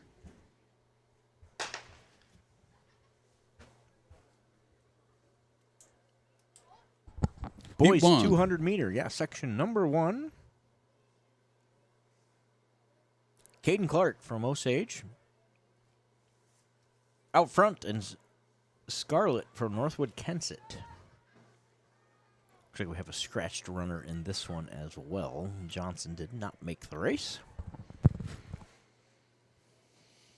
So Osage's Caden Clark wins section 1 with about a 26, I'm going to guess, right? I'd say about 26, probably slightly under that if my full second is continues accurate. To be true. We'll zero this back out as we prepare for heat number 2.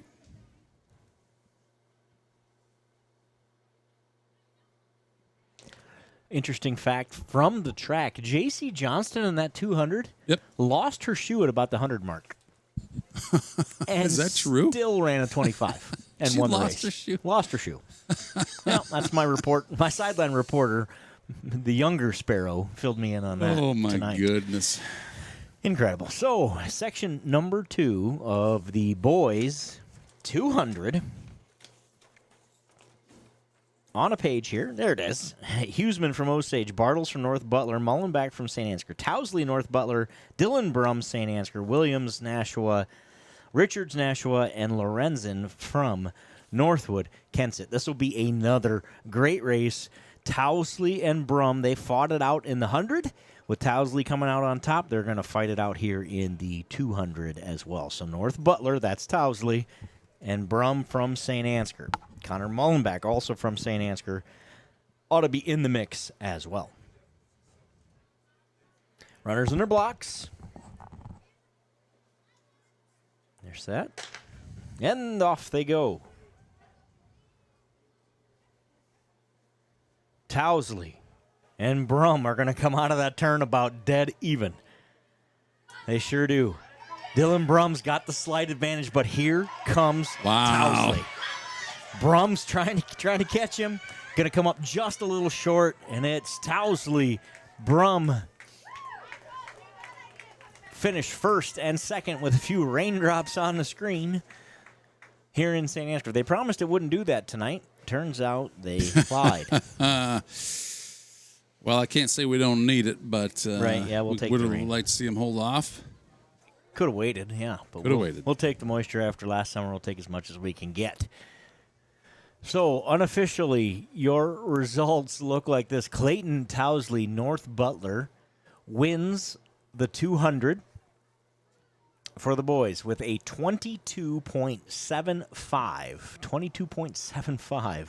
Dylan Brum in second place with a 23.15.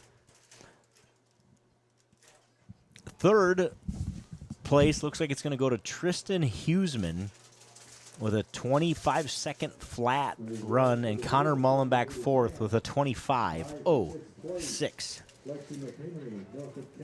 Really nice run there for Clayton Towsley as he sets the meet record at 22.75. Breaks Dylan Brum's record from last year. Dylan Brum also broke his own record last year's with his second place finish.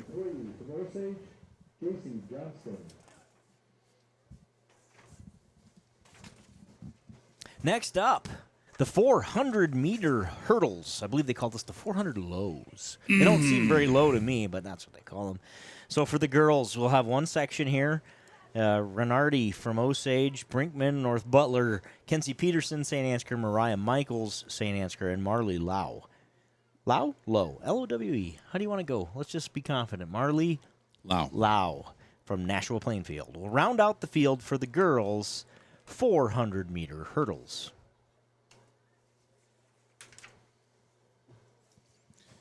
Those are two terms that should never be used together. 400 meters and hurdles. Amen. I love it. Yeah, you wouldn't catch me anywhere near a hurdle or a 400. So to combine them is like, sounds like a special kind of torture to me. Oh, it's a special kind of torture. We've talked about the talented hurdlers here in this lineup tonight. Listen to this. Kenzie Peterson qualified in the shuttle hurdle last year to go to state. Mariah Michaels qualified for state in several events, including the shuttle hurdle last year. Lainey Brinkman qualified for the shuttle hurdle last year with North Butler. So 3 really talented hurdlers in this one as well. So St. Ansgar looks to finish 1-2 here in this race.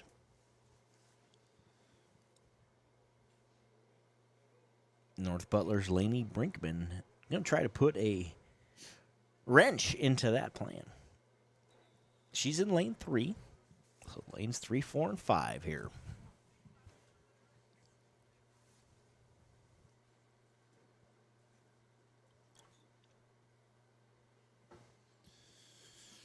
As we prepare. The rain is it slowed down? Would that be true to say? Duke's camera would tell you otherwise, I think. Maybe wishful thinking. The sky is clear off to the west, so it won't last long, I don't believe. But if you weren't already a little chilly, now you're wet and chilly. So, good luck. Runners are ready, and they're off here in the 400-meter hurdles. Girls first here. Did you say there's 2 tiers? No, there is one. Just one. Mm-hmm. There are 2 in the boys. Just one for the girls here. So it's Michaels and Kenzie Peterson for the Saints.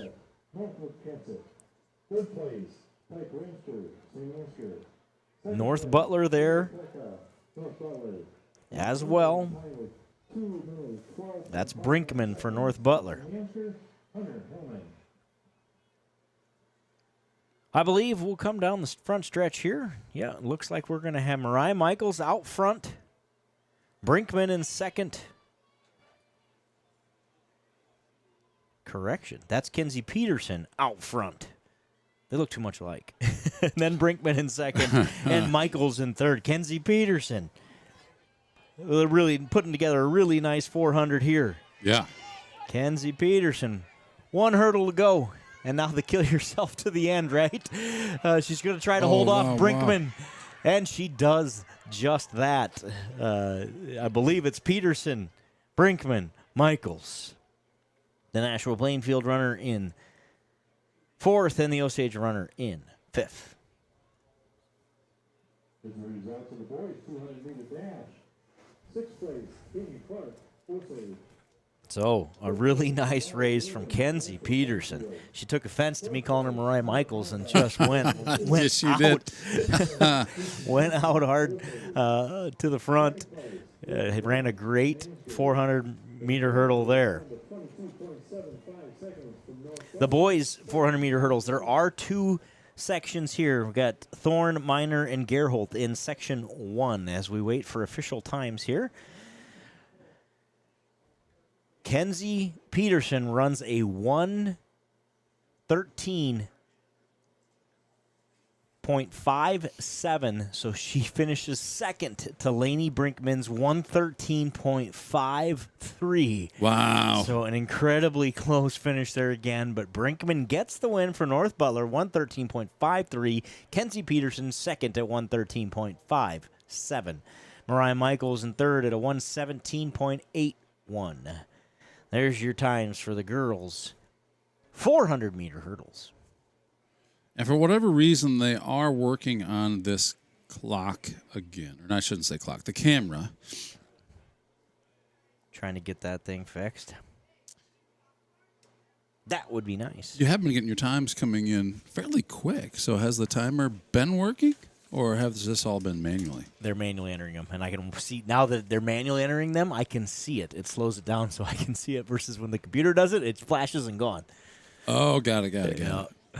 Well, I'm looking here as if it might be raining. It's pouring now. Yeah. It. If you were damp before, now you're soaking wet. They're going to run this one here in spite of the work that's happening with the camera. This wasn't supposed to happen, Duke. Duke had to come take rescue in the booth here at Saints TV. We offer shelter to any lost soul, including Duke Scoop. He's going to need another jacket and maybe a new camera. Is it built to get that wet, Duke? Is that going to be a problem? There's still a camera out there, isn't there? Oh, you do? Oh, this shouldn't last long, I swear. But it wasn't supposed to start, before, dude. Too.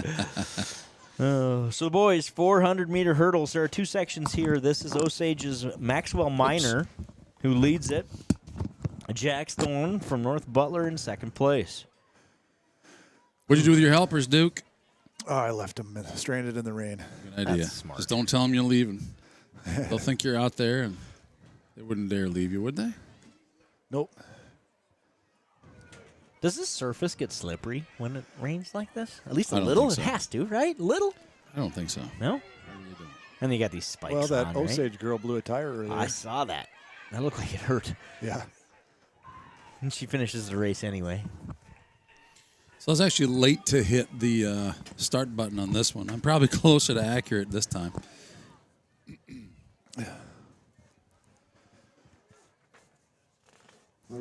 All right. So the Osage runner minor wins section number 1. Section 2 coming up here in the 400-meter hurdles. Corbin Michaels in lane 2 for St. Ansgar. Camden Booz in lane 3 for North Butler. Landon Felsky, lane 4 for Nashua-Plainfield. Noah Gallagher for Osage in lane 5. Justin Mills from Northwood-Kensett in lane 6. And Colton Winia from St. Ansgar in lane 7. So it's Michaels and Winia in the 400-meter high or lows. Excuse me. Highs, that'd be even heater worse. Down there. Oh, the heater's nice. Don't tell anybody. Don't tell anybody we have a heater up here. Oops. Thanks for the epic shots down there. Look pretty good. Oh, Did thanks. Some good, nice. Thank you. Great video work. There's a future for you, young man.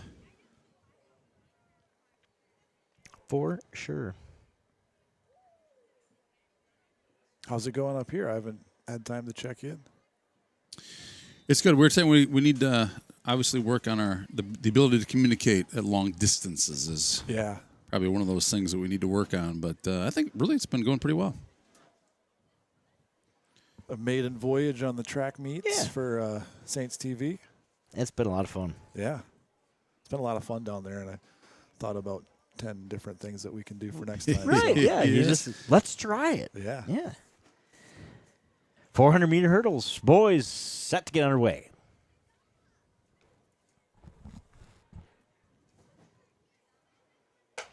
And they're off.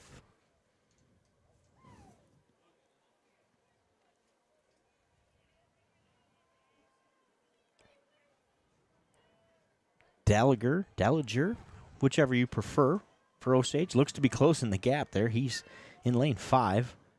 And Felsky for Nashua-Plainfield. Coming on strong as well. Corbin Michaels says not so fast. And he looks to keep up. He sure does, doesn't he? Got that inside track. Mills for Northwood. Having a good race.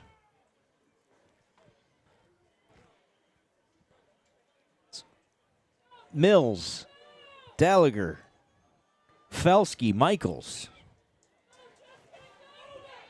And then Booze.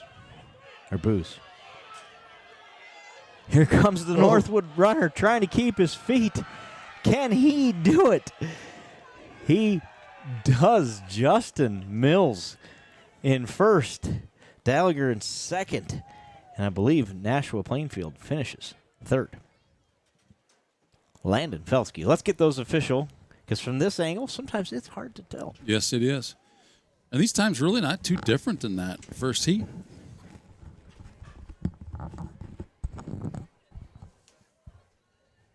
So we'll wait as they input these times for the 400-meter hurdles. Next up would be the girls' 1,500-meter run. So I think that's 100 short of a mile. By my quick. 1,500-meter run coming up. Is it a run or is it a dash? It's a run. It's a dash. You can't dash a mile. It's just not possible. Watch me. No, I'm just kidding. We'll take a quick break. We'll be right back after this.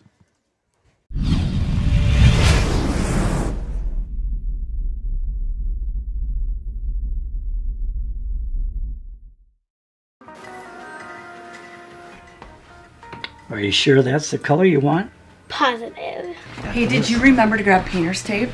Yes. And you think this is enough paint? Don't worry. I've done this before. I know what I'm doing.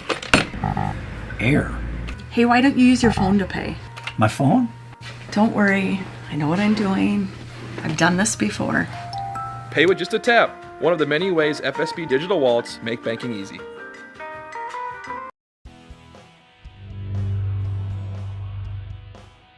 The Iowa Girls High School Athletic Union encourages positive behavior. Pride, respect, leadership, and sportsmanship on the court and in the stands. Remember what a great privilege it is to see your team compete. Thank you for your attendance. Enjoy the game. And enjoy the game.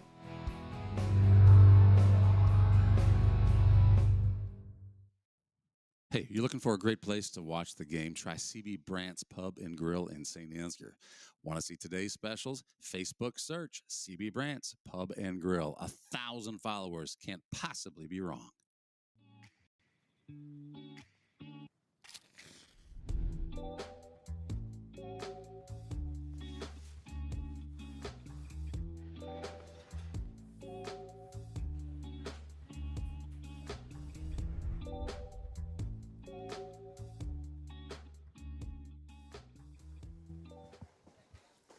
Whoopsie.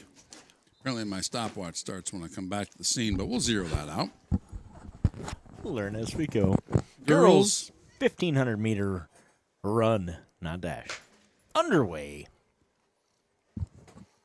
This is a race where being a second off is not quite as significant. Not quite as significant, nope. Do you remember the name Cadence Huck we talked about earlier in one of those short races? Well, here she is in the long race and going to do the same thing. Cadence Huck out front for Nashua-Plainfield. North Butler, Addison Volker. She's in second. St. Ansgar's runner here is Laken Evans, freshman. Kendall Power from Osage. Abby Muller, also from St. Ansgar out there. McKenna Bullion from Nashua-Plainfield.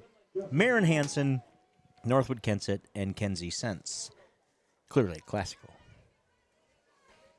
J.C. Johnston leads the pack here in lap number 1. Followed by Volkler of North Butler.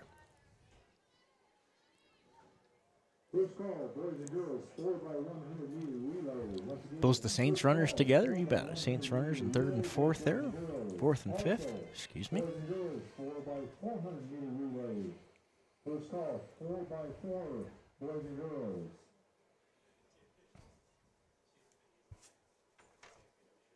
The 1,600-meter or 1,500-meter girls meet record held by Cadence Huck. That was my guess. She's gonna go try to break it, and she will do that tonight. Would be my prediction. She ran 15 seconds faster than her previous meet record on Friday. Wow. Ran under 5 minutes on Friday. And she is a junior? Junior. Mm-hmm.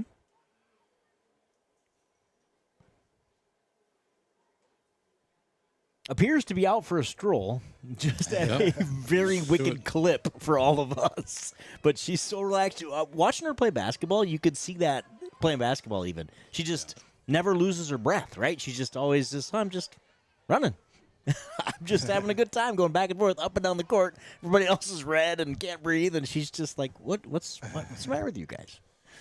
So anyway, she special runner, no doubt about it. I know she works really hard at it too. Puts a lot of time and energy into training to get to that spot where you can do that. Those talented distance runners, I'm amazed. And obviously it takes a lot of hard work, but reminds me of watching Riley Witt all those years. Yep. He might just look like he's strolling, hanging with the crowd, and then about halfway through the race, he just starts sprinting. Yep. Yeah, and the special ones can do without looking like, well, he's pulling away from everybody, but doesn't look like anything changed, but all of a sudden he's gaining. Just doesn't slow down. And I think Cadence has that same rhythm to her run. Bright green shoes. Aptly named. Right? Yeah. They knew she was going to be a runner, perhaps. Or a drummer. Maybe they, yeah. Thank you for that. Appreciate it. Cadence Huck way out front in the girls' 1,500-meter run.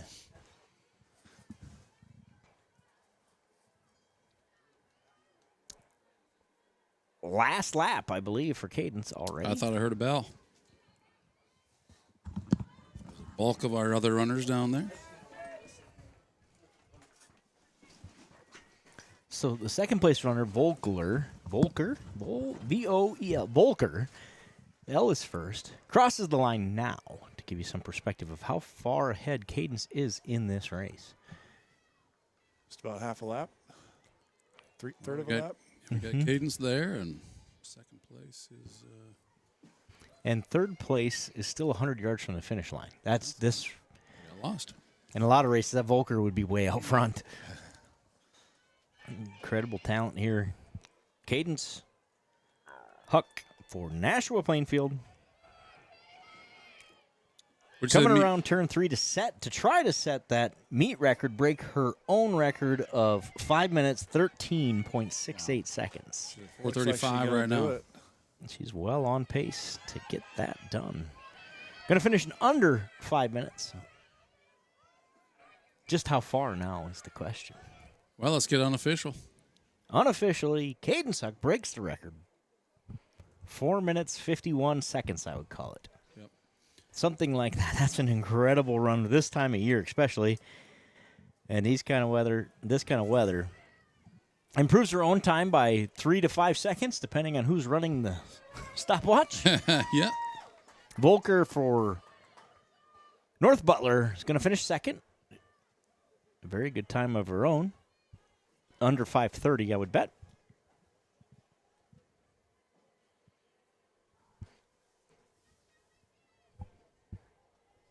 And there's third place. I'd look at third place. We might have a showdown here for third.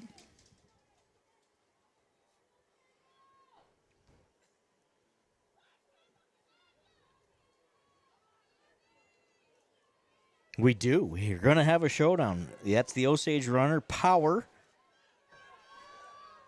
Oh, yeah. Power's not going to let that happen. And Power's not going to let that happen. Lake and Evans is going to finish behind her, and then Abby Muller for the Saints. Impressive race from Cadence Huck as she wins the girls' 1,500-meter run.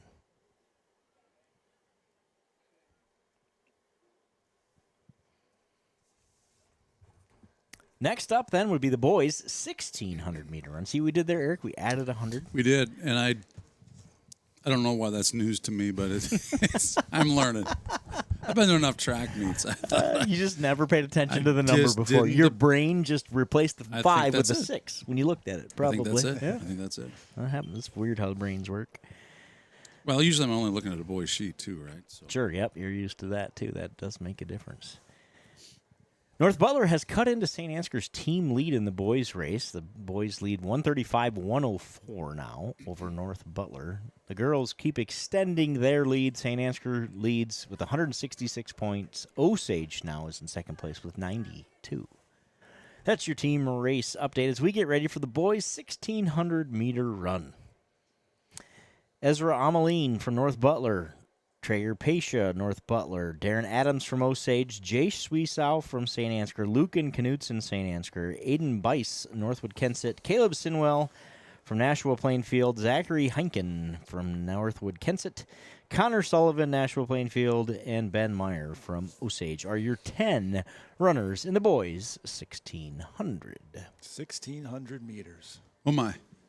Cadence officially runs a 4:51.36. 4:51.36. New meet record.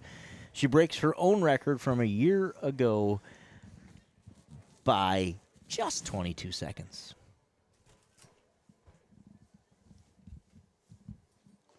Volkler sets a new personal best for her. Came in with a 5:29, runs a 5:18, so a really nice race from her. Lakin Evans also improved on her time on the season. Boys, 1,600 meter, about to get underway. Your two St. Ansgar runners are Jace Sweesow and Lucan Knutson. Here's out to the girls' 1,500-meter run. The Osage runner, Darren Adams, out front early. Fifth place, Eddie Mueller, St. Ansgar. Fourth place, Lakin Evans, St. Ansgar. Third place, Kendall Power, Osage. You know, it's kind of tricky, at least for me in my American brain, to visualize like meters, you know, like how far is that sort of deal. So for those of you at home, 1,600 meters would be roughly 1,088 Danny DeVitos lined up end to end. You know, that is helpful. Thank you. I'm trying to eat my dinner. I'm choking on my pizza now. It's like, where's he going with it? Oh, my goodness. I knew there was a joke in there. I just wasn't sure which direction. I've gotten to know you enough. 3 months ago, I wouldn't have known where you were going with that. But tonight, I was like, I see where this is going. That is funny, man. That's Darren Adams out front in the 2 mile here for Osage. And I believe that's Ameline with him from North Butler. Jay Sweesow in fourth with a pack of another North Butler runner who we're going to call Pasha.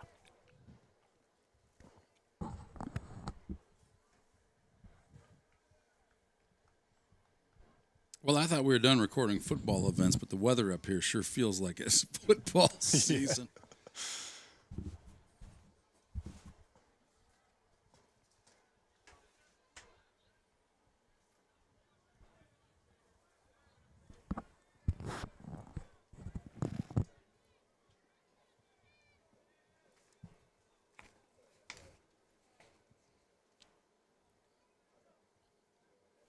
Few spectators in the stands on that side.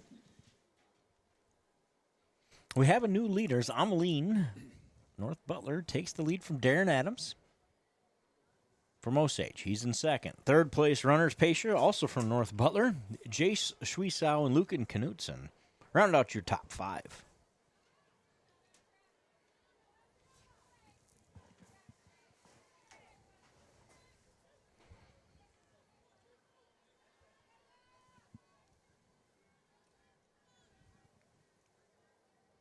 Good race setting up here in the 1 mile.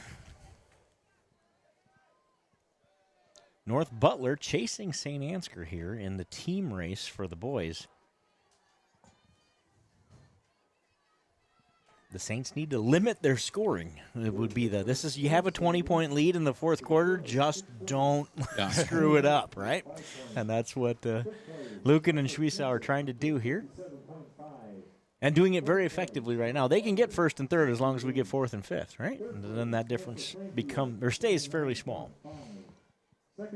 The meet record here for the boys in that 1,600-meter run, I'll let you guess who holds it. 4 minutes, 29 seconds is the record. Got a guess?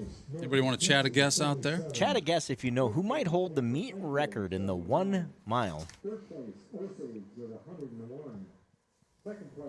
If you boil an egg for 4 minutes and 29 seconds, the yolk will still be fairly runny. That's good to know. That is good to know. But some people can run a mile faster than that. Some. Whoopsie. I paused it a little early, so he didn't really run that in 3:43. Man, if he did, and that now I'm a would few be seconds something.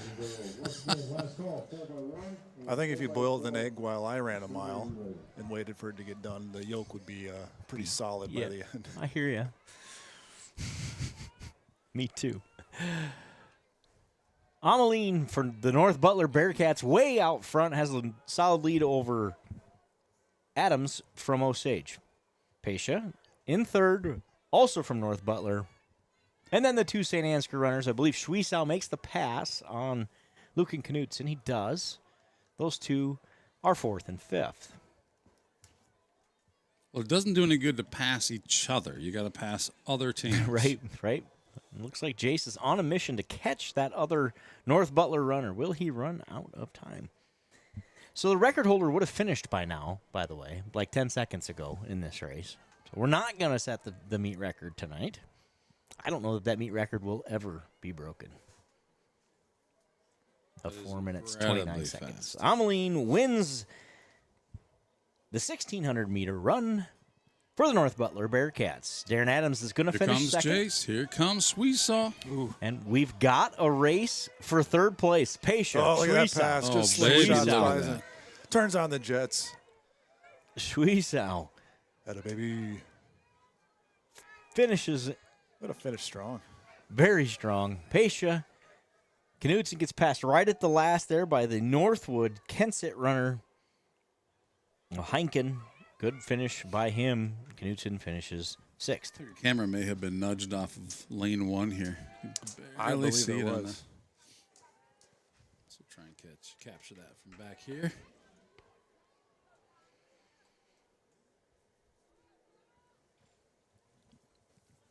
So that'll do it. We do have a guess in the chat. Several of them. Riley Witt would be the correct answer. Both Brian Cruzy and Katie Hall both get it right. Riley Witt is the 1,600-meter meet record holder at 4 minutes and 29 seconds. What an incredible rate that is. I mean, this was under 5 minutes, right? These guys are fast. Thanks for the guesses, Brian and Katie. You both have won a boiled egg for 4 minutes and 25 seconds. It'll be delicious, I'm sure. Yeah. BYOE. Next up, the girls 4x1. And it looks like we have, again, we've had a couple of labeling issues. But if the labels are correct, we have a JV race in the 4x1 for girls and boys. How many events left? Do we know? So we have the 4x1 with, like I said, both JV and varsity. Then we go to the 4x4. And that's it. That'll be it. Two races left remain here in Saint Ansgar. It's been a great night of racing here in Saint Ansgar. The boys and girls both lead the team races as we sit. Officially, Ezra Ameline runs a 4:55.18 to win the boys' 1,600 meter. Nice race from him. That's a really good time. Jay Schwiesau improves on his best time with a 5:18.69. Lucan Knutson with a 5:24.93.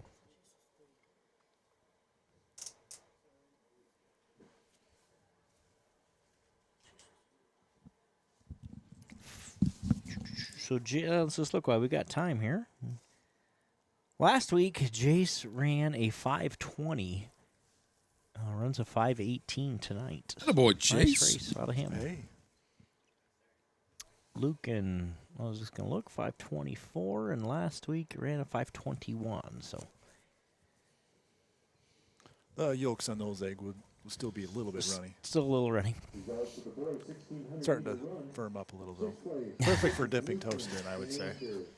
As long as your whites are cooked. That's right. All right, so the 4x1 girls JV is next. We're going to have runners in lane 2 from Nashua-Plainfield, lane 3 North Butler, lane 4 Saint Ansgar, lane 5 Osage, and lane 6 Northwood-Kensett. The Saint Ansgar runners, Grace Sutcliffe, Andrea Paulson, I know who that is, I just never seen her name spelled before. Isabella Hermanson and Mackenzie Meyer are your 4 runners for the Saints. JV 4x1. This happens fast. You know, in the D-Med, we joke that the handoffs kind of don't matter. You can do whatever you want. It's all about how fast you run the 800. Yep. In this race, it's all about the handoffs, right? And the transitions and how much do you have to slow down versus not slow down. Yep. Correction in the chat. Brian Cruzy did not guess Riley Witt. Oh. It was Brenna from Brian's account. Oh, Brenna. Brenna, congratulations. You win the egg. It may be spoiled by the time we get it shipped to you down there in Ames, but we will get it to you as quick as we can, we promise. You might want to just let your dad eat it on second thought. It's up to you, though. It's your egg. Do what you want with it. Right. The world is your egg. Isn't that a saying? Isn't that how it goes? That's how it goes. I think that's right.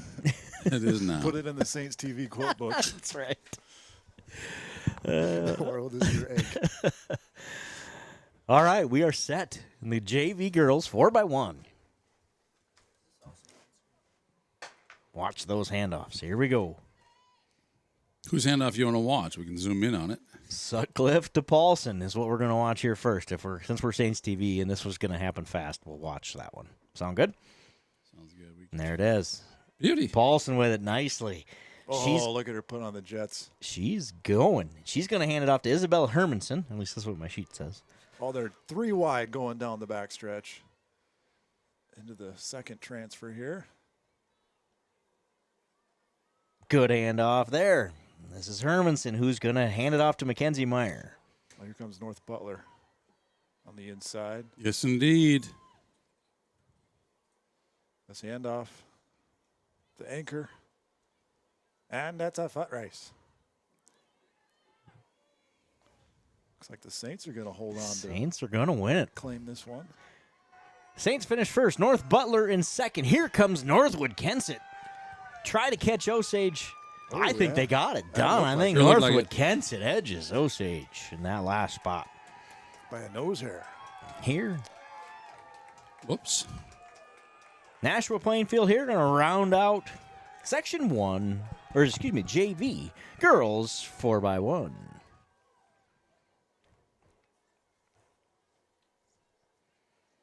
So the girls JV 4x1 won by Saint Ansgar. My sheet says we're going to run the boys JV 4x1 next. Let's see if that's true. Usually they run the varsity girls next, but...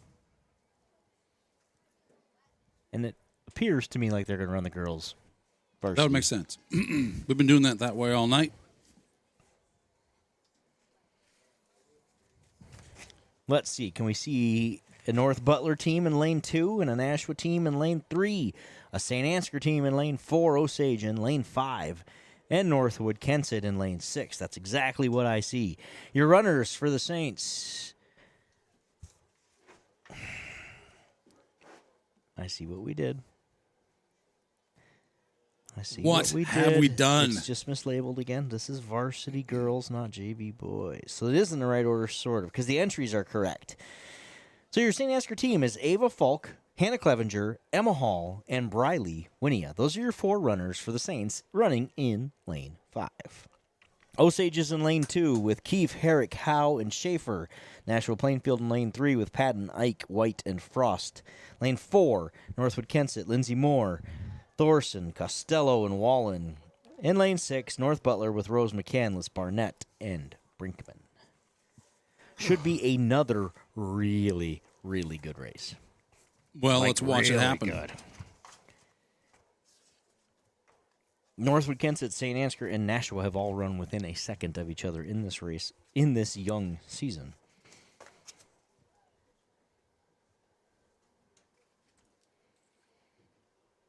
So this is the other Falk, right? We talked about version Aspen. This is version Ava. At least that's what the sheet says. I can't tell them apart from this far away. They look like the same person to me. This is a Falk. Yes, right. A Falk, right. Let's go with that until we're sure. It's Ava. As we were zooming in, we saw You could Ava. see? All right. I'll trust you. I don't trust my sheet. So Does your list say that?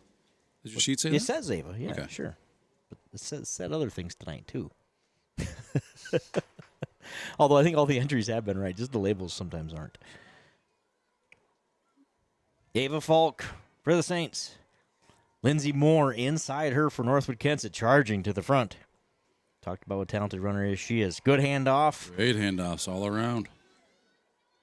Clevenger for the Saints here. Northwood-Kensett with Thorson. North Butler in there as well. That's McCandless for North Butler. Emma Hall for the Saints. Good showing in the long jump earlier. Jalissa White for Nashua. Northwood-Kensett out front. It was Wallen handing off to Costello. Costello is going to win it for Northwood-Kensett. Briley Winia for the Saints, and Nashua-Plainfield's Frost. I got nothing. Anybody know? I think that was the Nashua. I think Nashua edged her. So it looks like it is going to be Northwood-Kensett, Nashua-Plainfield, Saint Ansgar, top 3 in the girls 4x1. That was a fun race. That is a fun race. There's a lot going on in a very, very short period of time. And when it's well executed, man, it's fun. Good thing the girls kept the batons dry during that brief rain spell. Right. It would have been slippery and dropped them, I would think. Boys. That's when things get real exciting. Batons dropping out there. Well, we had an incident in turn 1 earlier tonight. I saw that. You guys did a good job of catching that for our audience to see and for the kids to replay one day. It's unfortunate. I like to see those crashes like that. They certainly are part of track, but it looked like no one was hurt. Not other that than a few skins. Scrapes. Probably pride more than anything. Pride. Boys, JV 4x1 up next. North Butler in lane 2, Nashua-Plainfield in lane 3, Saint Ansgar in lane 4, Osage in 5, Northwood-Kensett in 6. The runners for your Saints, Lane Meyer, Jevin Damon, Dylan Nunez, and Lando Hill. The N is optional in Landon. You can just go Lando if you would. Could go Lando, and mostly you would. Mostly you would. Save yourself the It'd save time. It adds up. Yeah, I'd like to say a syllable, but it's really not. So it's really not a whole syllable. Unless you say Landon. Right, you really stretch it out. Like Metallica. Landon. Exactly. That's precisely what I was thinking, too. Meyer for the Saints. Hand off to Jevin Damon here. Got it. We got there. Got some Northwood-Kensett, Nashua-Plainfield out front. Jevin's closing the gap on North Butler. Way out front. Oh, I didn't even see it there so far out raced front. off the screen. Osage is off the screen. This is Schaefer going to hand it to Burkhart for Osage. For St. Ansgar, this is Nunez, who will find Lando Hill. See, there you save a syllable with the hill. Hopefully that one less syllable will help him here in this final leg. Save We're trying. a fraction of it. Osage's JV 4x1 is quick. They're going to win it. North Butler in second. Nashua-Plainfield in third. And Landon Hillman and the Saints finishing fourth. Northwood-Kensett rounds out the top 5. I can't imagine I was that far off on that one. But that's 50.08 is what I had here at my Saints timer. 50.08. Unofficial. Very, very unofficial. Well, we're going to find out how That's the close. fastest I've ever cooked minute rice. That's my personal al dente home record. That's not quite done. The 4x100. 3 races to go. You can tell things are getting a little goofy up here, so thank goodness we're about done. Well, probably because I showed up. Just like Duke's minute rice. Just about done. Just about. So this would be the 4x1 boys varsity. Northwood-Kensett in lane 2, Osage in lane 3, St. Ansgar in lane 4, Nashua in lane 5. Lane 6 is North Butler. Your 4 runners for the Saints, Corbin Michaels, Dylan Brum, Connor Mullenbeck, and Drew Powers. Saints TV contributor, Beeland Agri Services intern, Drew Powers. He's got a lot of titles. Rightfully so. He can be trusted with a lot. Yeah, he brought me my dinner tonight. See? Yeah, he's a waiter as well. Yeah. Osage's He's doing it all. time officially in that race has to be wrong. Do we need to use the one I got? Yeah. Because it says they got last. I don't think they got last. Yeah, that's you suppose it was 50.99? I wonder. Instead of 57.99? Something weird. Oh, I see what they're doing. They're correcting a score. So here you go. Breaking news here. The girls 4x1. Northwood-Kensett was disqualified in the girls 4x1. That's what that was. That's what's changing. Wonder what happened. I don't know. Handoff in the outside the zone. The boys 4x1 is underway. Corbin Michaels for the Saints. Looking to hand off to Dylan Brum. Good handoff. Good clean handoff. Yep. And they make up a ton of distance on that handoff. Yes, they do. It's that split second. Can really. We got Osage, though, right there. Here comes the Green Devils. Got to be smooth. Mullenbeck. Osage had a little bit of a cleaner handoff there. Yep. That helped them. And Osage is the team to beat. Get back in the lead there. Connor Mullenbeck. Hands it off to Drew Powers. Drew's got a lot to do. Yep. Chasing Sage Christensen. He might get there. He just comes up short. Wow. Great effort, shows you how important those handoffs are. Yeah. Osage wins the boys 4x1. St. Ansgar in second. Wow. That was a good race. Powers had the speed for sure. Yeah. Made up a ton of ground. Just wasn't quite enough to get it done. 46.9 to the exact unofficial time. It looked like, St. Ansgar had a very good exchange in the first transfer. Mm-hmm. Yep. And then we saw, Dylan Brum get out to a lead there down the backstretch. And then St. Ansgar had a pretty good second exchange there, but Osage, their transfer was terrific going into that third leg, and that propelled them back out front. It just was a little bit too much for Drew Powers to catch up at the end, but he made it pretty darn close. The timing must be working again because I can't get the times. They pop up and are gone. So she's working. We must no longer be hand timing.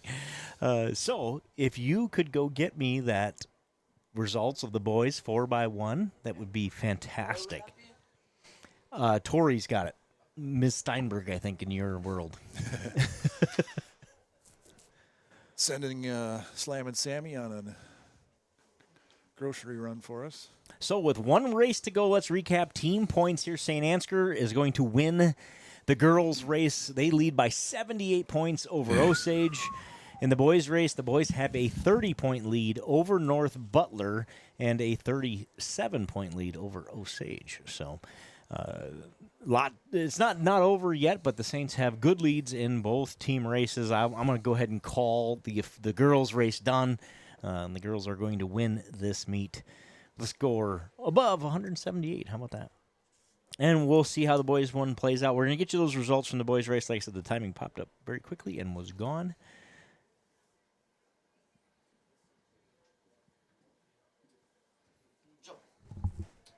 She does not have the 4x1 yet. Okay. But she has all of these. Beautiful. Thank you. 1650. Got it. All right. So here we go. The fun one, right? One of the fun ones. This is the girls varsity 4x4. Would you agree? Because again, I've got a JV race in here, but this sure looks like the varsity girls 4x4. Northwood-Kensett, North Butler, St. Ansgar, Osage, and Nashua-Plainfield. This is Lila Powers for St. Ansgar on leg number 1. She'll be handing off to Amelia Porsche. And your winner, time of 54.56 seconds, Nashua-Plainfield. Lila's charging to the front. Look at that. Great first half lap from her. Again, we get 4 one-lap races, 4 400s here to finish this meet in St. Ansgar. Lila Powers out front. Out in clean air.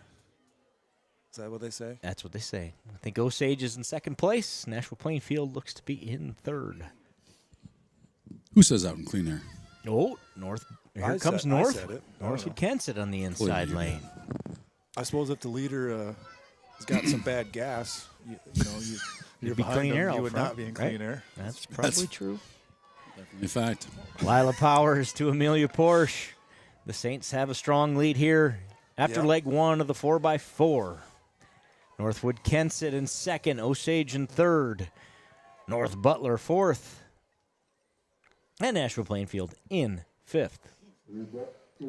So your runners, North Butler's Pittenger, Northwood Bode, St. Ansgar's Amelia Porsche, Osage Bielefeld, and Nashua-Plainfield's Paplo. Amelia Porsche stretches that lead even further for the Saints. Got a 75-meter lead. That's pretty good, Joe. Working on a 100-meter lead. Let's call it 100. So confused. How many Danny DeVitos is that? 100 meters? Roughly 60-some. 60-some Danny DeVitos. Out front is Amelia Porsche, and St. Ansgar is way out front. Porsche is going to hand it off to Kinsey Anderson.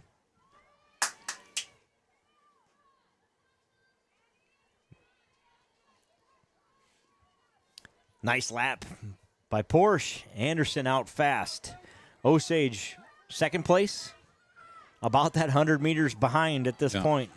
Northwood-Kensett in third. North Butler fourth. Kinsey Anderson should be looking for Natalie Bork on the anchor leg.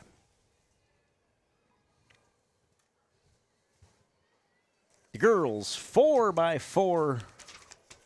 Meet record is 4 minutes, 18 seconds.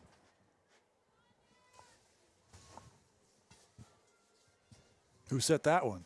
Set by New Hampton 2 years ago. Kinsey Anderson. 2 years ago. Still kind of new, but it's kind of old Hampton by now. Yeah, you would think so. Kinsey Anderson gets it to Bork. Bork's going to take it home here for the girls as they win the St. Ansgar track meet here. Nice to win that home meet. Even better to win it with a 4x4 walk-off here. Natalie Bork looks fast. Oh, she's fast. She has a gigantic lead. See her there on the left side of your screen. On the screen. There we can zoom out all the way, but that's it. I'd like to try and get those exchanges, but Natalie, you've earned this. We're going to zoom in on you. I'm going to check your. She has just under a half a lap lead. Natalie Bork. She could probably stop and tie her shoe, maybe come out ahead still. Go to the concession stand, order a burger. Right? 4:18 is the meet record. Ooh. Gonna need a really fast 100 here from Bork. Turn on the flash. She's doing her best. She's gonna give it a run. Natalie Bork brings it home, and the Saints win the 4x4 and win the meet by something like 80 points. Great job tonight, ladies. We'll get you official team scores here before we wrap up. Look at that lead. That is an incredible lead. We're looking at a lot of empty track there to find second place in this one. Great job, ladies. That's awesome. That is awesome. So this is Osage. Going to finish second. Is that J.C. Johnston that says it is? I believe so. It is J.C. Yep. Sure looks like her. She runs a nice final leg. Northwood-Kensett's going to finish third. North Butler fourth. The Saints with a commanding victory to cap off a great night. The Saints girls track team is now 3-0 in meets. They have won all 3 meets they've entered this season. What a start to the season. You know, you heard a lot of the same names tonight. They don't have 50 girls. You know, the boys do. They've got a ton of runners. The girls really don't. They may be small, but they are mighty, it appears. Yeah, they are. This is going to be a fun season to watch. A lot of talent on that girls team. Yeah. As they, like I said, win their third straight meet in 4 days, 5 days. Only a couple seconds off the record there for the home meet. You know, honestly, if it doesn't rain and we don't have that kind of extended break in the middle where people kind of got sat around and maybe didn't stay as warm as usual. Maybe they have a shot at it. Right? Yep, exactly. My sheet says there's a boys JV 4x4, so we'll look to see if that appears to be accurate. There would be an Osage team, a Saint Ansgar team, and a Nashua-Plainfield. That does look accurate. All right. You're so smart, Joe. You got Schaefer, Smith, Tabbert, and Huseman for Osage. St. Ansgar, Hall, Squire, Carlson, and Nunez. And for Nashua-Plainfield, Gellner, Lentz, Muller, and Paplow. I see Squire in lane 4. Does that sound right? Yeah. Yep.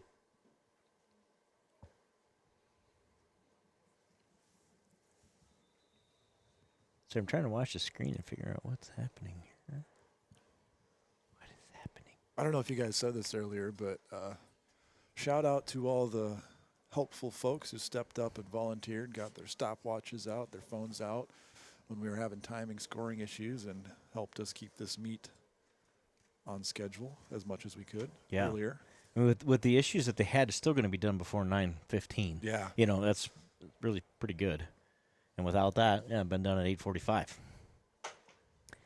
Boys JV 4x4 underway.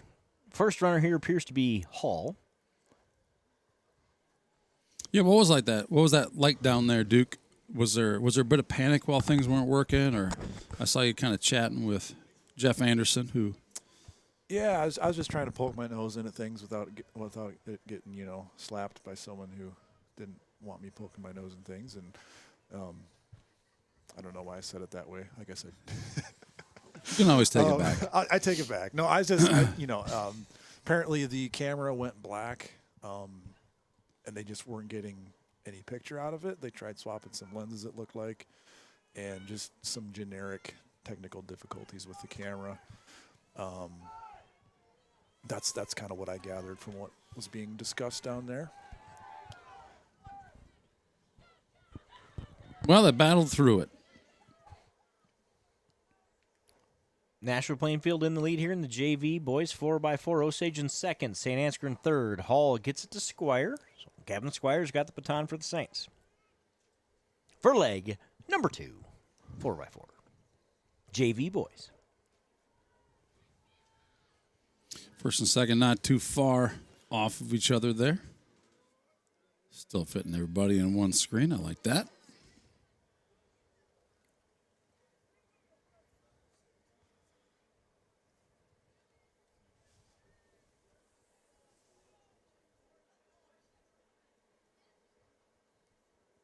Nashua-Plainfield with the lead. Osage in second.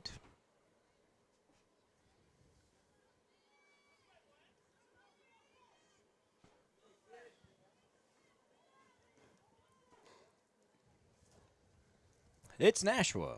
Osage. St. Ansgar here, boys. JV 4x4. Gavin Squire.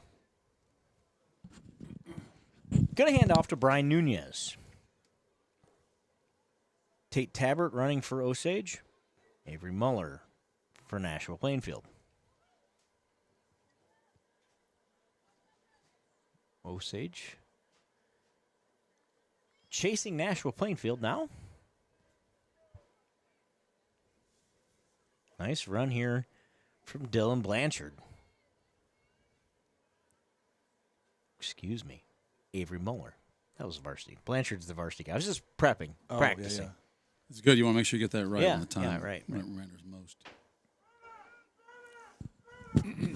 We're getting some encouraging words from Dad in the stands. It's always good. And here we go. Last leg of the JV boys 4x4. Nashua-Plainfield with Luke Paplow out front. Osage, Tristan's Huseman right behind him. St. Ansgar's Drew Carlson's going to run the last leg for the Saints. Boys, JV 4x4. There he goes. Nashua-Plainfield. Fourth place, Huseman's got a chance to catch the Nashua-Plainfield runner out front here. He is flying if he can maintain that pace. He has closed that distance by 50%. Yep. Can he maintain it is the question. I'm going to say yes, he can. I'm looking at the body language here. No doubt. And you can feel yourself closing in. You get that little. There he goes. Yeah. Goes. The motivation to keep pushing harder. That's a heck of a leg. Yeah. Blows the doors off. Goes right on by. Osage wins the boys. What a JV 4x4. Nashua-Plainfield finishes second. Drew Carlson here going to finish up the Saints 4x4 JV. So, on to the last race of the night. The boys 4x400 meter relay in lane 2. Northwood-Kensett, Deegan Peterson, Carson Tufty, Landon Nelson, and Aiden Bice. Osage in lane 3, running Kisley, Dodd, Johnson, and Street. Lane 4, Saint Ansgar with Sutcliffe, Powers, Brum, and Remster. Lane 5, Nashua-Plainfield with Hanson, Smith, Blanchard, and Evans. And lane 6, North Butler with Booz, Towsley, Pitzenberger, and Ameline. The last leg of this race especially, they're all going to be fun, but the last leg is going to be epic. You're going to have here's my prediction. You're going to have Tyke Remster out front. He's going to be first. And Quinn Street is going to be on a mission to catch him. Is what I think is going to happen. We find out if I'm right or I'm wrong, and it will be a battle because Tyke Remster is going to say, I'm not letting you by. I'm going to find a way. I'm going to will myself ahead of you. And we saw Quinn Street and what he's capable of and how he ran earlier. Yes, we did. But if Tyke Remster's got about as much heart as anybody as I've ever seen run, and you watch him run, it's incredible. When it's kind of that. What's the horse movie? Seabiscuit. You ever seen Seabiscuit? I've seen Seabiscuit. Yeah, he just needs somebody to compete with. That's Tyke. You give somebody, look him in the eye and say, "Don't let him beat you." And we saw it on the football field. How many times did he tackle a guy 3 times his size? It's just like that shouldn't even happen. But he just did it because he wasn't going to get beat by that guy. Maybe so anyway. you tackle him in this race if he has to. Maybe he just may. By the way, I didn't mean that's what he meant by he wasn't going to let him pass him. I meant he was going to will himself in front of him. Because we saw that in a race last year, didn't we, Mr. Sparrow? In a where there was we're not going to let you pass by making sure we knock you down. So anyway, we aren't going to have any of that here tonight. In fact, that was in this race even. Drew Powers for the Saints.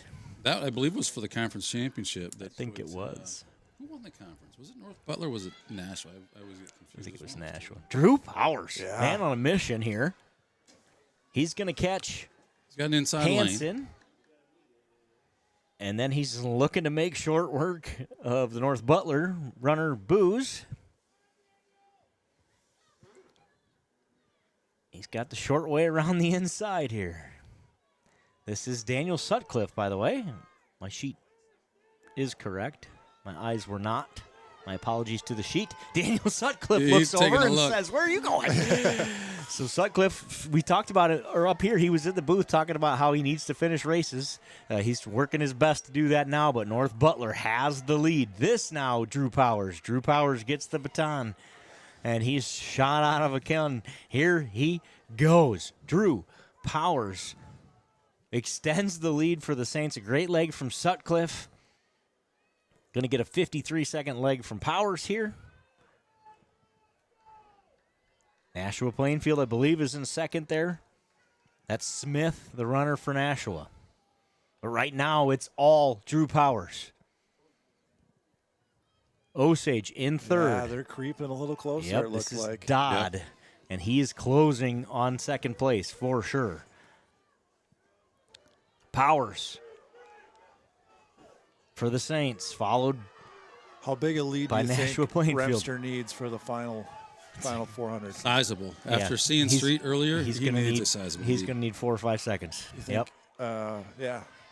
Yep. Dylan Brum now for the Saints. They have the lead, chased by Osage and Michael Johnson in second place. Nashua-Plainfield has fallen back to third. They have Blanchard running this leg. So would you say this lead right here, or yes. more than nope. this? I think this would make it really fun. This would make it really fun right here. I believe it would. Let's see if Brum can keep this distance. Just don't. I mean, Osage is so strong right now, and he's not gaining on Brum, is he? I don't know. They're on that far end of the track. It's hard to tell from this angle. Hard to tell. Dylan Brum trying to maintain that lead over Osage it's pretty and sizable Johnson. right here. It's going to be an interesting final 400. Well, I think Brum actually made a distance. I think he did too. I think. In fact, here comes Nashua. Yeah, Nashua passes the Osage Osage runner for the final 400. Remster has got it, and he's off to the races. Tyke Remster out front. Finally freeing away. Titus Evans running for Nashua-Plainfield in second, and the aforementioned Quinn Street for the Osage Green Devils. He catches one already. So here's that gap we're watching right here. Yep, there it is. Tyke Remster and Quinn Street. He's going to have to hold a torrent pace to get around Remster, I feel Street is definitely running quicker right now. He looks like he can reach him, but can he pass him? Remster at the top of the corner. 4x4, last race of the night. Quinn Street chasing Tyke Remster. He's not going to catch him. Tyke Remster and the Saints win the 4x4. And they're going to win the meet as well. Both Saints boys and girls are going to win here at home, their home meet, Saint Ansgar Co-Ed. What an awesome night for everybody all around. That's a fun race. Well done, well executed by the Saints all the way around tonight. But that 4x4 is always kind of the icing on the cake of a good night. And both the girls and the boys win that 4x4, going away in strong fashion. Fun night. What's the meet record on that one, Joe? In Saint Ansgar. The meet record for the boys 4x4. That is your question? Yep. The answer is 3 minutes, 39.78 seconds, held by Saint Ansgar. So this is going to be, depending on my time, but I've been a second over. I've been a second over on my time. And 3:39.49 is the official score. 3:39.49. That'll be a new record. That is the new meet record. So Saint Ansgar wins the 4x4 and sets the meet record. Congratulations to Sutcliffe, Powers, Brum, and Remster on a great race and a great way to cap off a fantastic night. What a meet. Thank you for tuning in, all of you who have been watching the last 4 hours and 47 minutes and 42 seconds. Saint Ansgar girls win 186 is their point total. Boys win with 176 points. So the second place was North Butler for the boys. I did not see the girls, but it had to have been Osage, second place for the girls. I guess I shouldn't say it had to have been, but I believe it was. We'll get you official numbers here if you hang around long enough, but the Saints win the team race in both the boys and the girls meets. There it is again, 186 for the Saints boys, 116 for the Osage boys. Saints girls with 168 points, and North Butler with 134. So they changed it there at the end. The boys was 168 instead of 76. Yeah, I got you. So they're still that's why we say unofficially. Unofficially, they are they're updating as we go here. Either way, there it is, 160 to 124. Well, it's the third time it's different. Yeah, it sure is. We'll get the official. Let's wait until Glenn announces them here in this, and then we'll know if they match this. Then we'll know we've got the right answers. A new track record, by the way. I don't know if Glenn knows that or not. Right. Record on this track. What a great night. Yeah, fun night. If you have feedback for us, we'd love to hear it. So get us. We hope to do 3 more of these, it sounds like. So, let us know how we can get better. We experimented with some things tonight. It was a lot of fun to be back on Saints TV. I missed this. Yeah. It was a lot of fun to be out there tonight. So hopefully you enjoyed that as well. Every sport is so different. Hey, we got a week from tonight. We're going to be doing the junior high. That's a co-ed meet, I expect, right? That'll be a week from tonight on April the 15th. And then we'll be doing conference and districts here as well. So we got 4 track streams planned for this year. We're 25% of the way done. Thank you for those who have joined us.